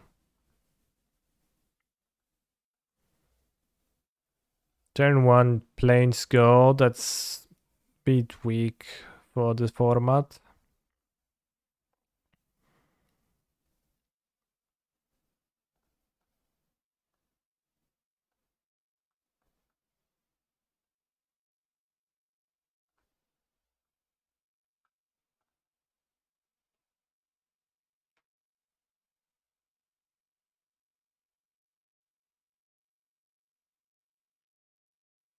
I'm glad to see a Force of Will on that. It makes sense for them because of Cavern, but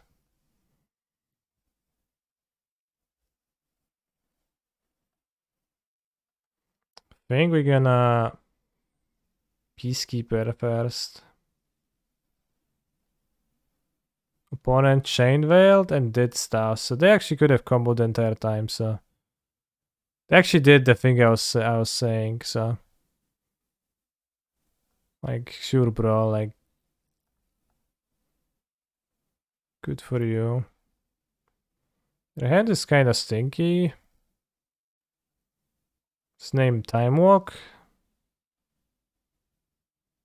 Maybe Urza Saga.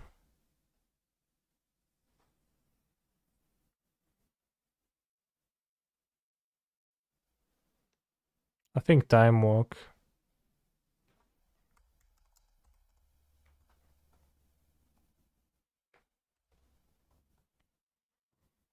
The XL Duck Fade in.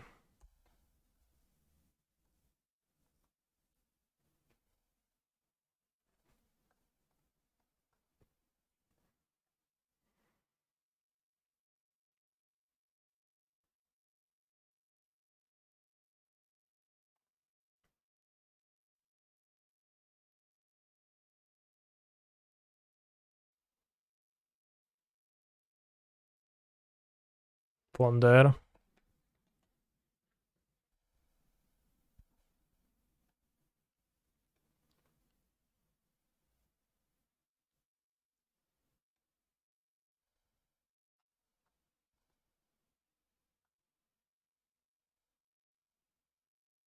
But it seems to have a way harder time than they should be, so I'll concede to them.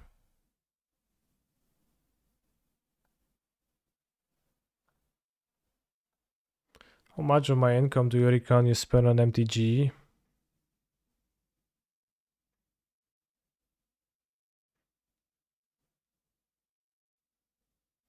Little. Well, depends.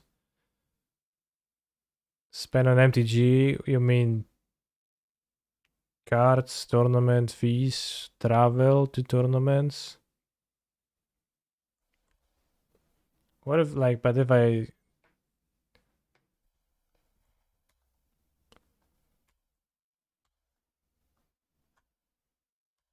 Well, playing on MTG I don't spend. I'm actually a winning player. I find good souls to let you paper cards for tournaments usually.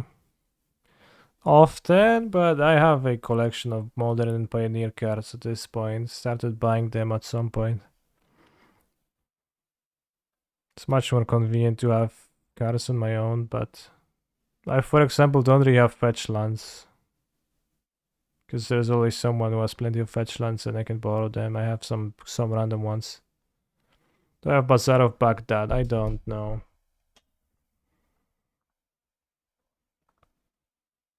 Could kill the Volcanic Island, but I think it's better to kill the Saga.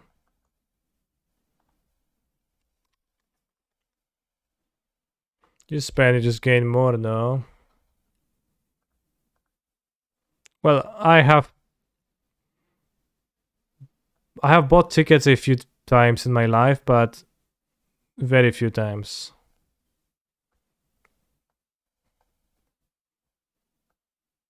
I think lifetime.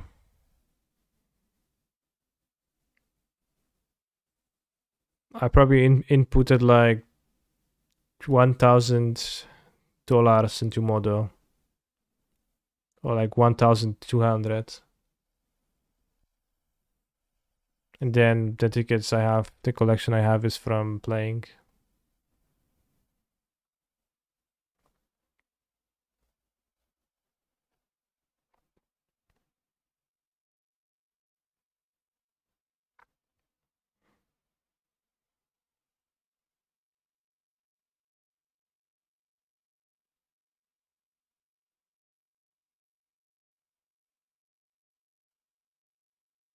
How much have you sold? If that depends who asks, but a few thousand, probably. Like 4, 5.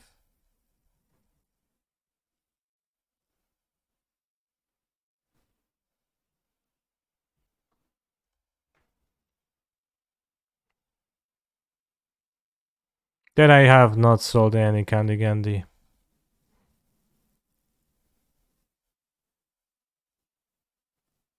I retract my statement. I misspoke.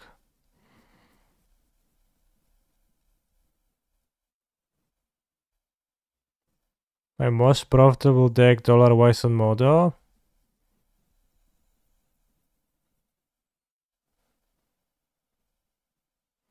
Maybe KCI at its height.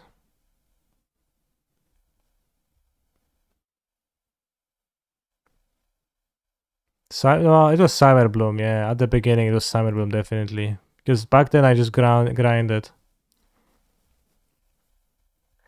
Ground.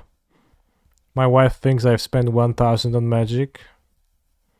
Well, have you not spent $1,000 on Magic? So I guess it's a white lie. Still, there is value in honesty, chat.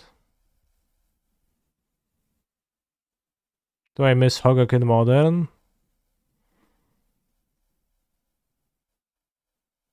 Would I want He's a Hogak to not be phenomenal banned? control player. Exclamation mark. I don't know. Do I miss that? Yeah, I do miss that.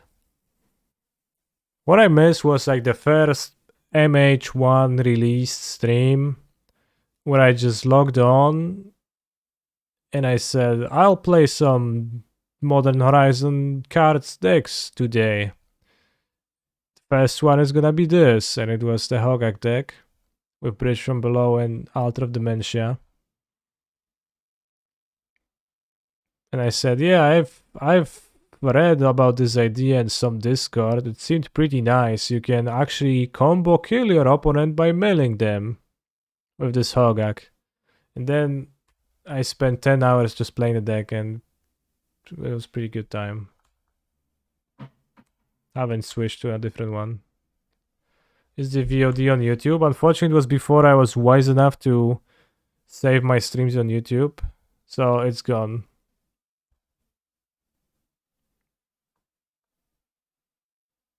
Modern Horizons 1, that was from back when I lived with my mom too, so the OG streaming place, which probably not many in the chat remember.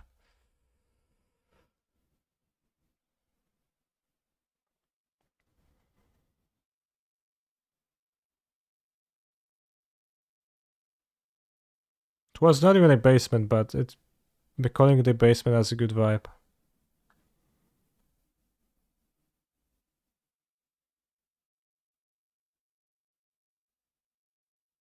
Had a weird fucking painting in the living room. What about that? That's what my father bought one time for like some reason.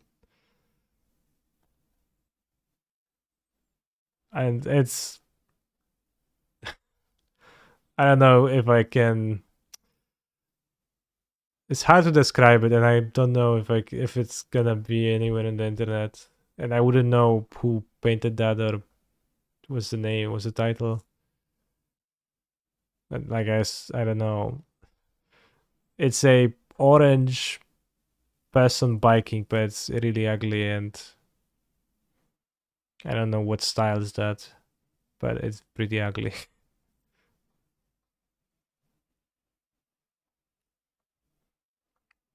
I'll take a photo sometime and I'll show you. I don't think I have a photo of that at me. But now you motivated me to visit my mother. Call my mom, say hi mom, I wanted to come for a cup of tea maybe. She's gonna say, yeah, sure.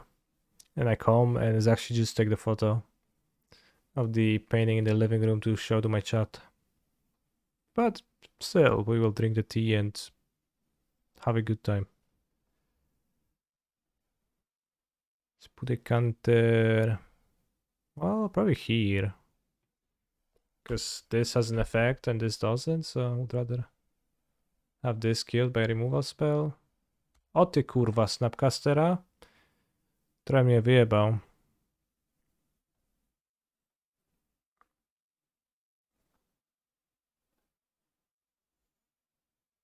And now they can make constructs. We still take a draw step, so at least that's good.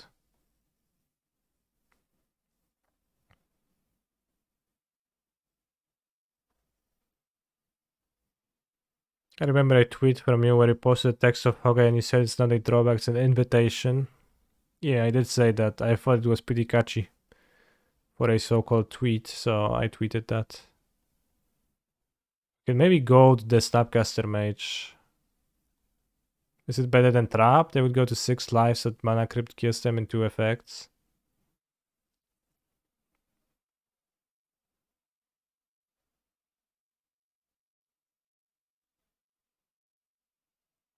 If we go to Trap, we have to go to Archives, which doesn't do anything. If we go to Arena, we can go to Catacombs.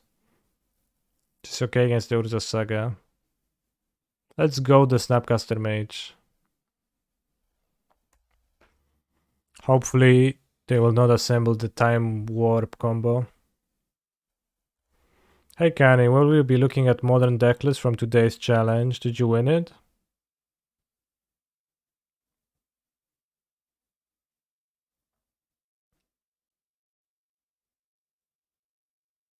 The very first Hogak stream was really good, yeah. It is a shame I did a bad job of archiving the early history of the stream, but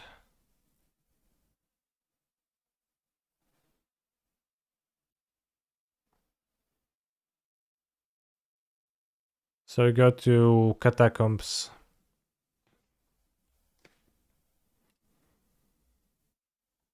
Zerka probably will not be looking. Guess good for you, but I actually don't care. Gains protection from creatures, so we can attack with this.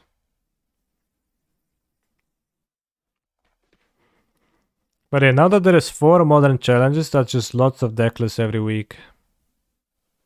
So many. This should prevent my opponent from comboing off too hard, although they could have the Time Vault in hand and they could get the keys, so that would kill me. We'll see. We'll see. I guess even if they do that, they have not to die to Mana Crypt, which is also actually possible with infinite turns.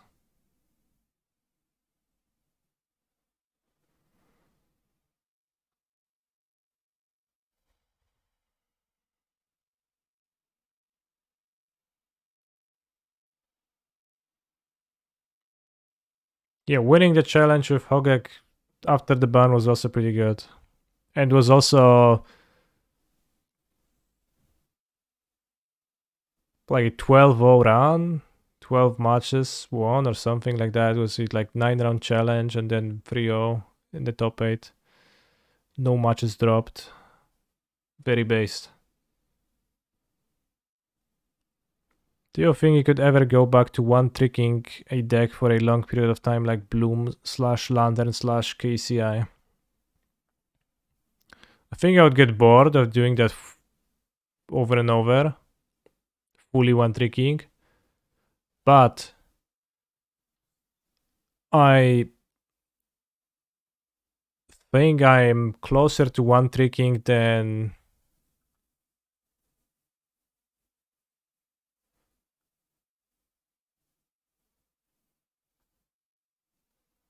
like I'm happier one tricking or being closer to one tricking than I am switching with the deck so much. So I don't know if you could say I was one tricking Yorion, not to the same extent as KCI.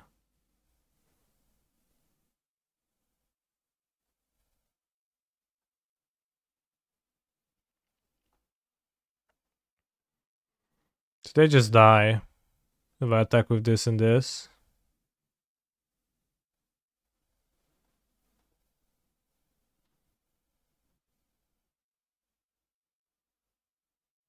Was I one tricking Yorion in standard before the companion rule change? I did top a day online GP with a banned Yorion control in that standard when it was week 1 of Ikoria, I think. Week 2 or Ikoria. It's a pre-nerf. It's pretty strong. He had ECDs in that deck and he went ECD on turn 5 or 4. And then your opponent did stuff and tried to interfere with you, but they had a tough time. Because you just exiled everything. Come on. What if Black Sack?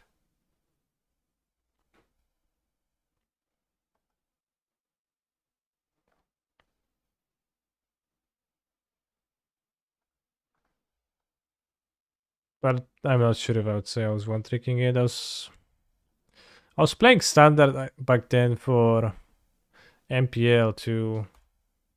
Kind of crazy stuff. When you think about it. Do I think the Bazaar Vengevine deck is still good? Yes, I think I'll play it tomorrow for the Super PTQ. Will they die?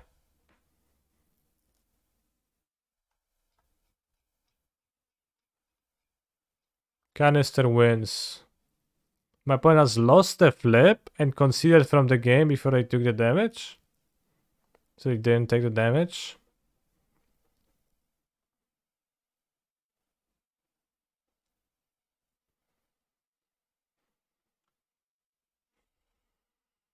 Do you want Needle against anything in their deck? Not particularly. I probably don't want Chalice on the draw. Maybe I can Needle Saga. Maybe I want some Solitudes for a Grinder game because they...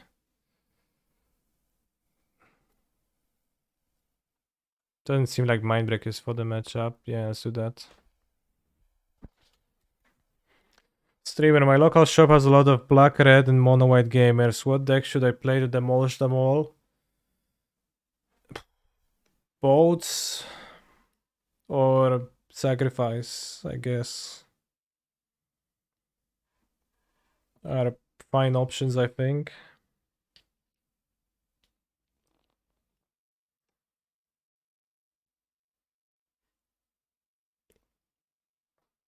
Not Lotus, I think. Not Mono Green. Enigmatic with main deck Massacre Girl. If you'd like to, yeah, I guess you could do that. Not convinced, but it's an option. Turn 1 Uncounterable Archon. How do I exactly do that?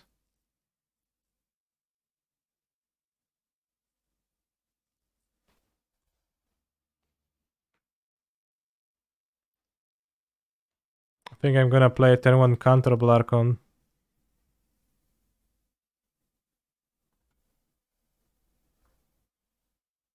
Last video on YouTube channel 6 months ago.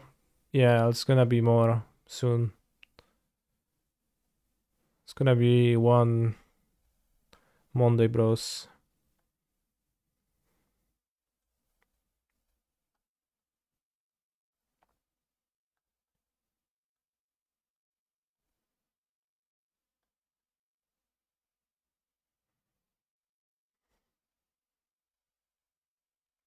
When the Lotus Guide, I've been a bit distracted from it. Yeah, I'll write it before I go to the Philadelphia.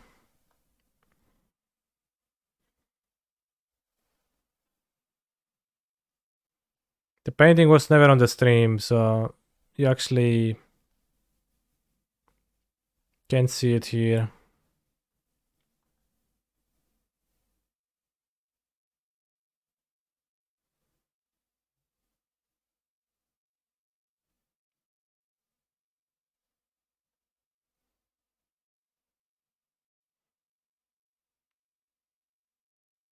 For Paprika, maybe. Yeah, I'm leaving the day after Paprika, so it will be before Paprika. I think I'll go with the Archon first. Gets countered. Anyway, so nothing really matters.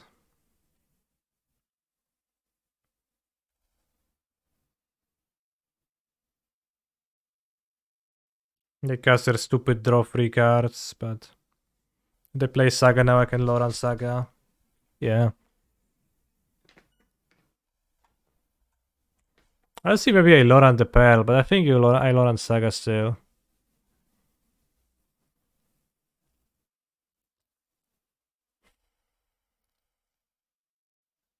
They have not missed land drops.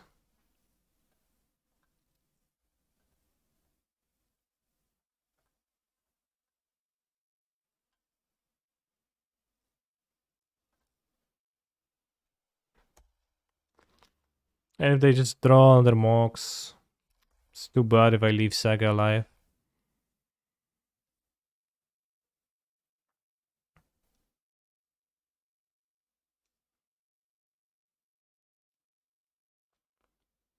I wouldn't mind drawing a Caracas to kill the Mox Pearl though.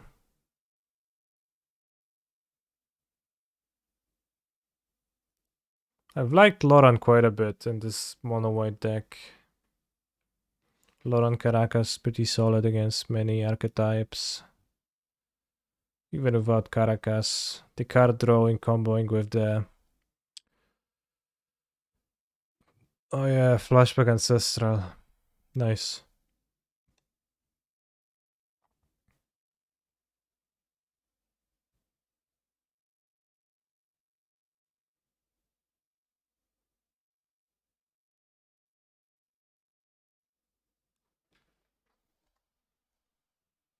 They miss a land drop? It's kinda crazy, so I don't want to draw for them.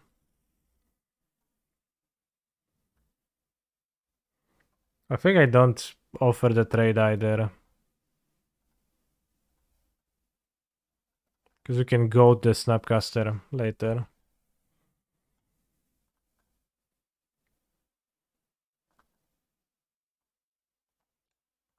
And you can draw at the end of their turn, which might be actually what I want to do.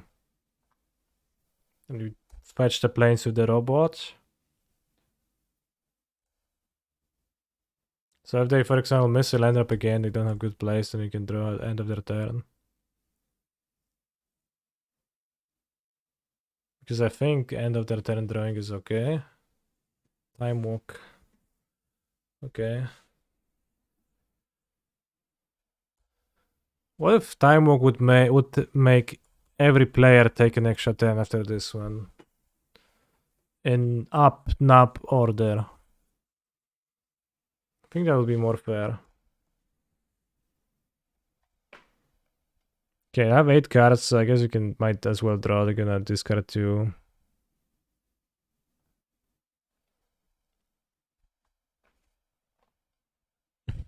It's kind of funny they just missed so hard. I wonder what's their end. Maybe Color Screw too, because they had red cards.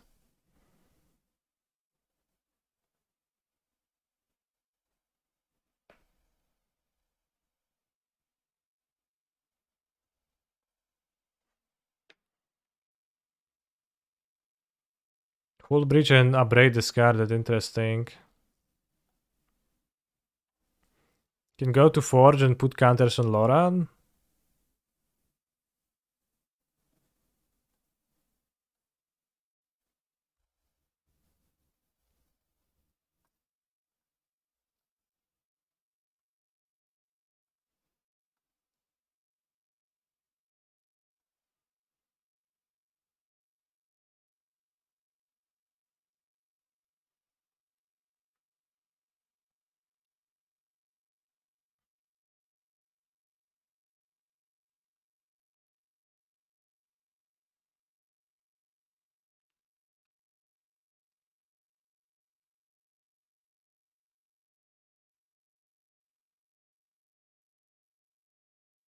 So I guess you name Manifold Key.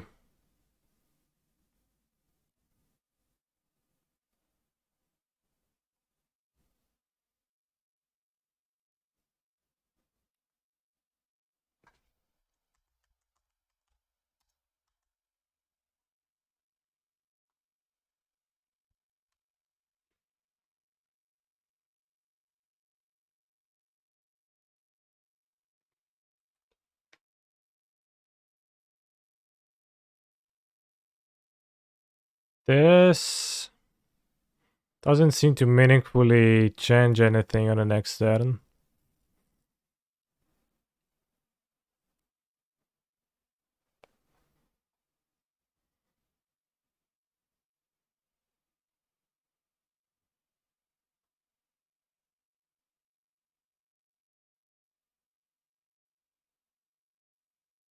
Draws a card next turn. Okay, I guess that's okay.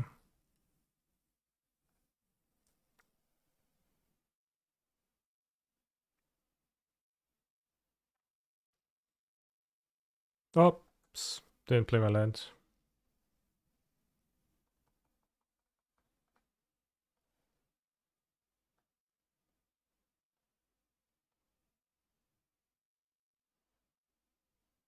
Oi, oi, oi.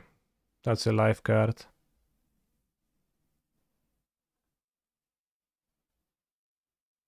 Steal the initiative now. I can't cast a Solitude. Well, actually I can if they give unblockable. No, unblockable is 5 mana. It was Dig by Mudvayne, yeah. Actually.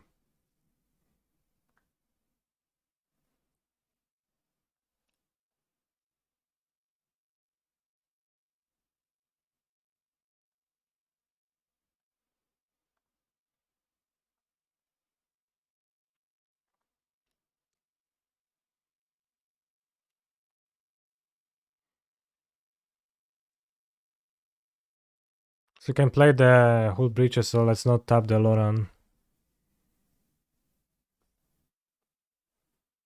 Let's trap them.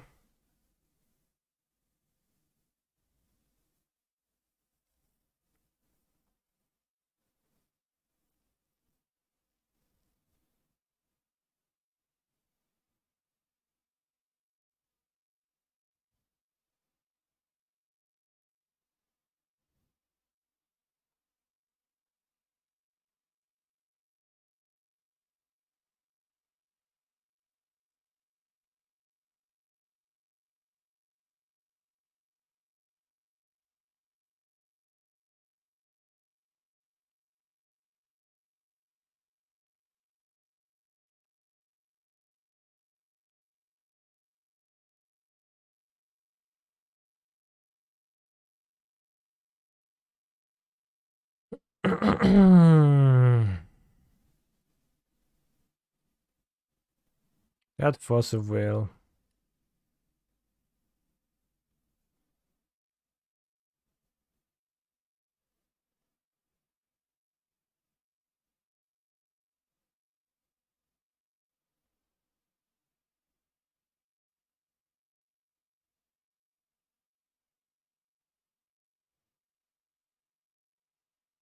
Go to 8.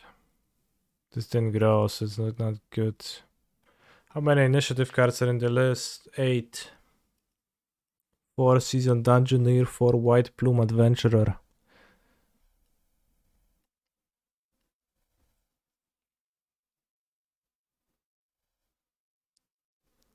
I don't know what to do exactly here.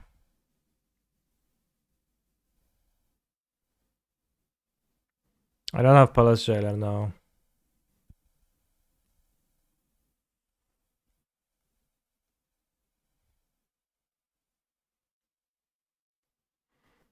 Draw of Loran. Not really, because my opponent draws 2. I think an average value of their card in this spot is so much higher than mine. It's way higher.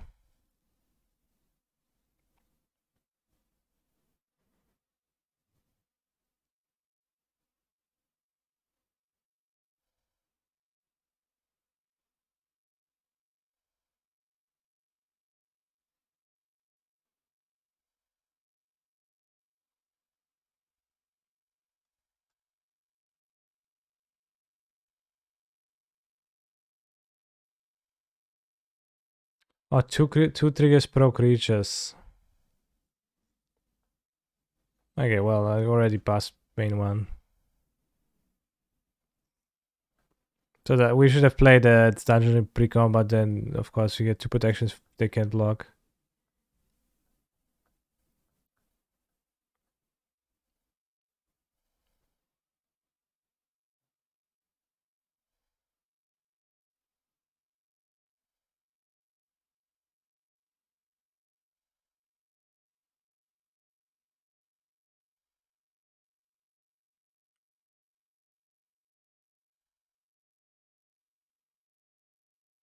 I think I just got sorted now.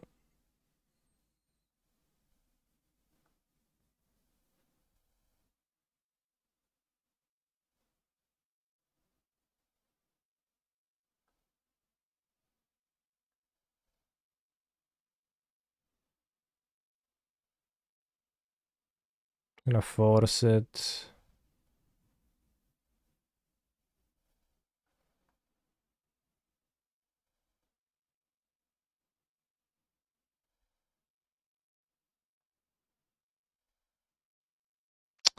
Yeah, it's pretty bad. I should have played the dungeon with Cavern pre-combat. That would have been much better.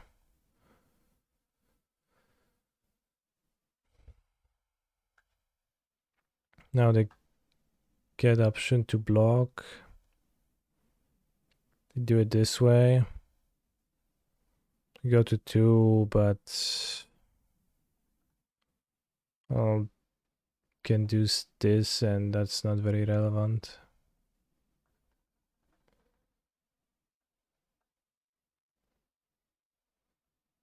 Should have casted pre-combat, and then we can do stuff. Then we draw cards. We're gonna draw. Mox Diamond's irrelevant. Okay. You can also die to Mana Crypt now, actually. Chooses heads, lost the flip. See.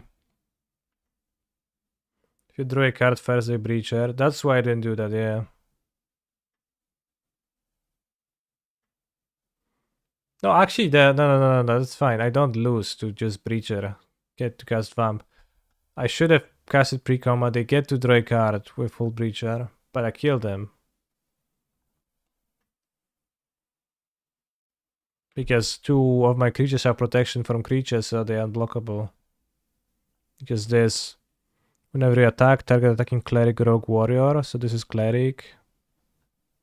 This is a warrior. Yeah, they do get a treasure from Breacher, but it doesn't do anything. We knew their hand. Upgrade was not important.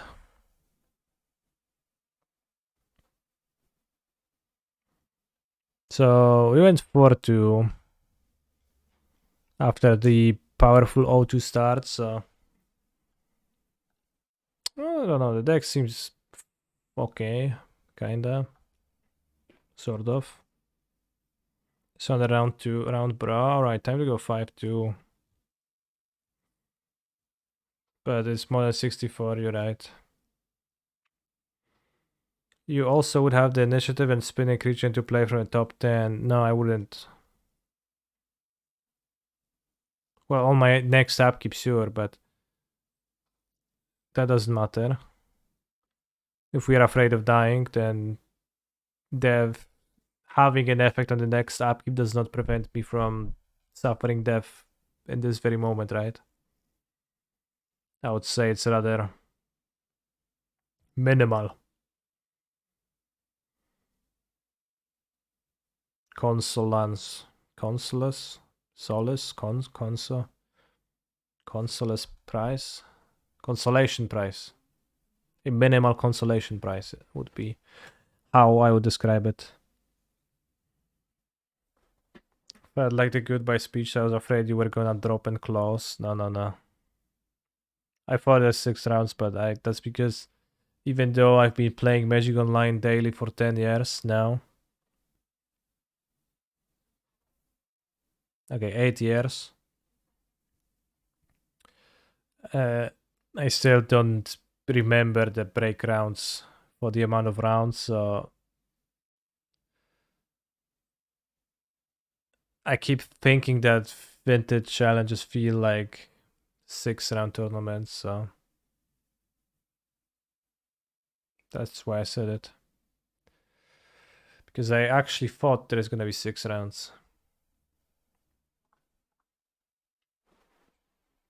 Alright, hey Jay Kaiser, let's go. Who are you rooting for in this match? AJ Kaiser or Rooney56? Type your favorites in the chat right now to see which one of the two is gonna garner more votes. They're currently tied 1-1 in their 3-2 bracket matchup. Who are you rooting for, bros?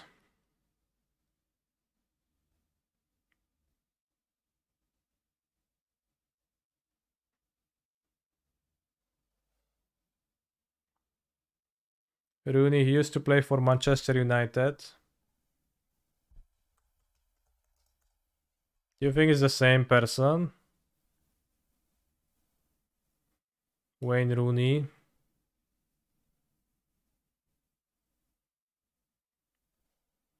Beautiful human form. The sports baller man.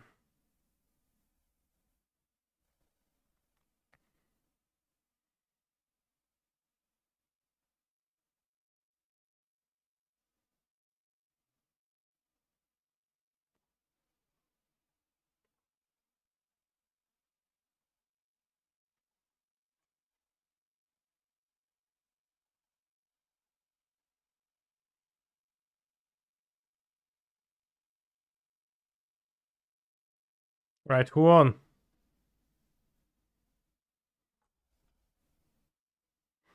AJ Kaiser won. Rooney got defeated. How has the deck been? It's been okay. An invitation. Initiation. Initiative. How has Sport felt in the Cyber 4 Giruda? Irrelevant. But I also haven't encountered a situation where it would have been. It's well, it doesn't seem very good, but maybe it's a kind of good play main deck. Wayne Rooney, Mr. Bean, funny, 2012. Mr. Bean, funny.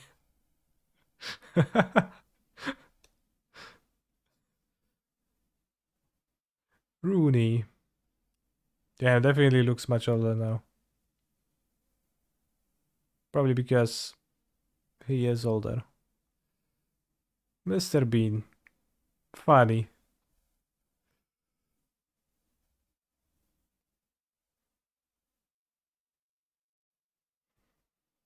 Whitney has passed away. R.I.P. You will live on forever. Can't believe it. I wanna run it to you. I really can't believe this. At. Ha ha ha ha ha ha ha. Why is this person laughing at this? Whitney has passed away.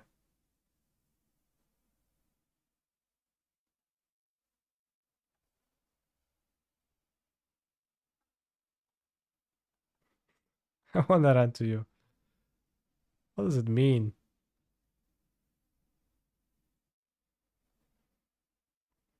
Fizzer 18. Did you have sugar in your tea, Phil? Manchester United? Oh yeah. 8 obserwowanych, 30 obserwujących. Did he have sugar in his tea? 2011.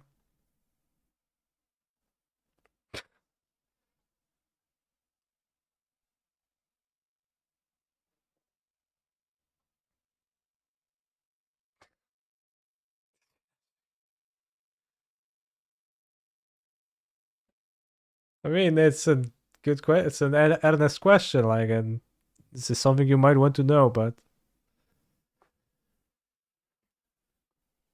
tea joke? Is that a tea joke? Is the joke that the mere suggestion to have tea with sugar is like too much?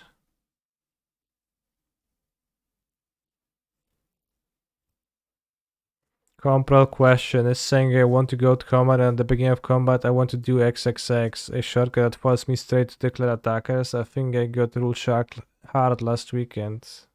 Probably did. But maybe you also said something slightly different than what you're telling us here, so it's hard to say. Founder Inspector, okay.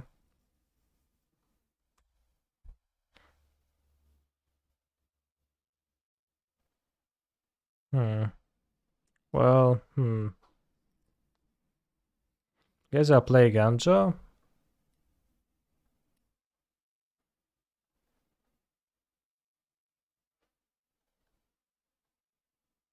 To have an extra white. If I want to Wasteland an extra instead of this.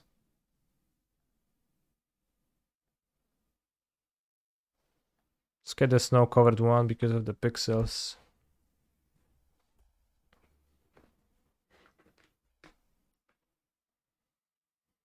When do we get a guide for Vengevine Vintage? I enjoy the streams with that deck.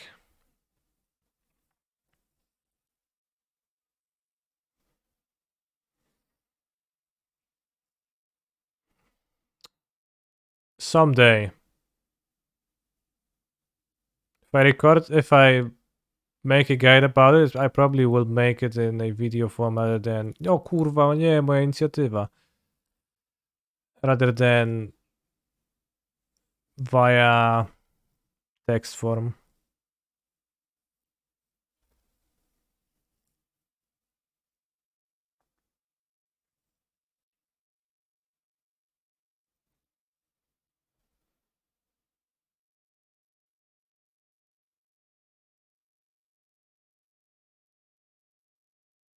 Do you think this player has played more than one Sphinx in a deck? No, we have already determined there is only one.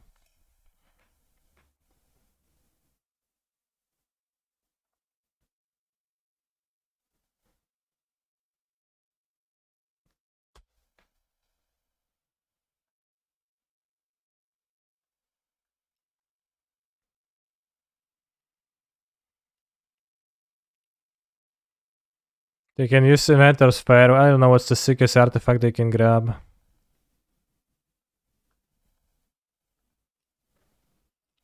Let's see.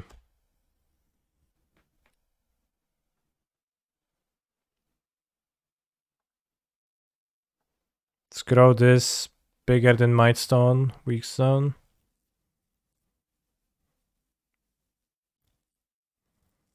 I gamble they will get Glasses of Urza and look at your hand. Could be.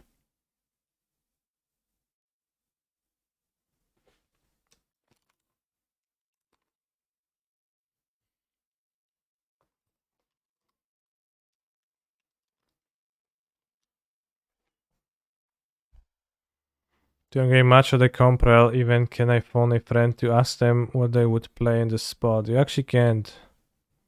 That would be considered outside assistance, which is not allowed at competitive rails. I think that might even go as far as get you disqualified.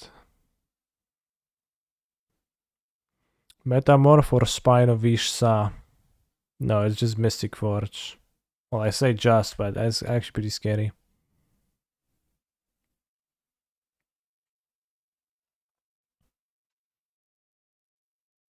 What if I ask in a secret language? Then it's still outside assistance.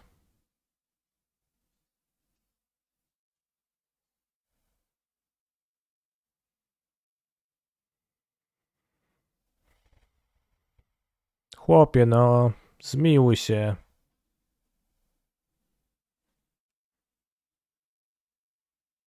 Tabernacle main deck? Golos?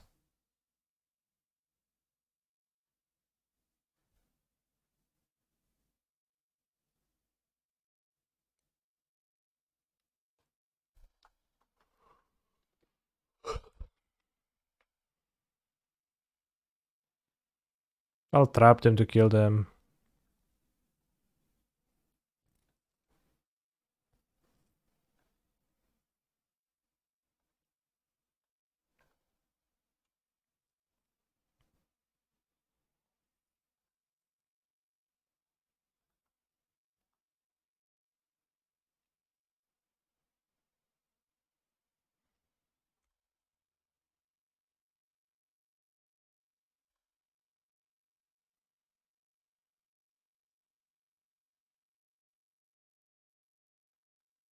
Yes, but they'd give you a warning? That sounds really weird. Why would you get a warning for that? Rather, why would they allow you and then, like, give you a warning, rather? That's what I say. Lost a flip, what a nerd. Goes down to 3 life, XD. Goes down to 2 life. Did they use it in the upkeep? Oh no! Come on. Life gain?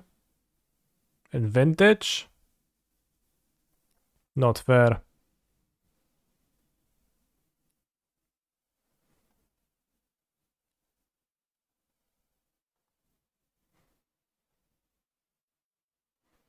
This still kills them. Protection from creatures, 6 power.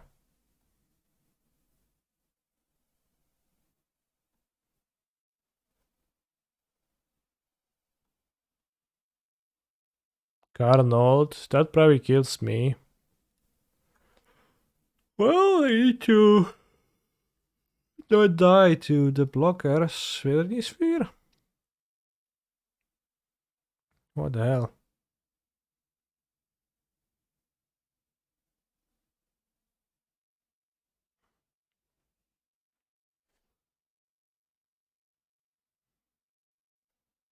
So you equip Shadow Spear, you attack, you gain 4, you go to 6, you die to my 6 per creature. Yeah, Train Sphere doesn't seem so good. I don't know, they didn't want to use Karn first. Maybe they just don't have a Karn wish board. Because sometimes people have Karn in their deck and they don't really have anything to wish for because they just play the Karn as a Stony Silence. Because it's restricted anyway, so you don't want to commit slots to a wish board. Bridge question mark. Unlikely to be there. Like you'll have a bridge in your sideboard if you want a bridge to begin with. Excuse me, you'll have a brigade in your sideboard if you want a brigade to begin with, which is not clear that you do.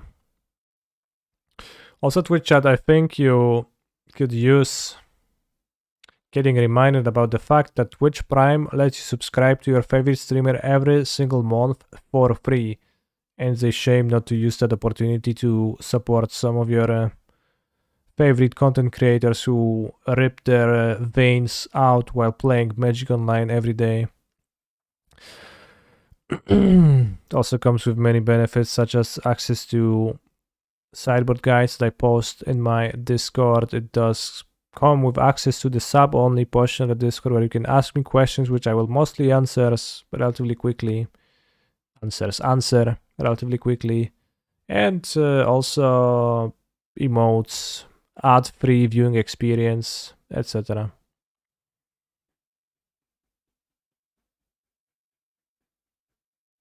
Copy the Mightstone and Cockstone, okay. And unlimited song requests, yeah, that's true.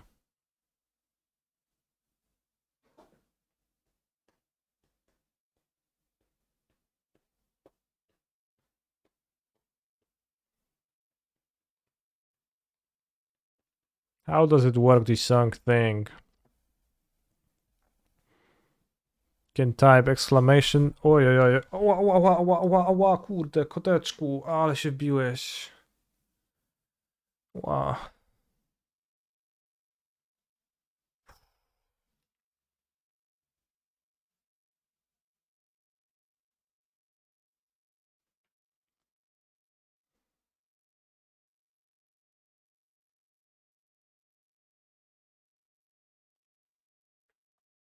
They could have animated the Mysa and Weakstone and give it lifelink, but not anymore.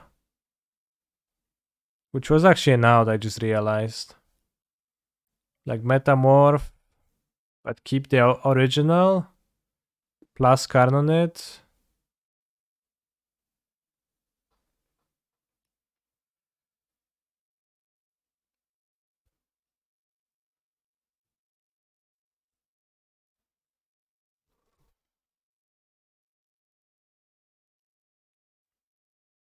But now it doesn't work.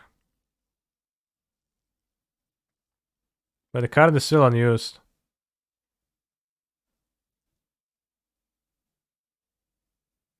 This is about when Axel was driving and didn't know where to go.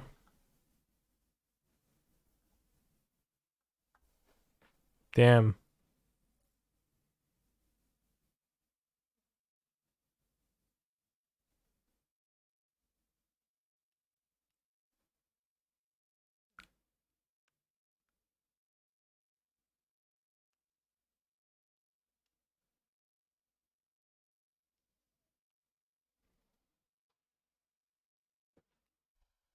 If you want to request a song, you have to type exclamation mark SR and then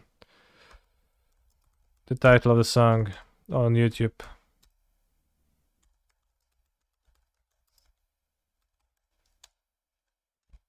Like this. And Standing Brigade. Phenomenal control How player. they still have mana too? They actually have a brigade. This is insane. I feel violated.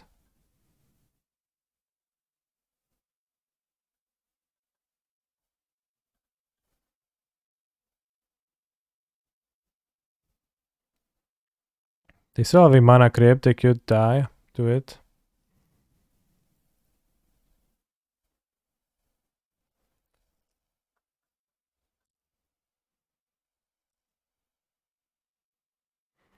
Doesn't seem like there's much use in Ancient Tomb. I guess in Wasteland. I guess we can see some dungeon with Ancient Tomb.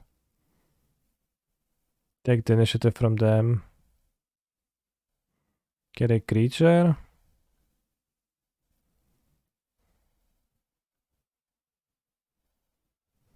I don't know what the Karn can do. Like, let's say the Karn gets Mikos and Vlatis. I don't know if that achieves much.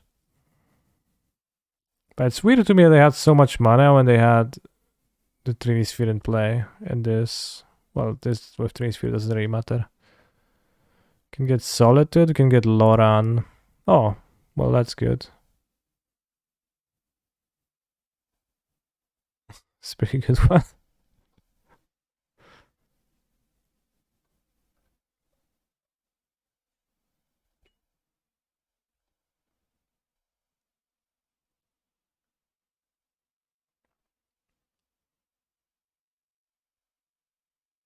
How many woke canisters did Loran get in a review? Can check, but I think 3 or 4. He's a phenomenal control player. 3 years sub to best streamer. I gave her 4 woke canisters. Which in most formats it maybe like doesn't necessarily feel like that, but it's a pretty decent card.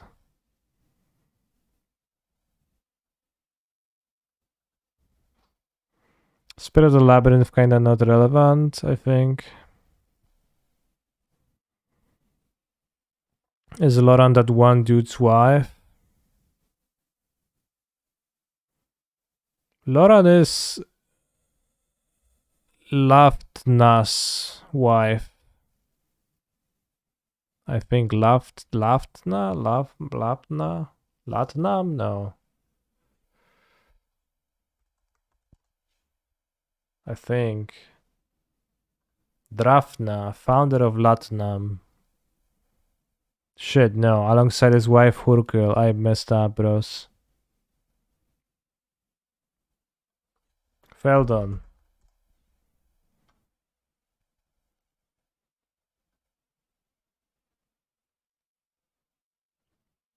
And you can see Feldon of the third path trying to reconstruct his wife as a robot. And say, she will come back to me. Which is why he creates tokens that's copies of target creature cards in your graveyard. But an artifact gains saves any sacrifice.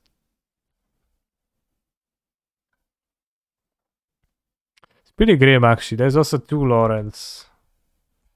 Two Lawrence in the same set, which is, I guess because of the time travel, there's one is younger and one's older, but which one is older? Probably the one of the Silex is older. This one's a scientist, and this one's a scientist.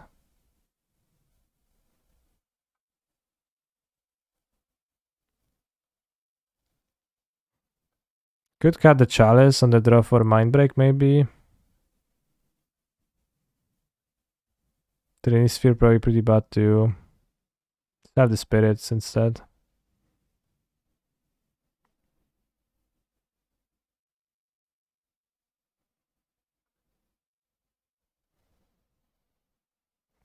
Artificer that blows up artifacts doesn't seem great at her job, yeah.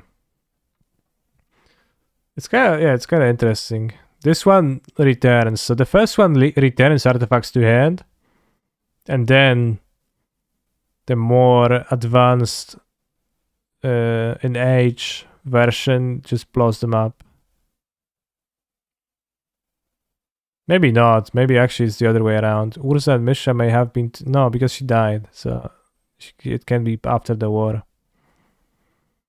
Urza and Misha may have been Tokashia's most famous students, but Loran was the true heir to her legacy.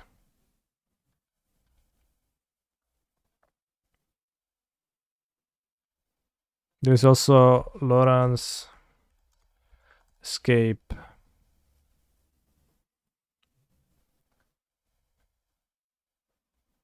As Theresia City burned, Feldon pressed the Silex into Loran's hands and urged her to run. Hope ran with her. But she actually died, and the Silex and Urza got the Silex, so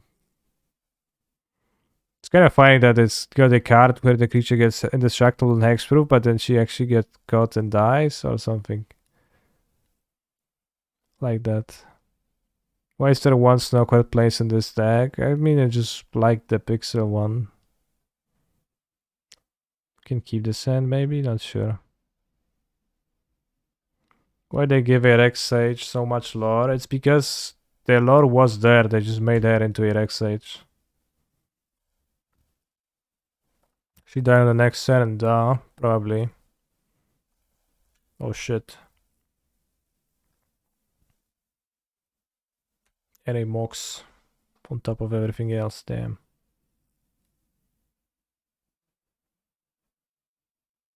What if I kill Workshop? Sounds good.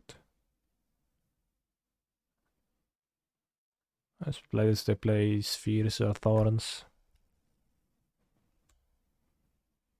She can go to Argov, she's an analyst. Damn, that's very funny. We got fucked over by this Urza saga. I can name it with the Peacekeeper, maybe. Let's name Elemental. Gonna name... O, cholipka, ten chłop 4 many mi kosztuje. No to będzie Ganjo Flosson Golema. Przynajmniej.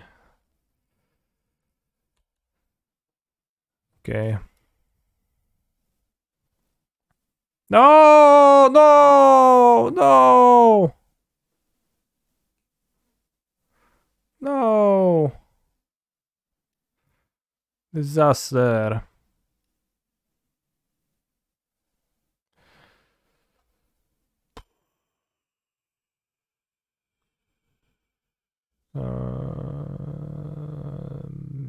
As to this.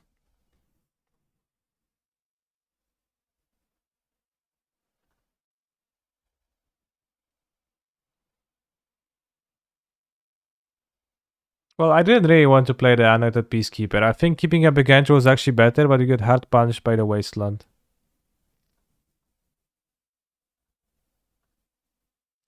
Now we can play Name the Saga. They're gonna make a 3/3.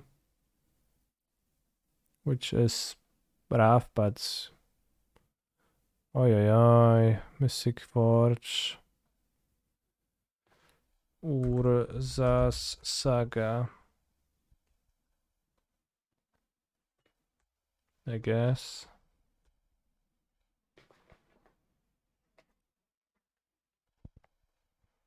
Yeah, top hunters, they don't know about the ganja. It was actually intentional. Accidentally intentional. Is Uro played in Vintage? I have not seen Uro in a while. In a long time. It used to show up. But has since died off, I think.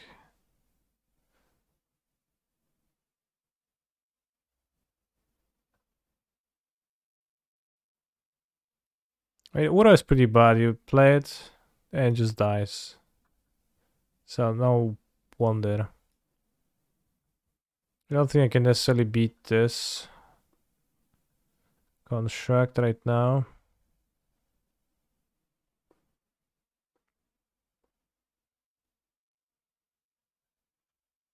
Okay, if they don't play any artifacts and they just attack, then I can use a Ganjo to kill it off.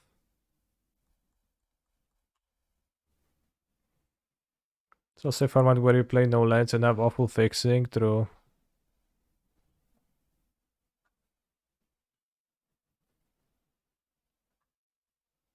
Well, can bounce it.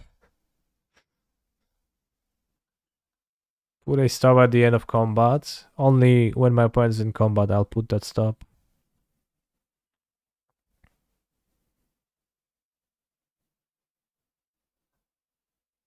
Canister, your top 5 modern decks.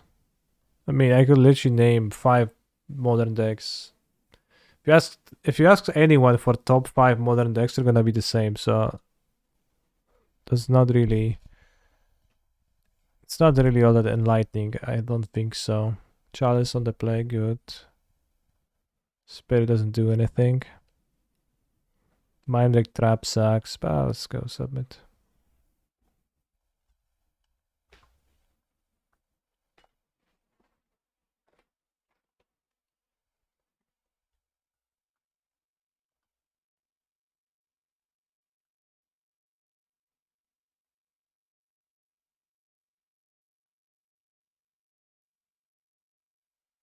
Top 5 modern decks.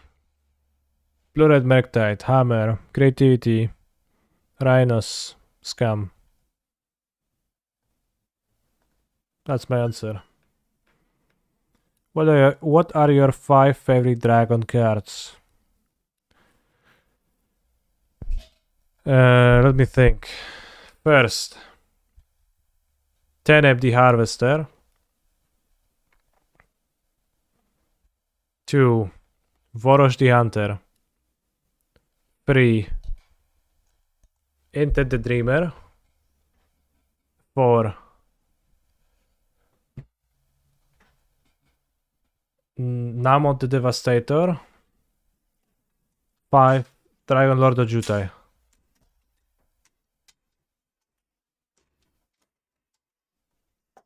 Probably some I missed. But roughly in that particular order.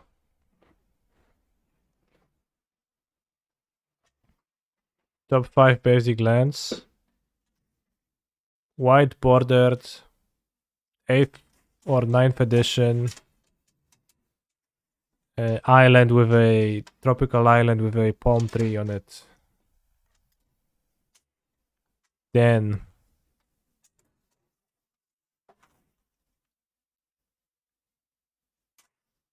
they want the Thalia.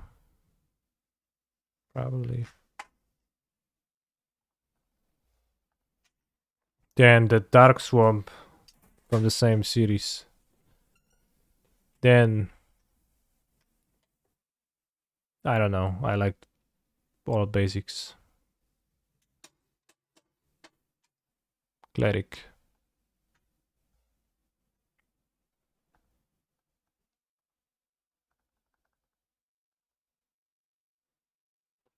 Nicol Bolas not even top 5. No.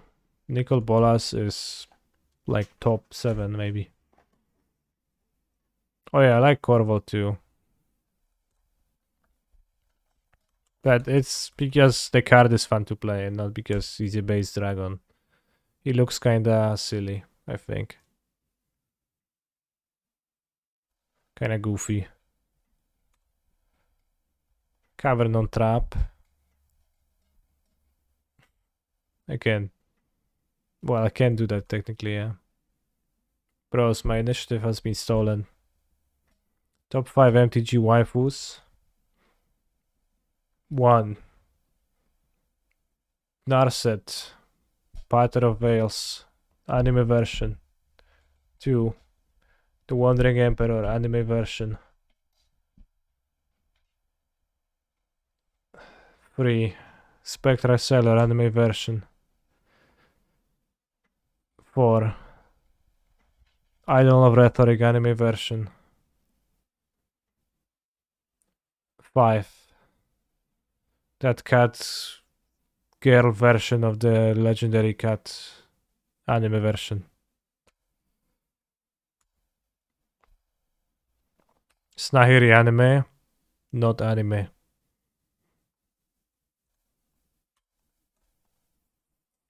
It's a good draw. I think.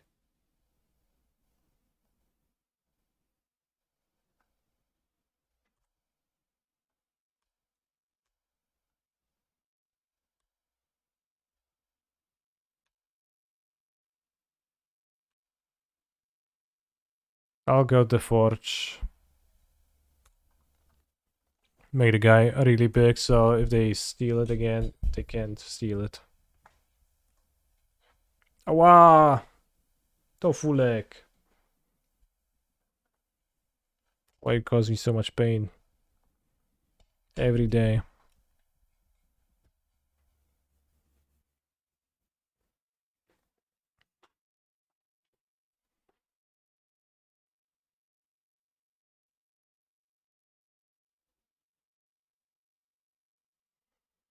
Objectively, what kind of an idea is it to take a cat as a pet into your house?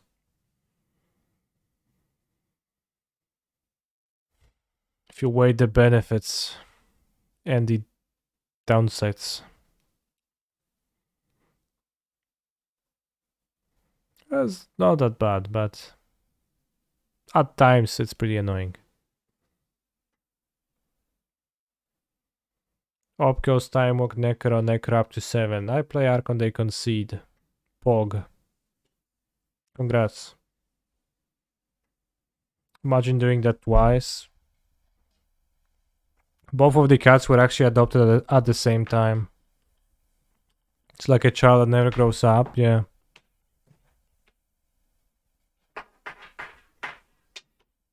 That's true.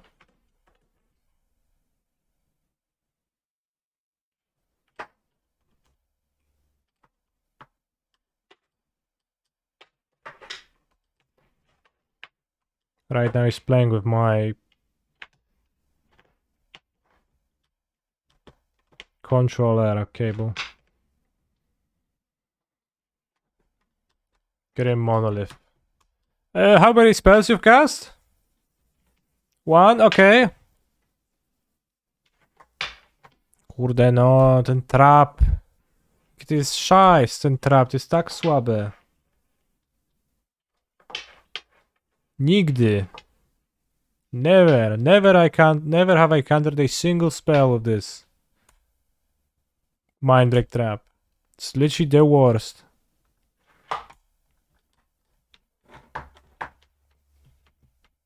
Probably should goad Golos. Tough with sleeping, he's not.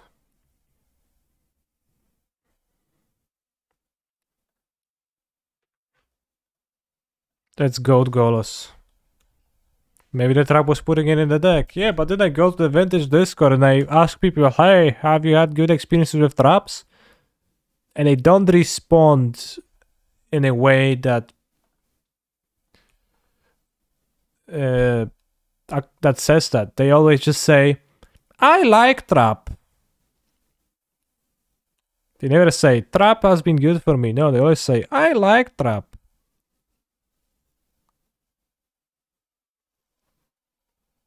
Why do you like the trap? Have you ever countered anything with it? No. Maybe, I don't know. I just like it. Think I'll play Seasoned Dungeoneer and then I will attack with my White Plume Adventurer. We can go to Catacombs. Seems to be better as it impacts the board.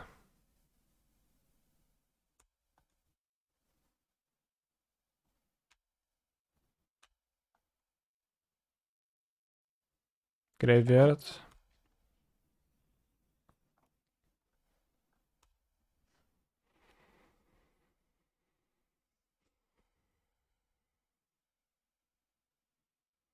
And we could kill Workshop.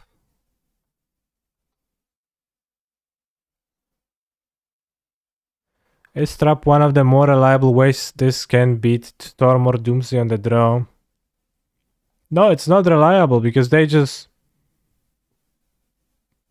If you have it in your opening hand, you will not lose on turn 1, but you can lose on turn 2. It does not beat Doomsday on the draw. It makes you not lose on turn 1.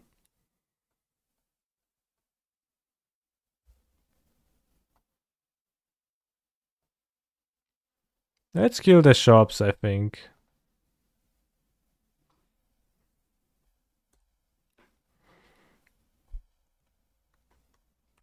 Exactly, Don Zambera. So you sound like a person that likes traps right now.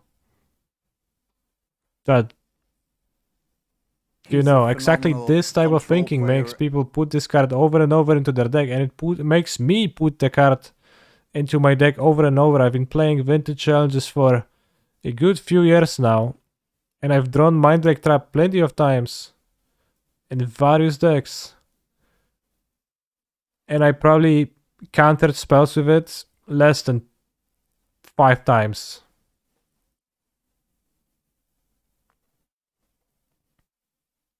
If you're playing other blue cards in your deck, if you play Force of Will, you can pitch it. That makes it much more palatable though.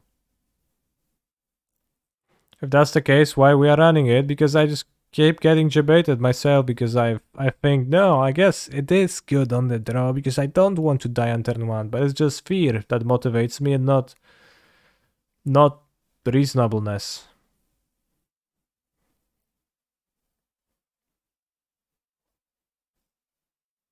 I just casted versus Doomsday on turn 4. Then they had Force of Will.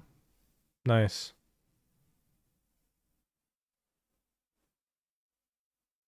A Shops player countered my Tinker by hardcasting Trap.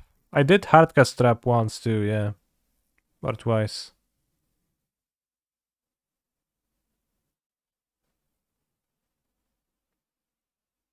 I'll just not play Trap anymore. Well, I'm winning despite the Mindbreak Trap. Not thanks to it. Portable head, but I'll just not play Trap anymore. If you see a Trap in my sideboard ever again, you are free to call me out and say, Canister, bro. You freaking nerd. I told you.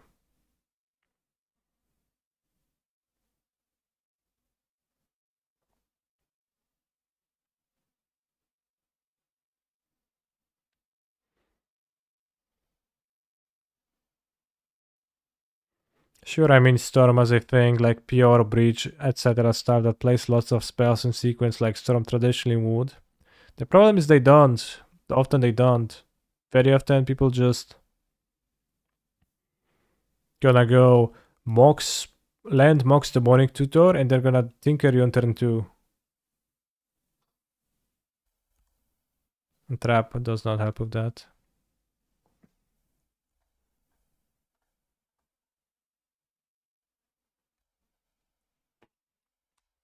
Golos goaded.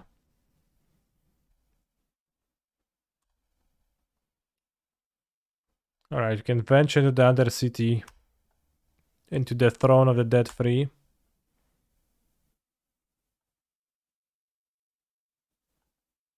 Torpor Orb. Time Vault. Foundry Inspector. Phyrexian Metamorph. So now if I name the saga, I just kill them. Because it just resolves and they can make the blocker now.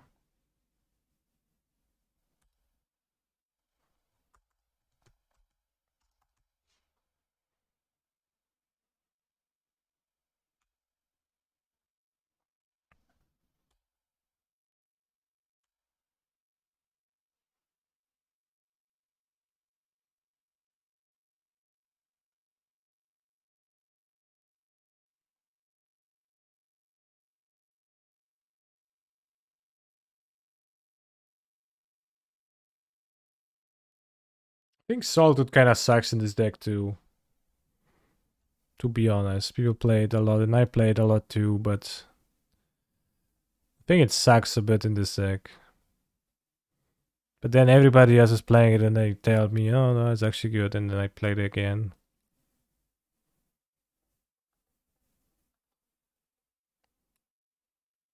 So he went 0-2 into the 16th place. So pretty nice result overall. Not too unhappy. Maybe I'll play Initiative tomorrow. If we go to Vintage, we go Mono White Initiative. Let's play the cards that I like, that are good for me. Loran is great for me.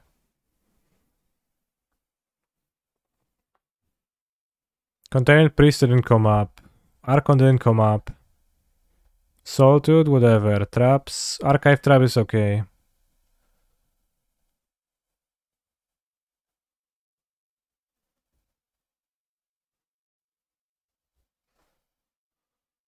Loran, honestly, I could play more Loran.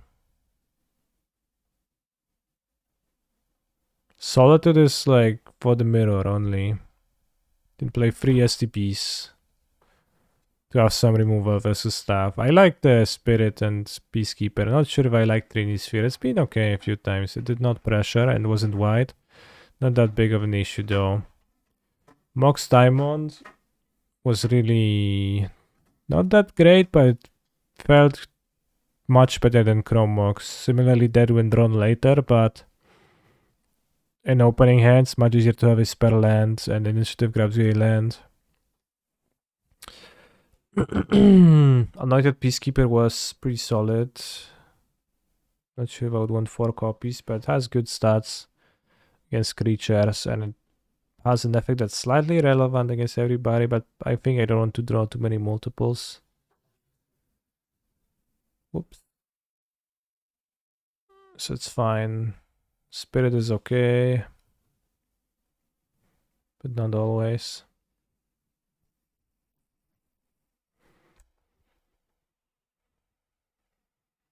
I trimmed the Trini Sphere. I only have Ancient Tombs that are really good with Trini Sphere.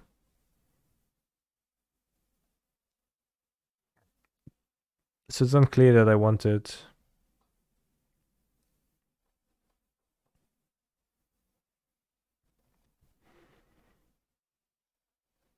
City of Traitors is okay if you have City of Traitors plus White Mox Diamond, then you have make 3 mana, then you just play with those 3 manas for a while. But I cut it for a Plains. I had it in my deck and I looked at it and I cut it for a Plains eventually. How does this win against Hogak? I think often you're gonna lose, otherwise you Tabernacle them or you Wasteland them.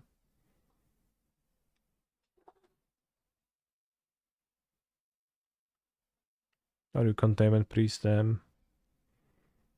Or you name Bazaar with Anointed Peacekeeper. Or you Salted them. I think Salted for 5 mana. Well, just so expensive, you can't really do that too much.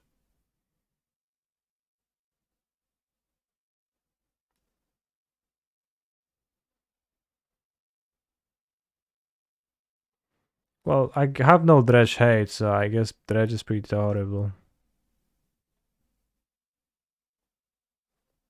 I just have the needles.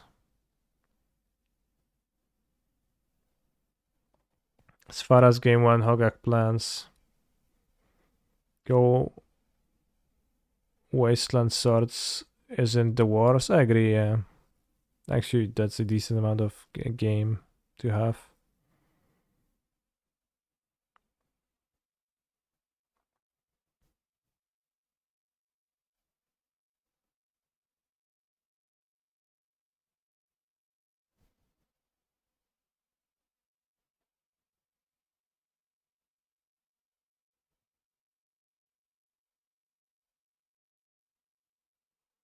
Mana Crypt was very nice because we frequently had Mana Crypt planes, so that was good.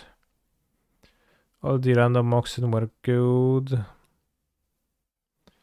Having a decent amount of white sources was good too. We currently have 1, 2, 3, 4, 5, 6, 7, 8, 9, 10, 11, 12 real, 4 caverns, and Lotus on top of that. So you have like 16 white, if we count this as white fully. Which, in this version, we have lots of creature type overlap. Human, human, this orc cleric, this cleric, human, archon, spirit. If you wanted cards for grindy matchups against the Planeswalker decks, is there even anything you could play in Vintage? Well, assuredly, I guess, but not sure what.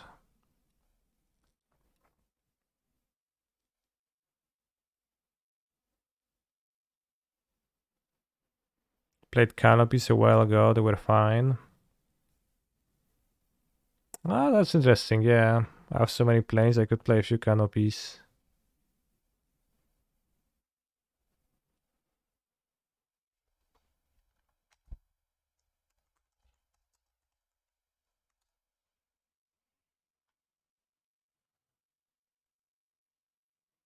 It's got one of the robot planes.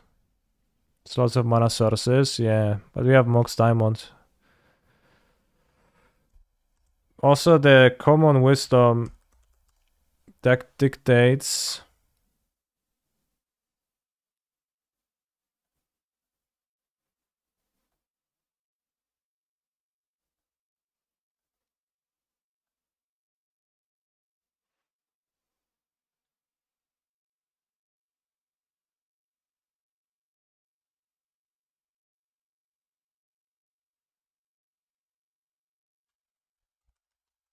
I lost my train of thought.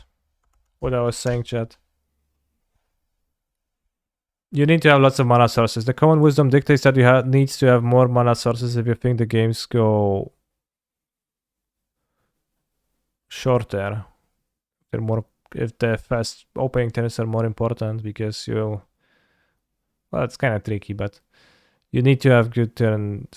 But you need your first few turns to be good, and then you can scribble something together with top decks. But you can skip top decks that draws are kind of fine.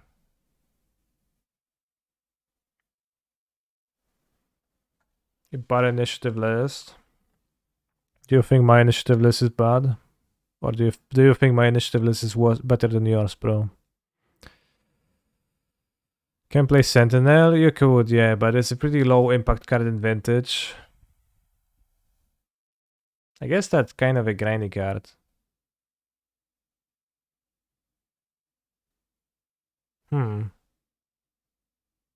Like against a grindy deck, I would kind of want the Sentinels, maybe. But it's a pretty low impact card. And when I have 30 mana sources, I really don't want my cards to be 1/1s that don't do anything by themselves. They don't really pressure, right? Nor do they hate much. Because if my opponent wants to, they can just pay. And also, like, not that big of a effect. Better because no mind breaks, yeah. Step 1.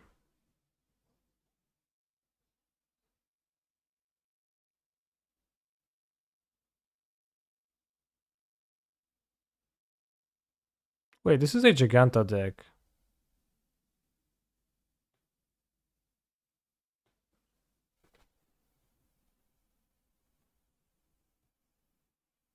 Fucking Chalice. Well, I could not play Chalice and then it could be a Giganta deck.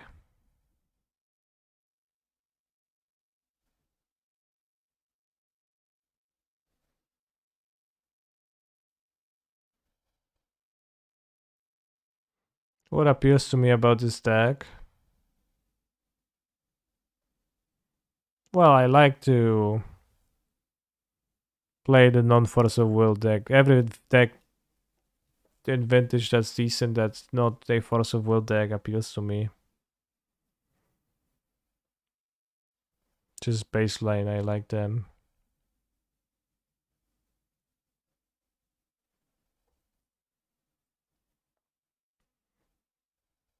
Play Thorn over Chalice.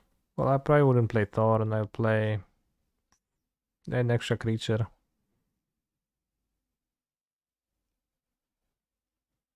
Over other non-foe decks was kinda implicit. I mean, it's new, it's kinda nice. Chalice isn't cuttable. Whoa. I mean, Gigant is a companion, bro, do you know how good companions are?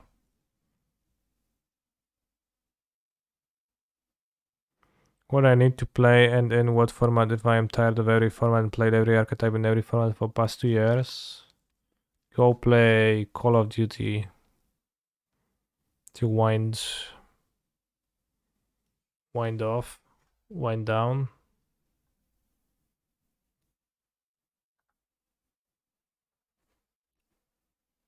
Like maybe if you're tired of everything, maybe you don't need to play more magics. How do you cast Giganta though? With Sunbait Canyon, Horizon Canopy, Cavern of Souls on Elk, Mox Ruby, and Mox Emerald, and Mox Diamond.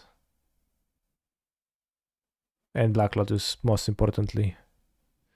So it's not that you have, like, you have a decent amount of sources. This would also, of course, be changed to the color.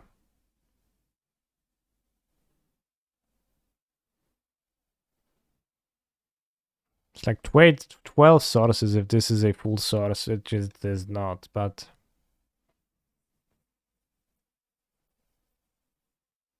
Undercity makes treasure, yeah. So you can... you can make cast together this way.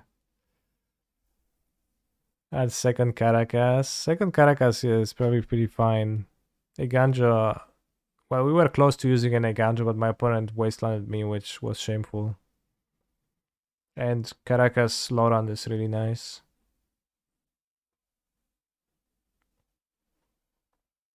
You can also Caracas Giganta. Is Lion Arbiter Vintage playable? Kinda almost playable. Initiative searches for basics, so it's pretty awkward, but...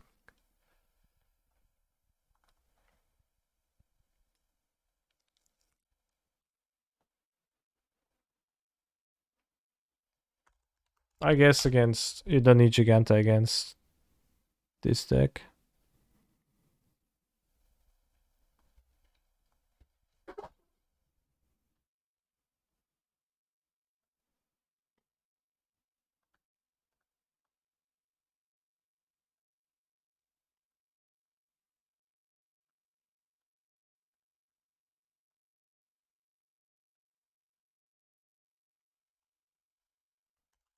I guess especially with the Horizon lens, I kinda like 2 Caracas.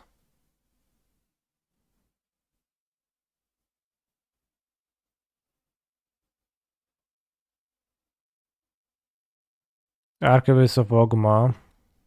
Interesting card.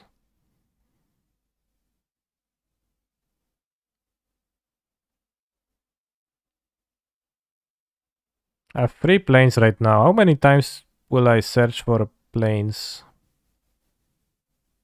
in a game?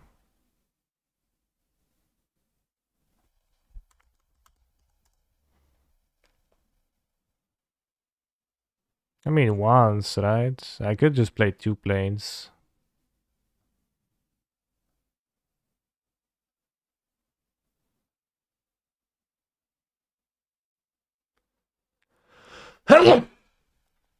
Oła.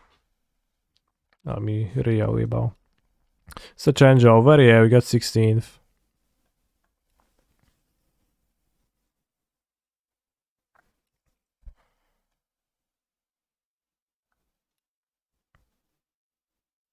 And Loran was super good. 23? Free planes? What's the correlation between Canopy Lens and Caracas? The amount of basics you can fit into your deck.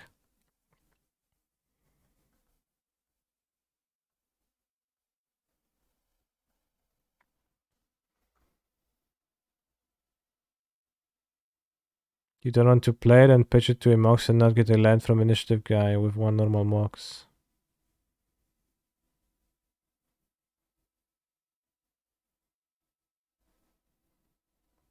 I mean, you still have 2 in your deck. How many times per game are you going to be entering the Sacred Entrance?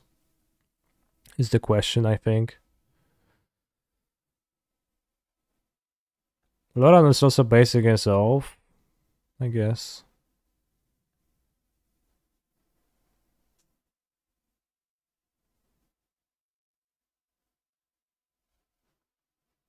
Both planes are in your open air.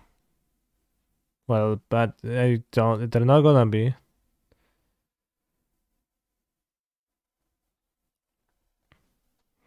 Soldering not sexy enough even with Giganta.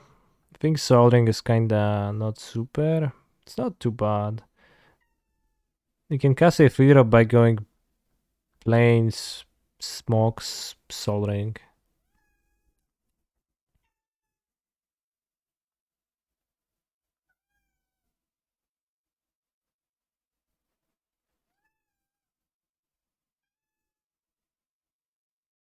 I wouldn't mind soldering.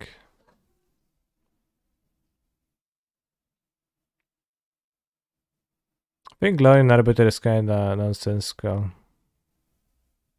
We have an extra Loran, then we can play Force Pit of the Labyrinth and... Let's just play 3 Loran, 2 Caracas. Loran's been so good for me. And then we can assemble the combo and draw cards, and it kills Hollow One out of Bazaar, it kills Saga out of Saga decks, and kills Citadel. Kills, well, anything versus Workshop.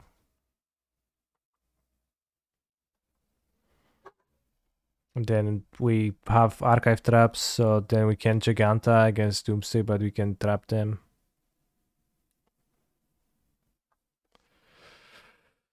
Congrats on your results, Zerk. 0 Caracas for Loran. No, 0 would be too few. I have to. Too bad they're matching, but I guess.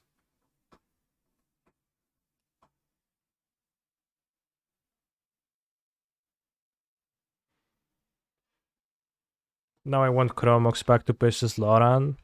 Bro, it's fine. It don't need that.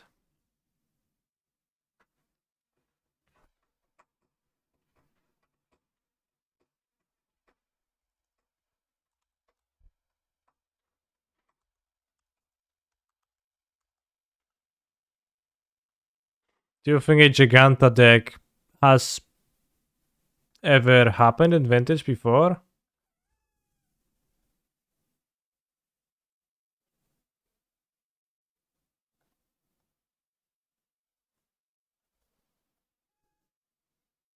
Probably.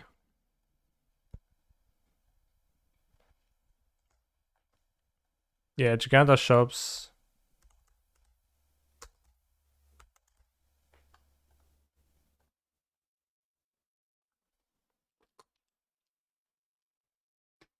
Plenty of times.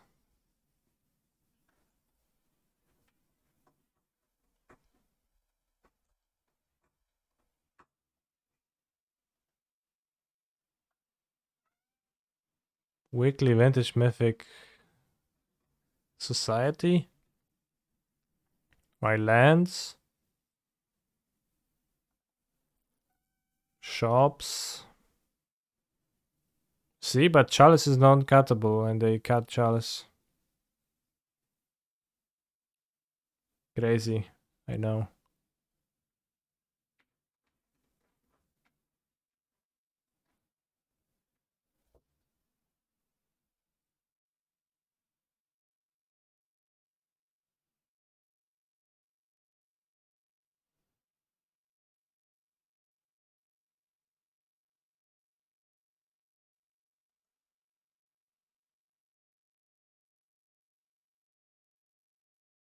I never liked Chalice in non-bazaar decks. It does hate you. It does make you hate yourself. A decent amount of time. We also have 2 Containment Priests in the sideboard, which I guess help against Vengevine a tiny bit. Like technically against Oath, but we haven't played against Oath. And they just weren't useful the entire time. I'm not sure if Containment Priest is supposed to be there, but I think Lotus Petal is worthwhile. I don't think so. I have enough white sources right now, so I don't like that. Ken Giganta, also Ricard Black Lotus, can't remember. No, it was Lurus. But we're kind of far away from playing Lurus. So we're not gonna be doing that. Anyways, thanks for watching today. It was a pleasure for you to game. Is Mox Diamond better than Chromox with 21 lands? It's way better. Initiative creatures always bring you a basic land. Remember that. And Chromox just sucks as a card. It's much easier to spare lands than it is to spare spells. And I'll see you tomorrow. I'll be playing in the Vintage Super PTQ, probably with this deck. And maybe Pioneer Challenge. Oh, shucks, there is a Modern Challenge in 2 hours, 8 minutes. Damn. Probably not gonna play it though.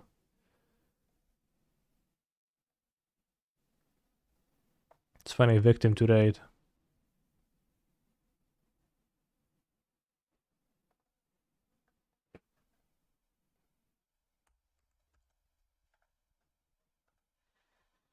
Thanks for the sub.